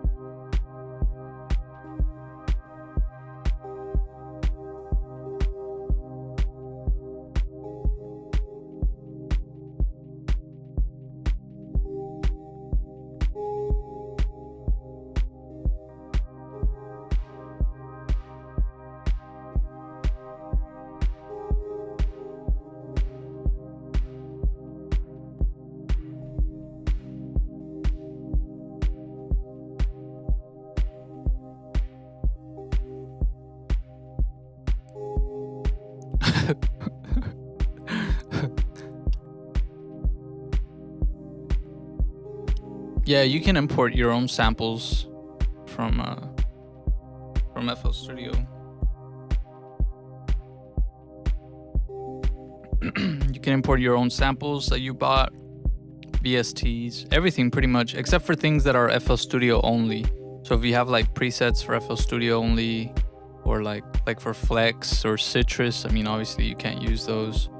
But like samples, you can import all your samples and third-party VSTs too.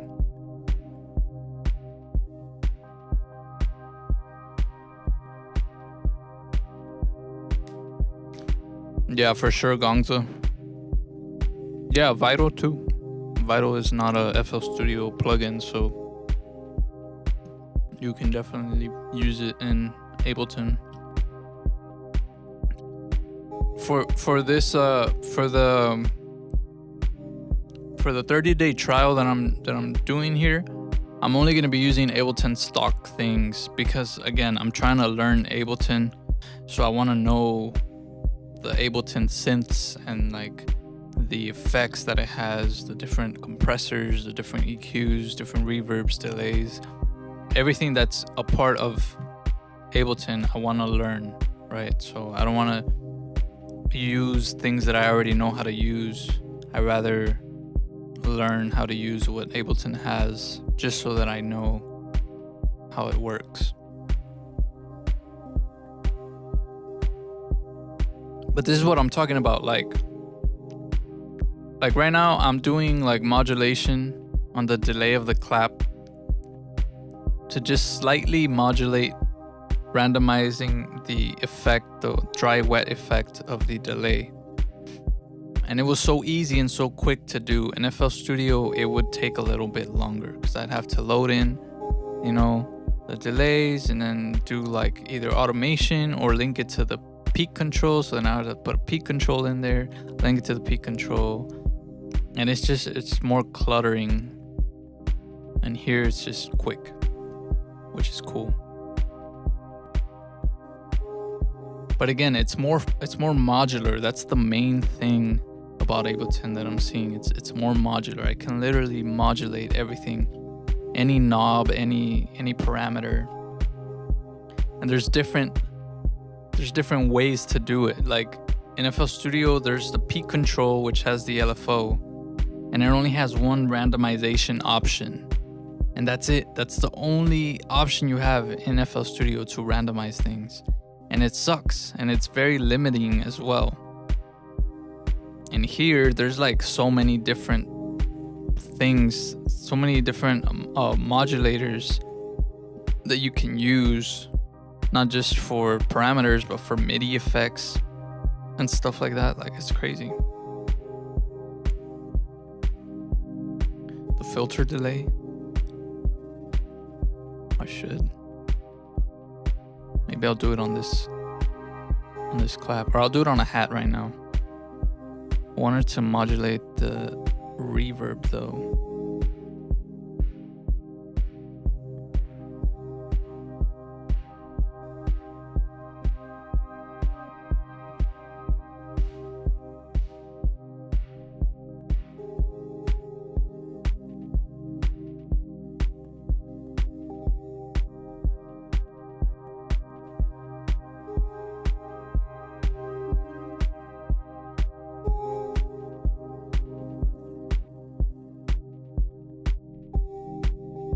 Let's get a hat.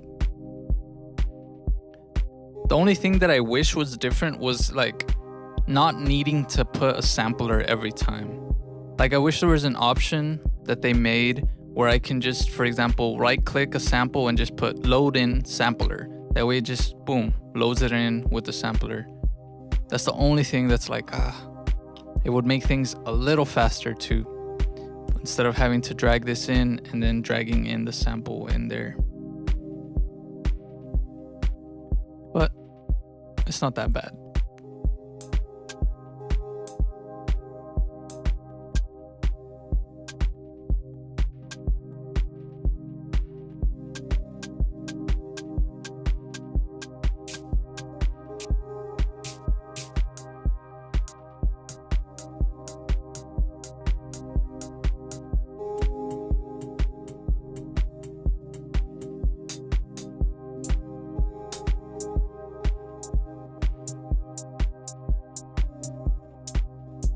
There's also really nice samples. Like all of these are really nice.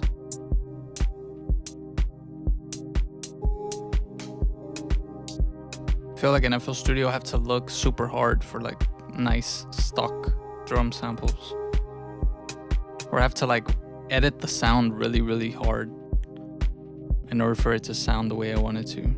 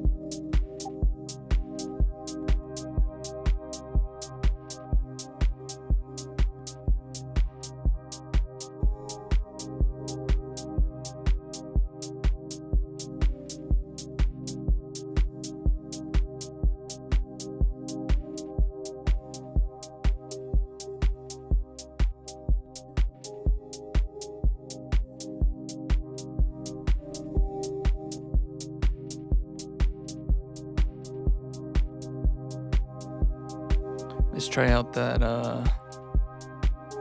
delay, filter delay. Ooh, baby, what?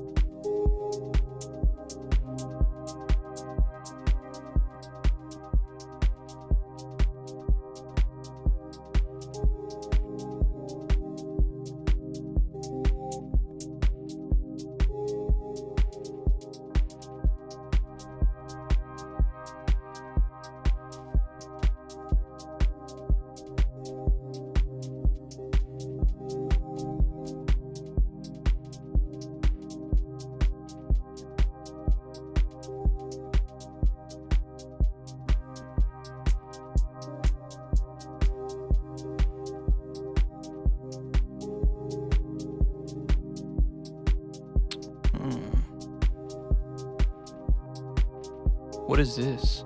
When sync mode is active, adjusting this slider shortens or extends the delay time by fractional amounts, which can be used to produce subtle offsets or swung delays.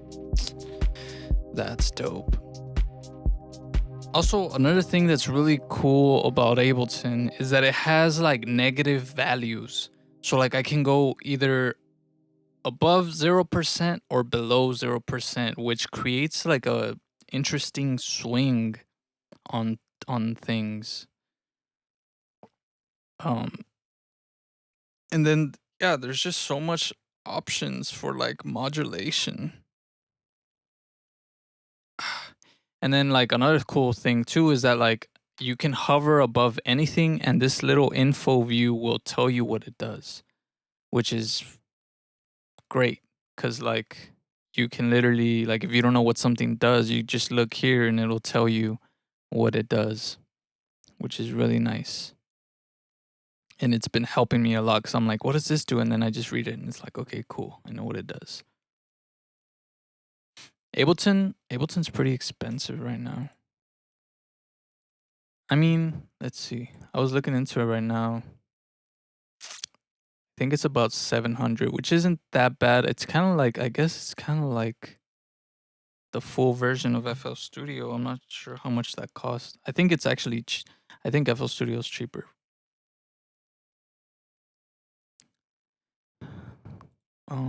I want to buy it too. I'm gonna have to probably do it in payments because there's no way I'm gonna just throw like $800 for it.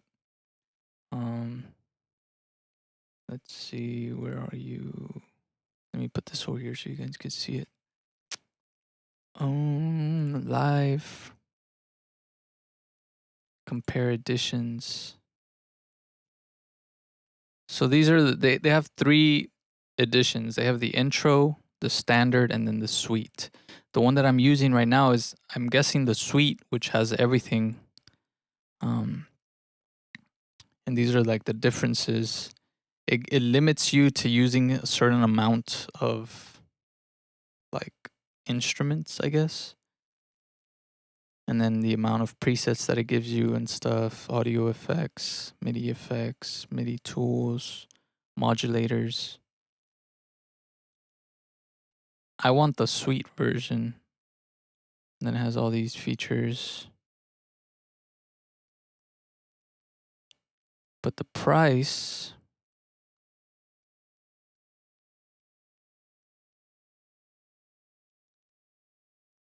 let me see. Let me go. Dun, dun, dun, dun, dun, dun, dun, dun. The price, if I go into buy now, yeah, Live 12 is $749 US. That's the one that I want, the full one.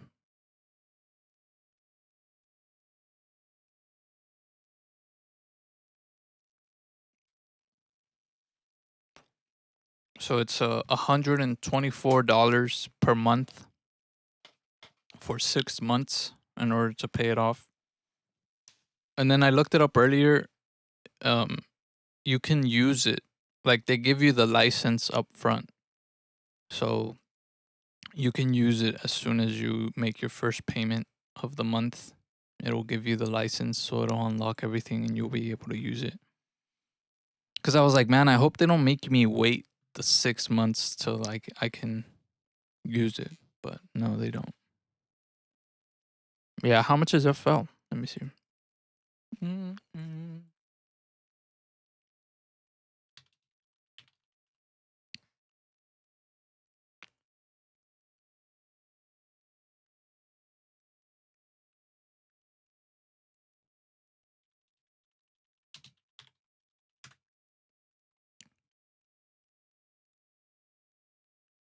Let's see here.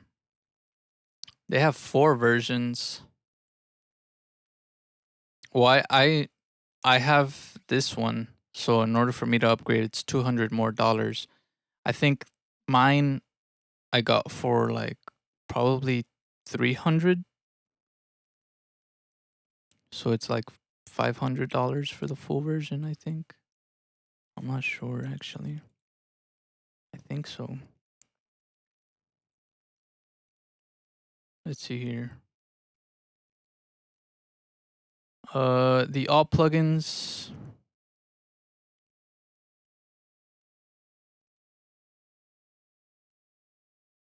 And why is it this hard to find the price of freaking?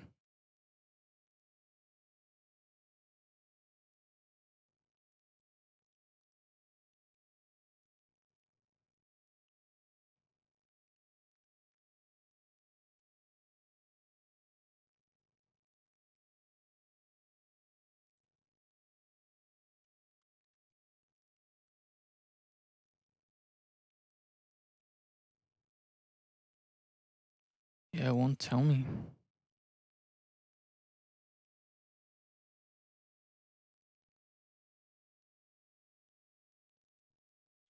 Let me just ask AI.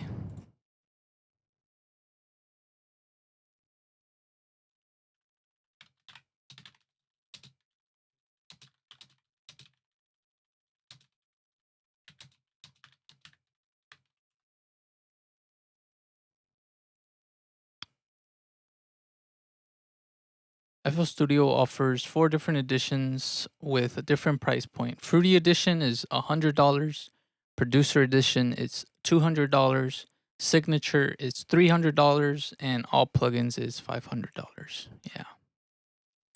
So it's cheaper than Ableton for sure. Ableton is $749, almost $800. So it's $200 cheaper to do the all plugins bundle of FL. Yeah. I mean, it's worth it though. Ableton is is crazy. I really like it. I really like it.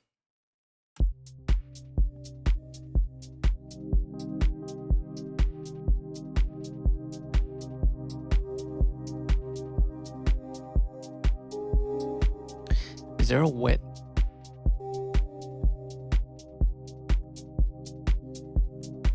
There's no like wet knob on this though. On the filtering. I mean, there's volume.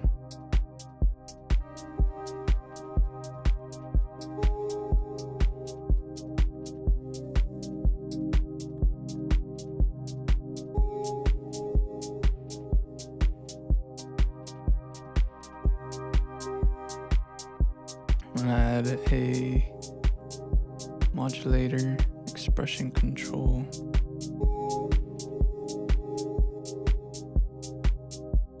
Randomize the volume for all of these differently.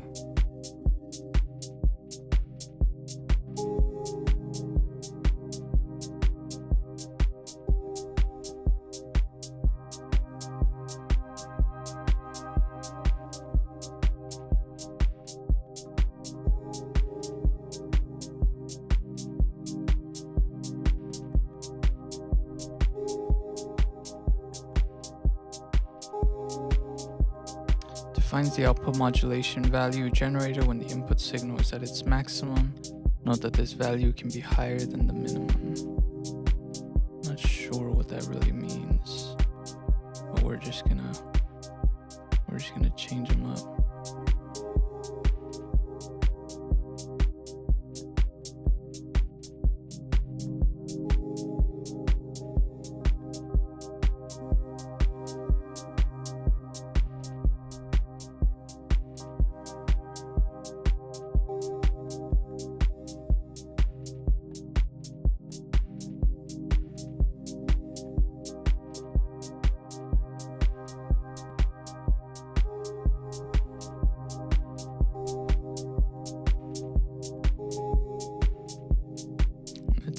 There's also this cool like resonance type of thing, corpus.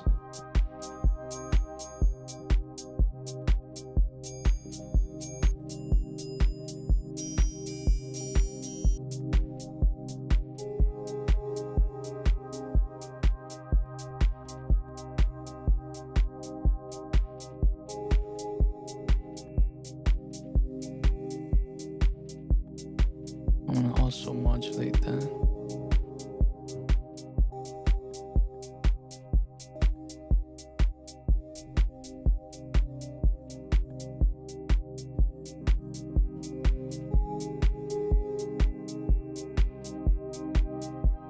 Actually, I'm gonna modulate that with an LFO instead.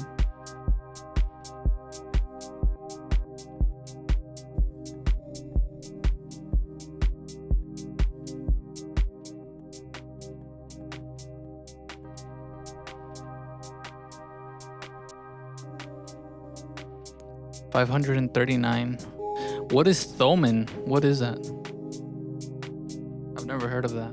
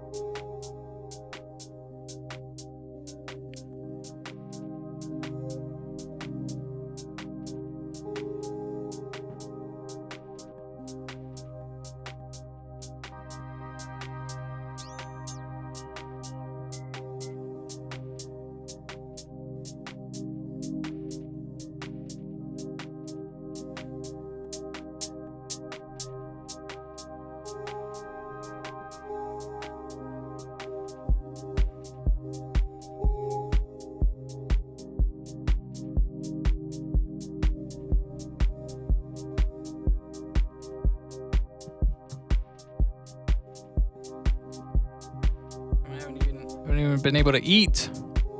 What is Thoman? Let me look that up. What is Thoman?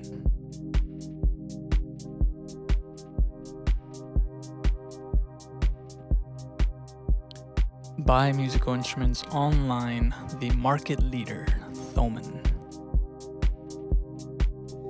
Why is it so cheap on here?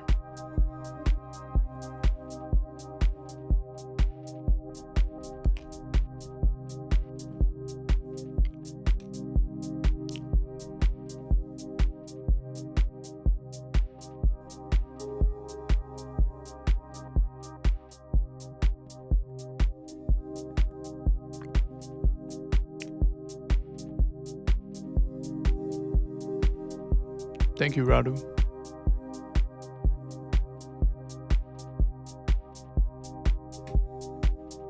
That's crazy, bro. $539 for Ableton Live 12 Suite. It only has one rating though. What is this website? It seems kind of sketchy. It only has one review. The only thing though is I'm guessing you can't pay for it in payments, right?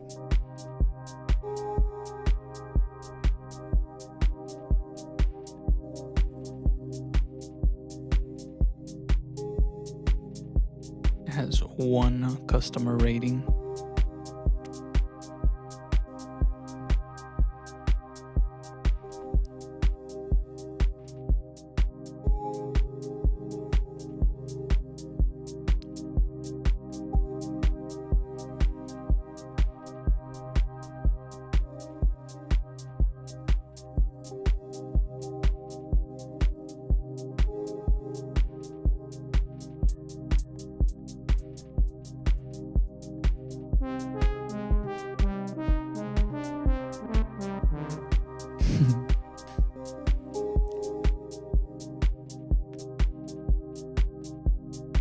Needs a bass line. We need a bass line, baby.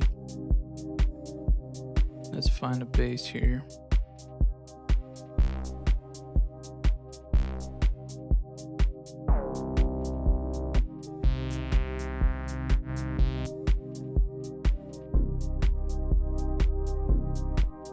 Sounds kind of nice.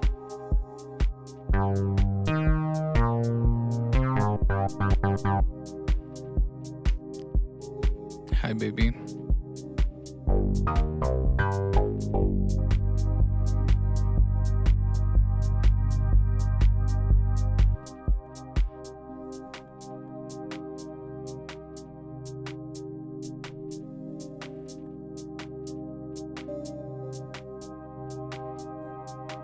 Back to black and white we go.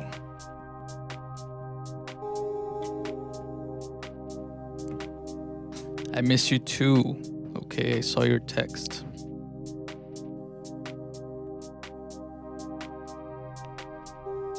Miss Forgetful over there. She forgets about me. Goes to the beach, just forgets all about her boyfriend.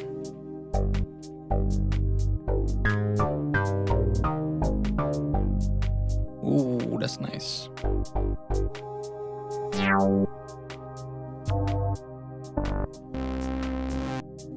I also like that, like, it gives you a preview of the preset, which is nice.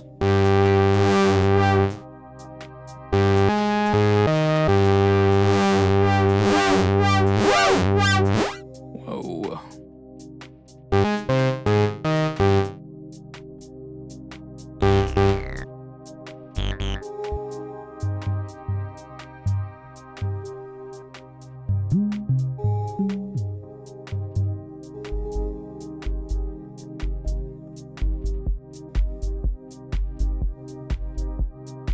This is very dub techno style.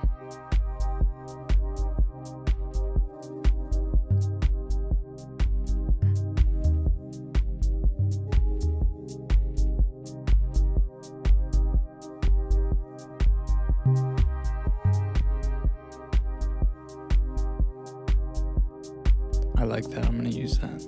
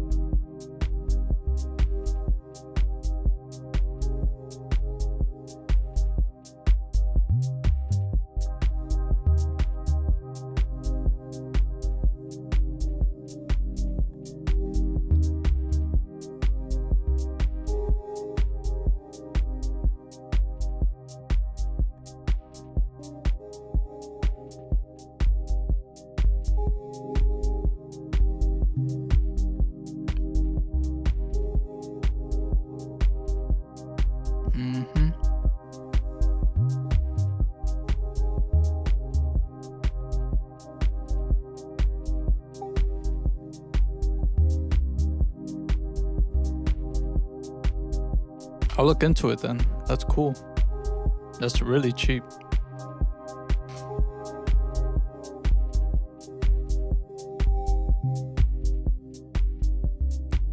See, this is what I like about Ableton. Like, that whole loop, seamless with everything else, even though it's in a different length, which is nice.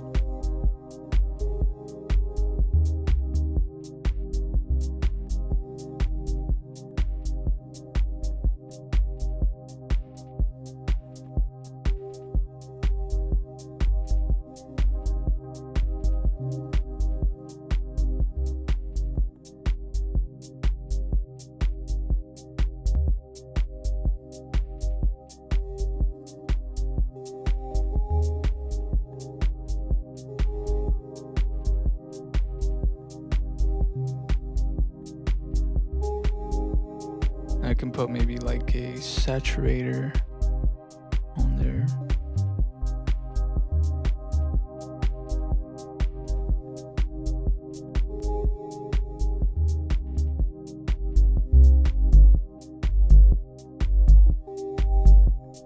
Before the sidechain.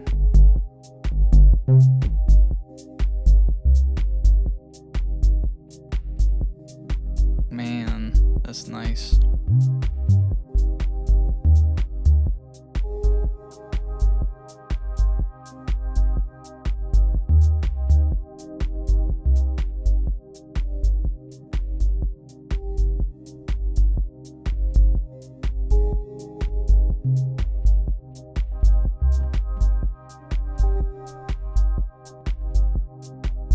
And we get back to this bad boy right here.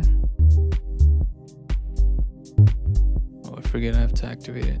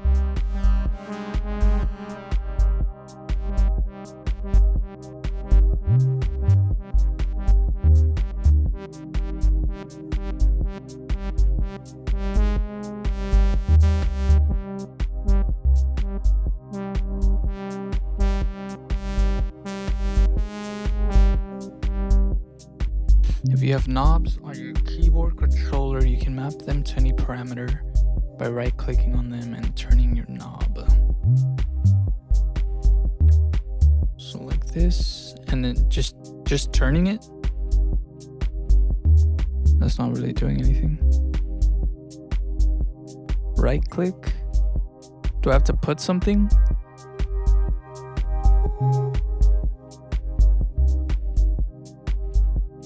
Do I have to enable something?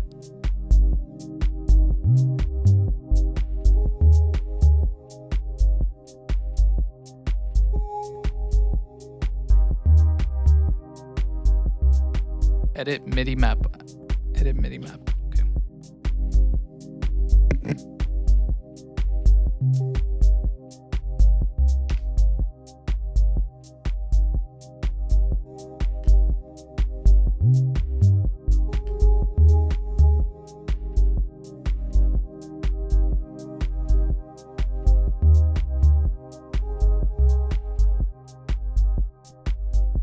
There you go.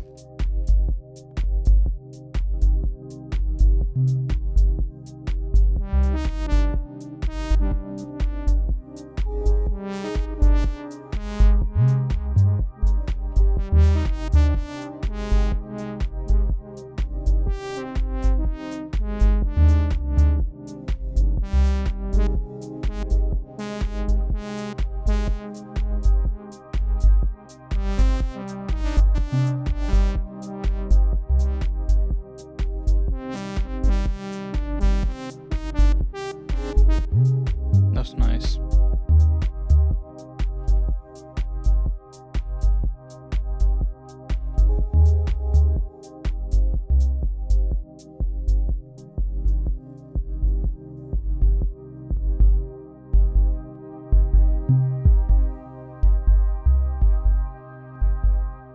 Here's another question though.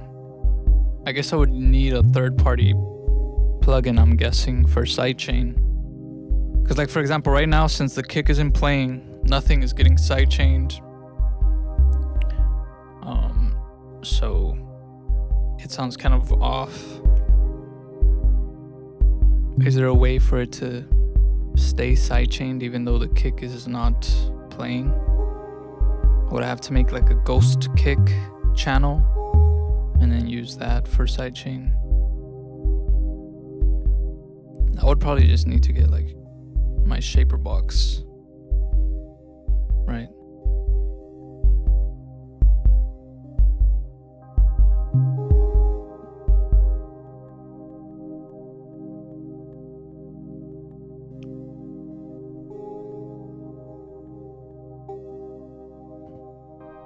Yeah. Or I could probably just do an automation, honestly, and just like automate the volume of the kick.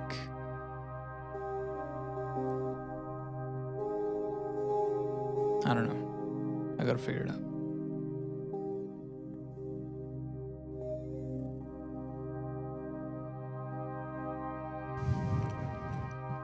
Good morning, Gangza. It's about to be midnight for me. I've been streaming for like 6 hours. It's kind of crazy.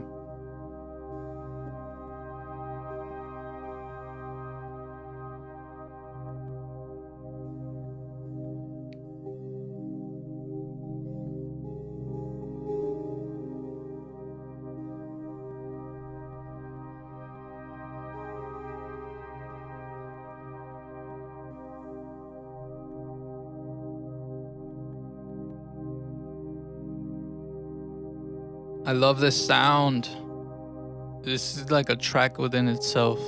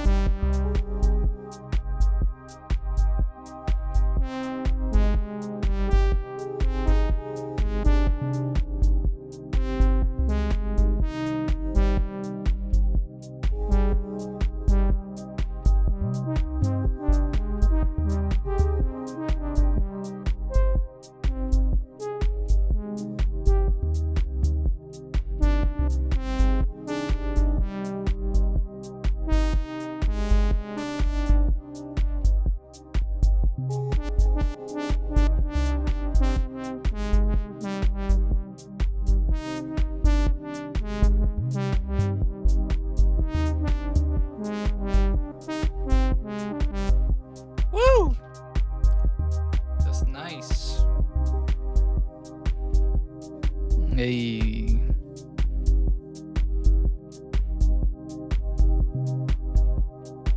I feel like that clap needs a little more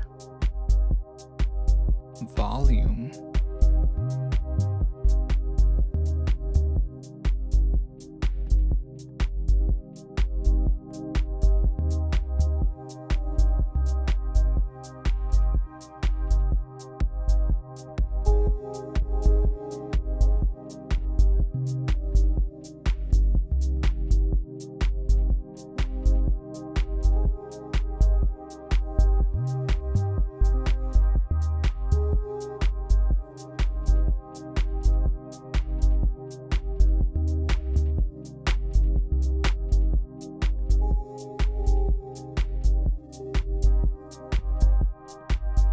I gotta try the other sampler. Simpler is it called?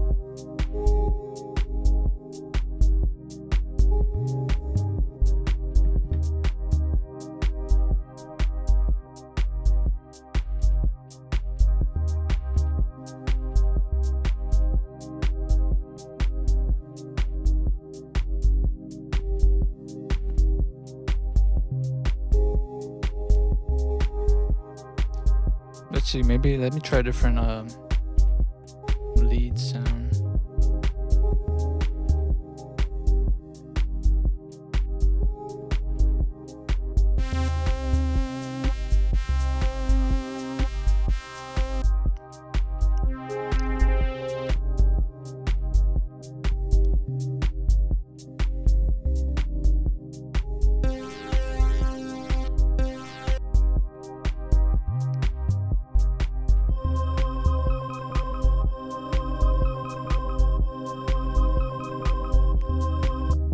What?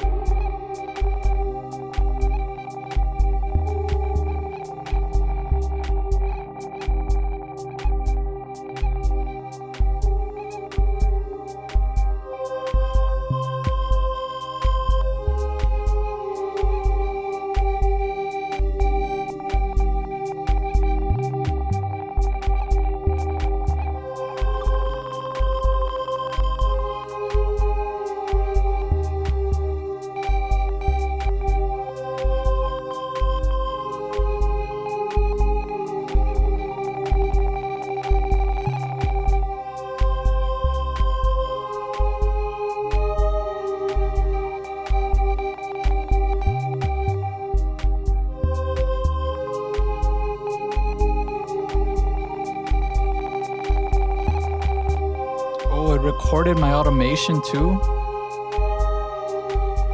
That's dope.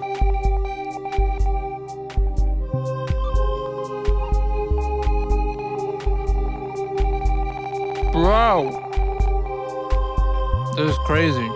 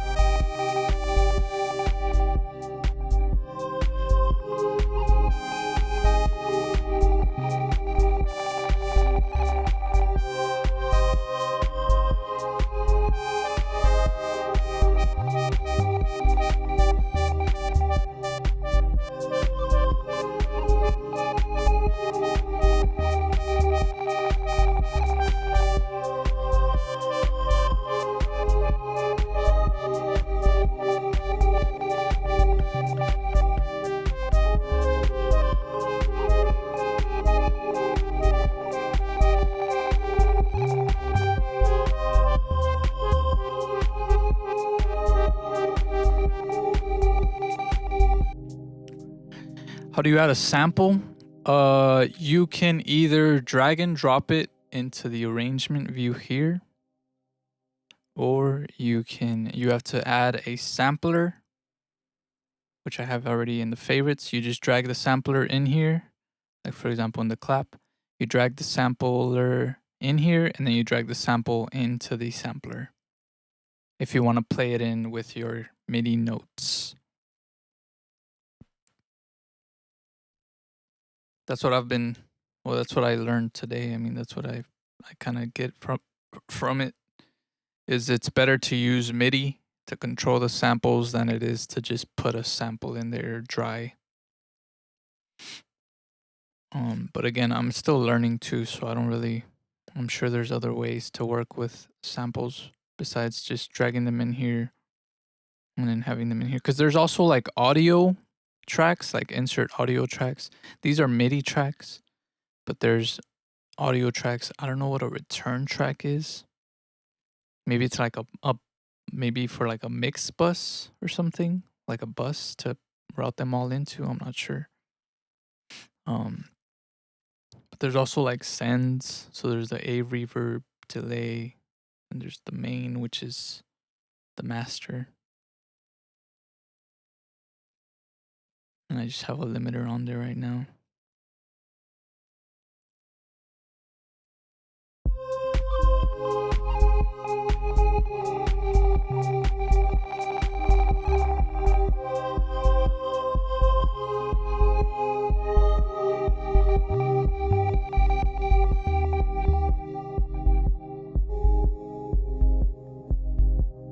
Oh, that's so nice.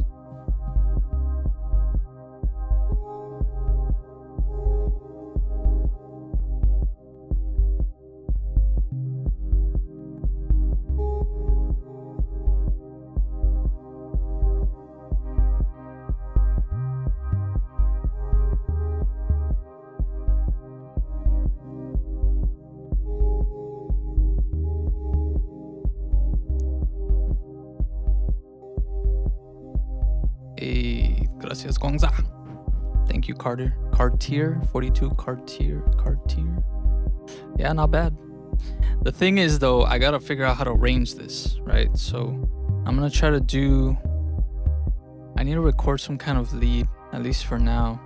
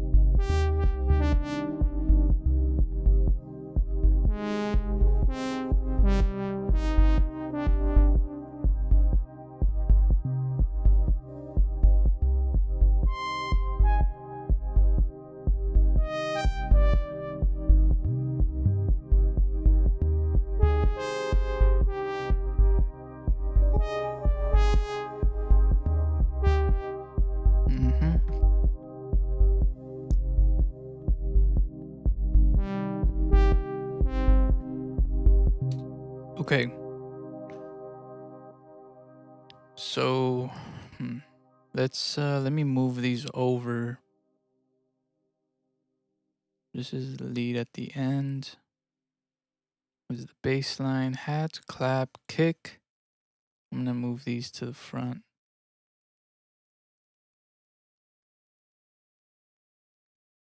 I'm gonna mute the kick.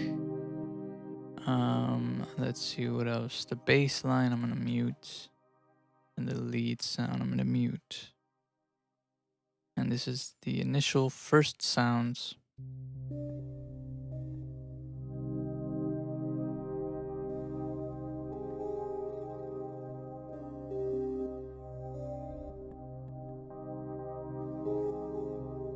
That could be the intro, right? So what I'm gonna do, I'm gonna grab all these.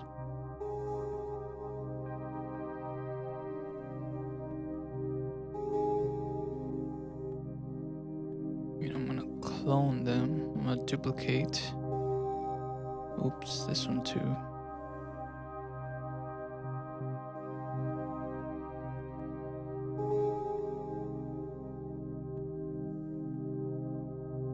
Control D.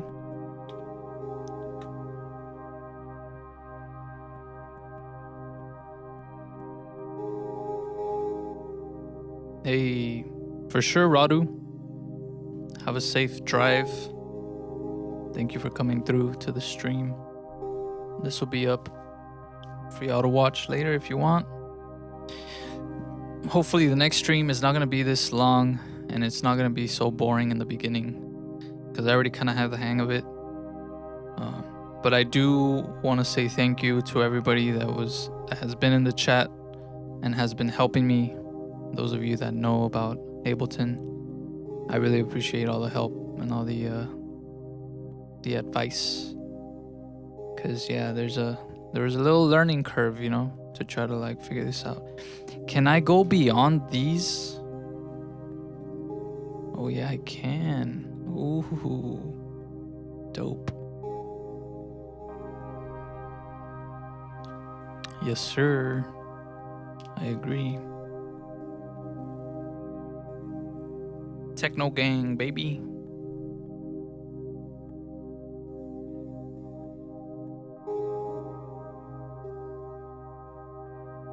All right, so this is gonna be the intro. So I'm gonna delete. Oh shit.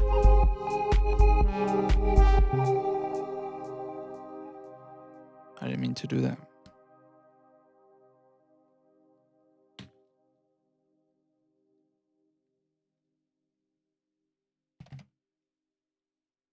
Okay, the intro is gonna be just these sounds here.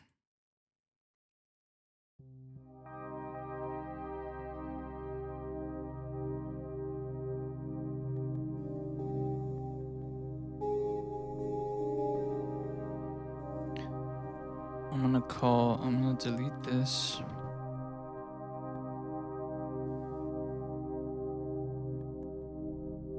I think I might delete this one and just have these two at first. Maybe even not even this one. Let's see.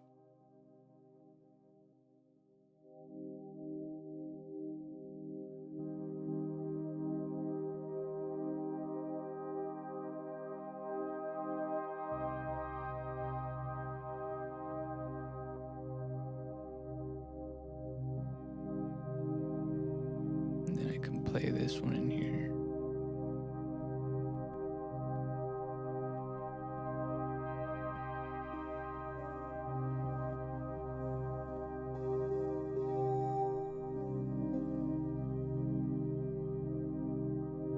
That's so nice.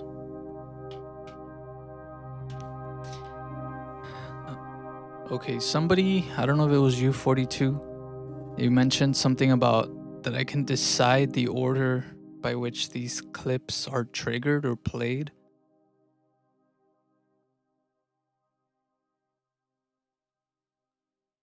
I don't know. How do you do that? Because, yeah, I want to start with this one and then bring in this one and then bring in the one in the middle here. Control S. Yeah, I've been saving, trust me.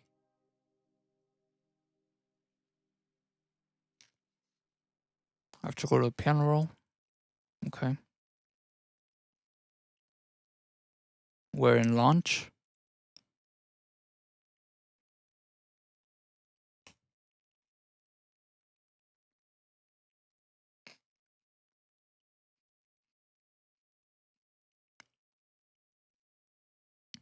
Launch, yes.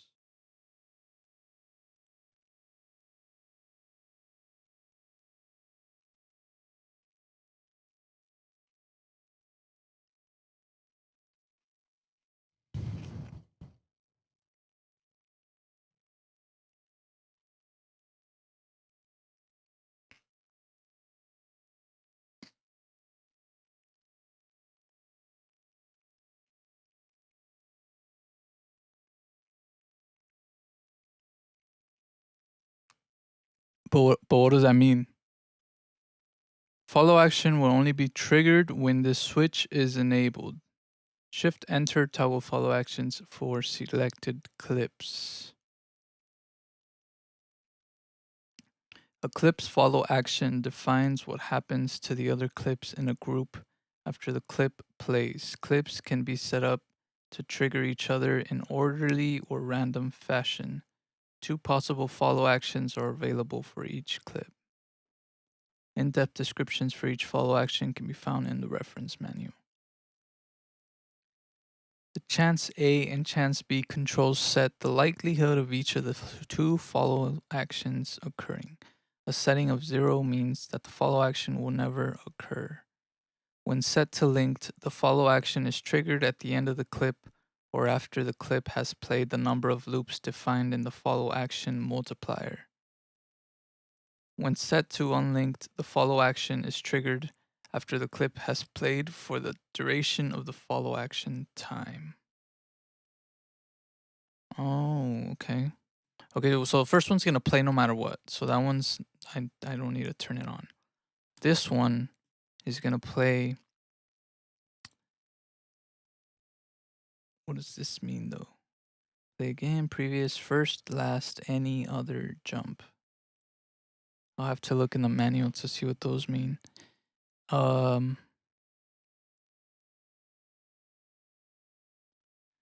clip's follow action defines what happens to the other clips in a group after the clip plays. Clips can be set up to trigger each other in orderly or random fashion. 2 possible follow actions are available for each clip. But how do I know what's gonna trigger it? Which one's gonna trigger it?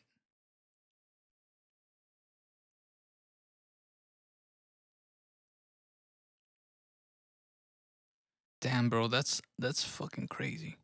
That's cool. That's super awesome. How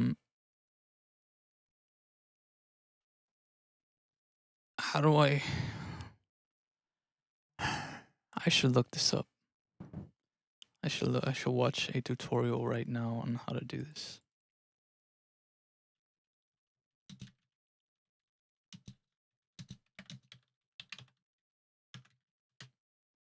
Because it feels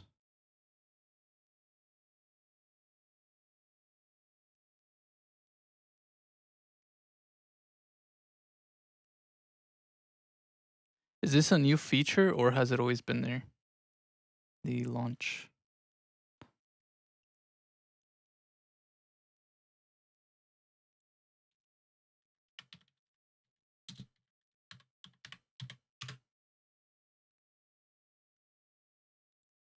Follow actions are available in Session View.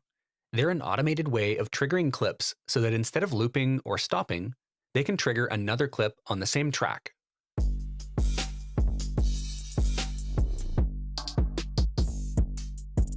They can be as simple as playing the next clip after a fixed amount of time, kind of like a mini DJ set, or as complex as creating infinitely evolving drum grooves or glitch effects with extreme randomization. Damn. They can be used in a live performance or in the studio as interesting sound design tools. In this video, I'll give you an overview of follow actions and demo a few of my favorite ways to use them. In this first example, let's keep things simple and just use 2 clips. These are drum loops playing different patterns. To reveal follow actions, you look down in Clip View and click the triangle to show the clip launch settings. Then you can enable them by pressing the Follow Actions button so it turns yellow. Or if you're into keyboard shortcuts, you can select. Oh, okay. But it follows next, but it follows next as in like downward. And that's not what I want. I want it to go like sideways. Does that make sense? Like I wanted to play from here and then turn this one on over here and then turn this one on over here. I would have to put it under there in order for it to follow it. That's more so for leads, I would say, right? Because you can play one lead and then have it go on to the next one, or stop it, like have it play and then just have it stop. That's cool, that's cool. I guess for this, I would have to just play them in myself, like just kind of stop them and record in the automation for the intro.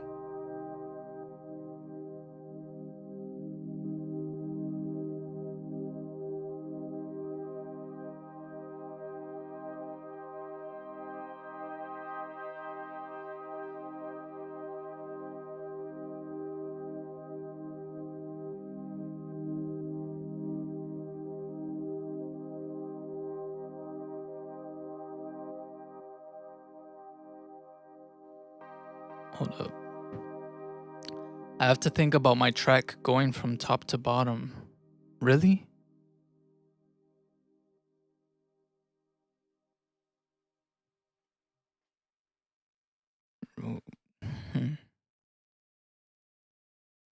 I don't know.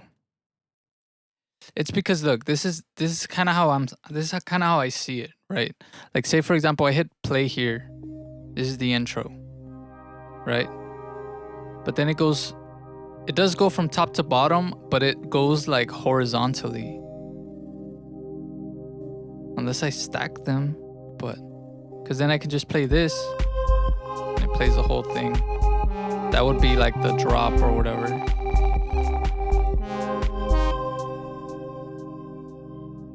And this is the intro.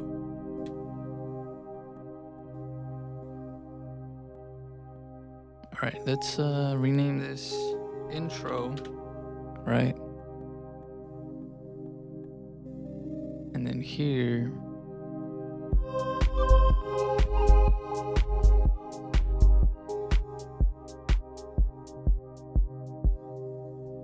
and then this would be maybe like the first.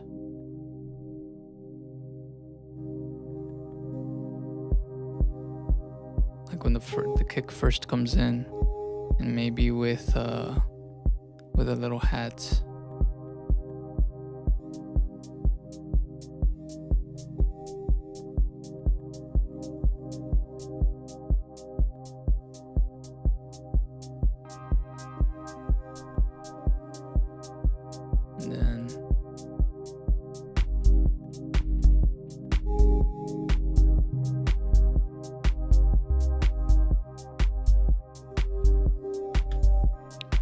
And then this is like the bass comes in.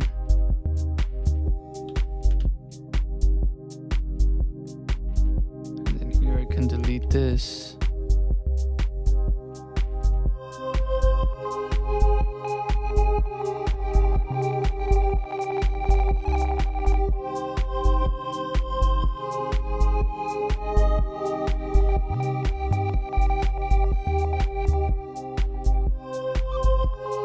Actually,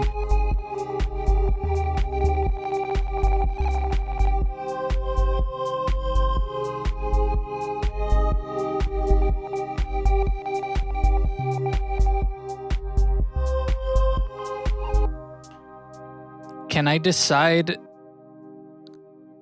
how these play though? Like from when it goes from here to here to here? Like, is there a follow action for these, or it's only over here on this side?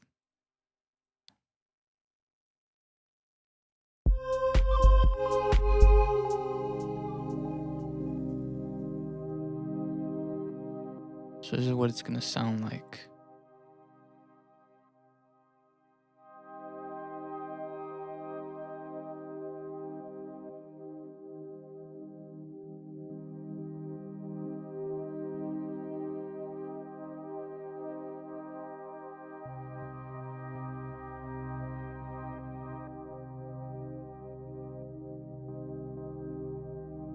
Oh, what I do is because I have a follow action there.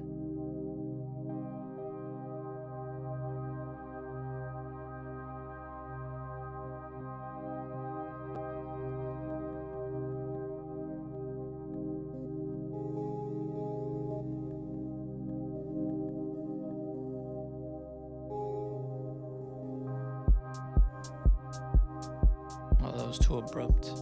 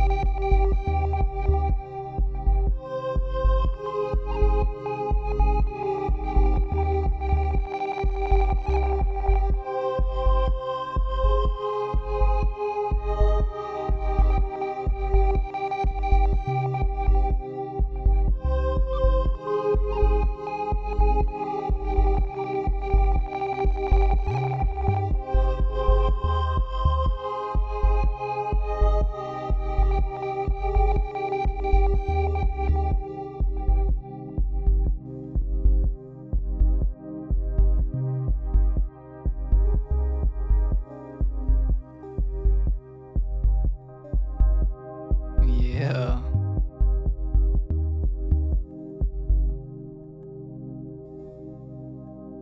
That's it. That's how it's done. And of course, like under these can be like variations of like chord progressions, different claps, different kick patterns, different leads and melodies. Oh man, my brain, bro. This is gonna be great. I'm gonna, like, I think that's one of the main reasons that I don't finish my tracks in FL Studio, is because it's so time consuming, having to arrange everything, having to do everything. And here it's so easy to just get the ideas out and to just record it and get a whole track out quick. And then all the other little details you can just work on later or in the same session. But since you get to it so fast, you don't get so like fatigued and exhausted of just trying to do it, that you have time to actually finish your music. That's how it feels for me. or the way that I work usually. But wow, this is nice. And this isn't even like anything. Like, I mean, nothing's like really mixed. I mean, things have like compression and EQ and stuff, but that's crazy. That is crazy, brother. Draw mode. This switch turns draw mode on and off. Draw mode is used in the clip view for drawing envelopes and MIDI, and in the arrangement view for drawing automation curves. Computer MIDI keyboard. This activates my keyboard. The key map mode. This switch toggles key map mode on and off. In key map mode, session slots and mixer device controls display the computer key they are assigned to. Pressing a key assigns that key to the selected slot control. Key mapping. Pressing a key assigns a selected slot. So I can map my keys. MIDI map mode. This is what I use to map my MIDI keyboard. But then key is used to map the keys of my MIDI keyboard or the keys of my computer keyboard. Toggles key map mode. In key map mode, session slots and mixer device controls display the computer key they are assigned to. Okay. Yeah, so it's assigned to my keyboard, I guess. And then this is what? The sample rate. This is the CPU load, overload, MIDI track out, session view, arrangement view. What are these numbers? Loop punch region.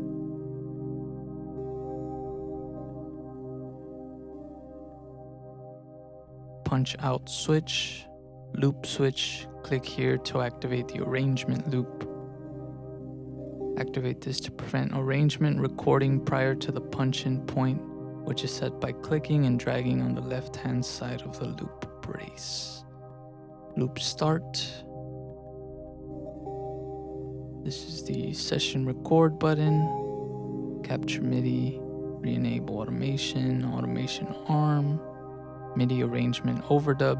When enabled, existing notes and MIDI clips in the arrangement will be mixed with rather than replaced by newly recorded notes. I don't want that. And this is the position.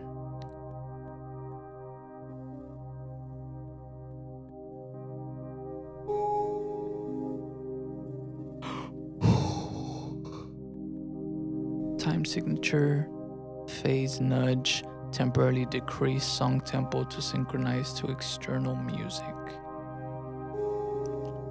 Use toggle switch link on or off. When link is enabled, the button will update to show how many other link enabled devices are connected. Note that turning link on will turn off external sync. And then this is use the toggle to show or hide menu. Wait, what? Tuning system and groove pool sections of the browser. Can shrink this, expand it.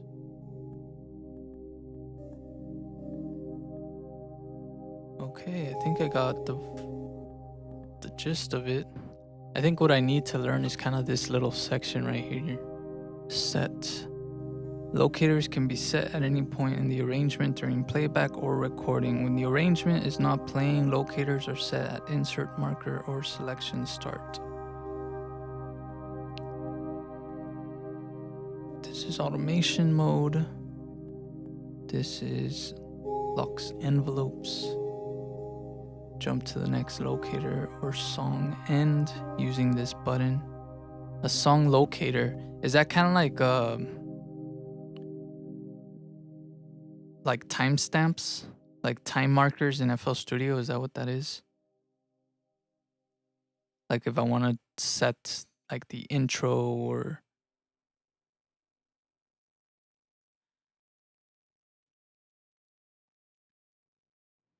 okay, I get it. I got it.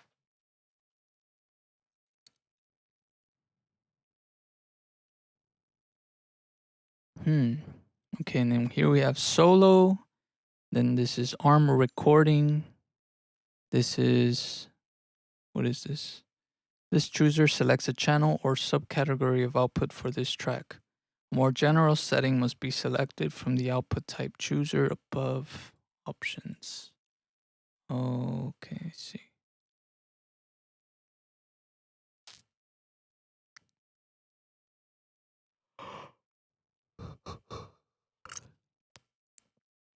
And a thing like pitch for mixed DJ set with Pioneer. I'm so excited to like eventually be able to perform my music by using this. That's what I'm like really looking forward to.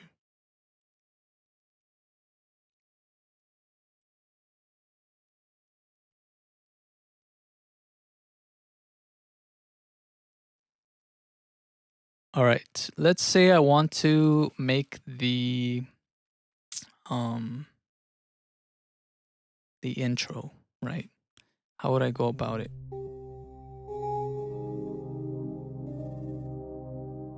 Do I have to go into draw mode? Do I have to exit out of here? When you play session view clips, this button will light up to indicate that the current state differs from the state which is stored in the arrangement. Clicking this button makes live play the contents of the arrangement. Okay, so I switch from over there to over here. But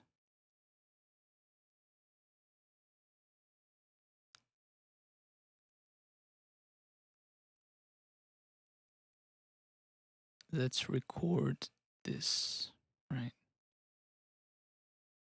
So I go here, I turn this off. Whoops.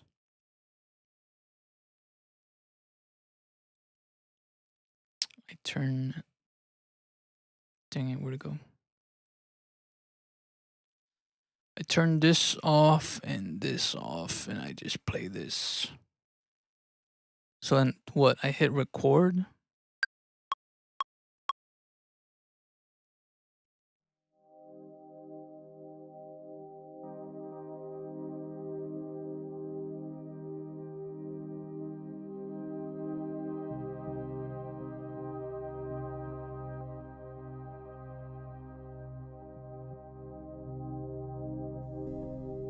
Thank you, 42. I appreciate you. You helped me a lot. I'll definitely be on Ableton again. Probably for the next 30 days. So we'll see. But thank you so much. Have a great night.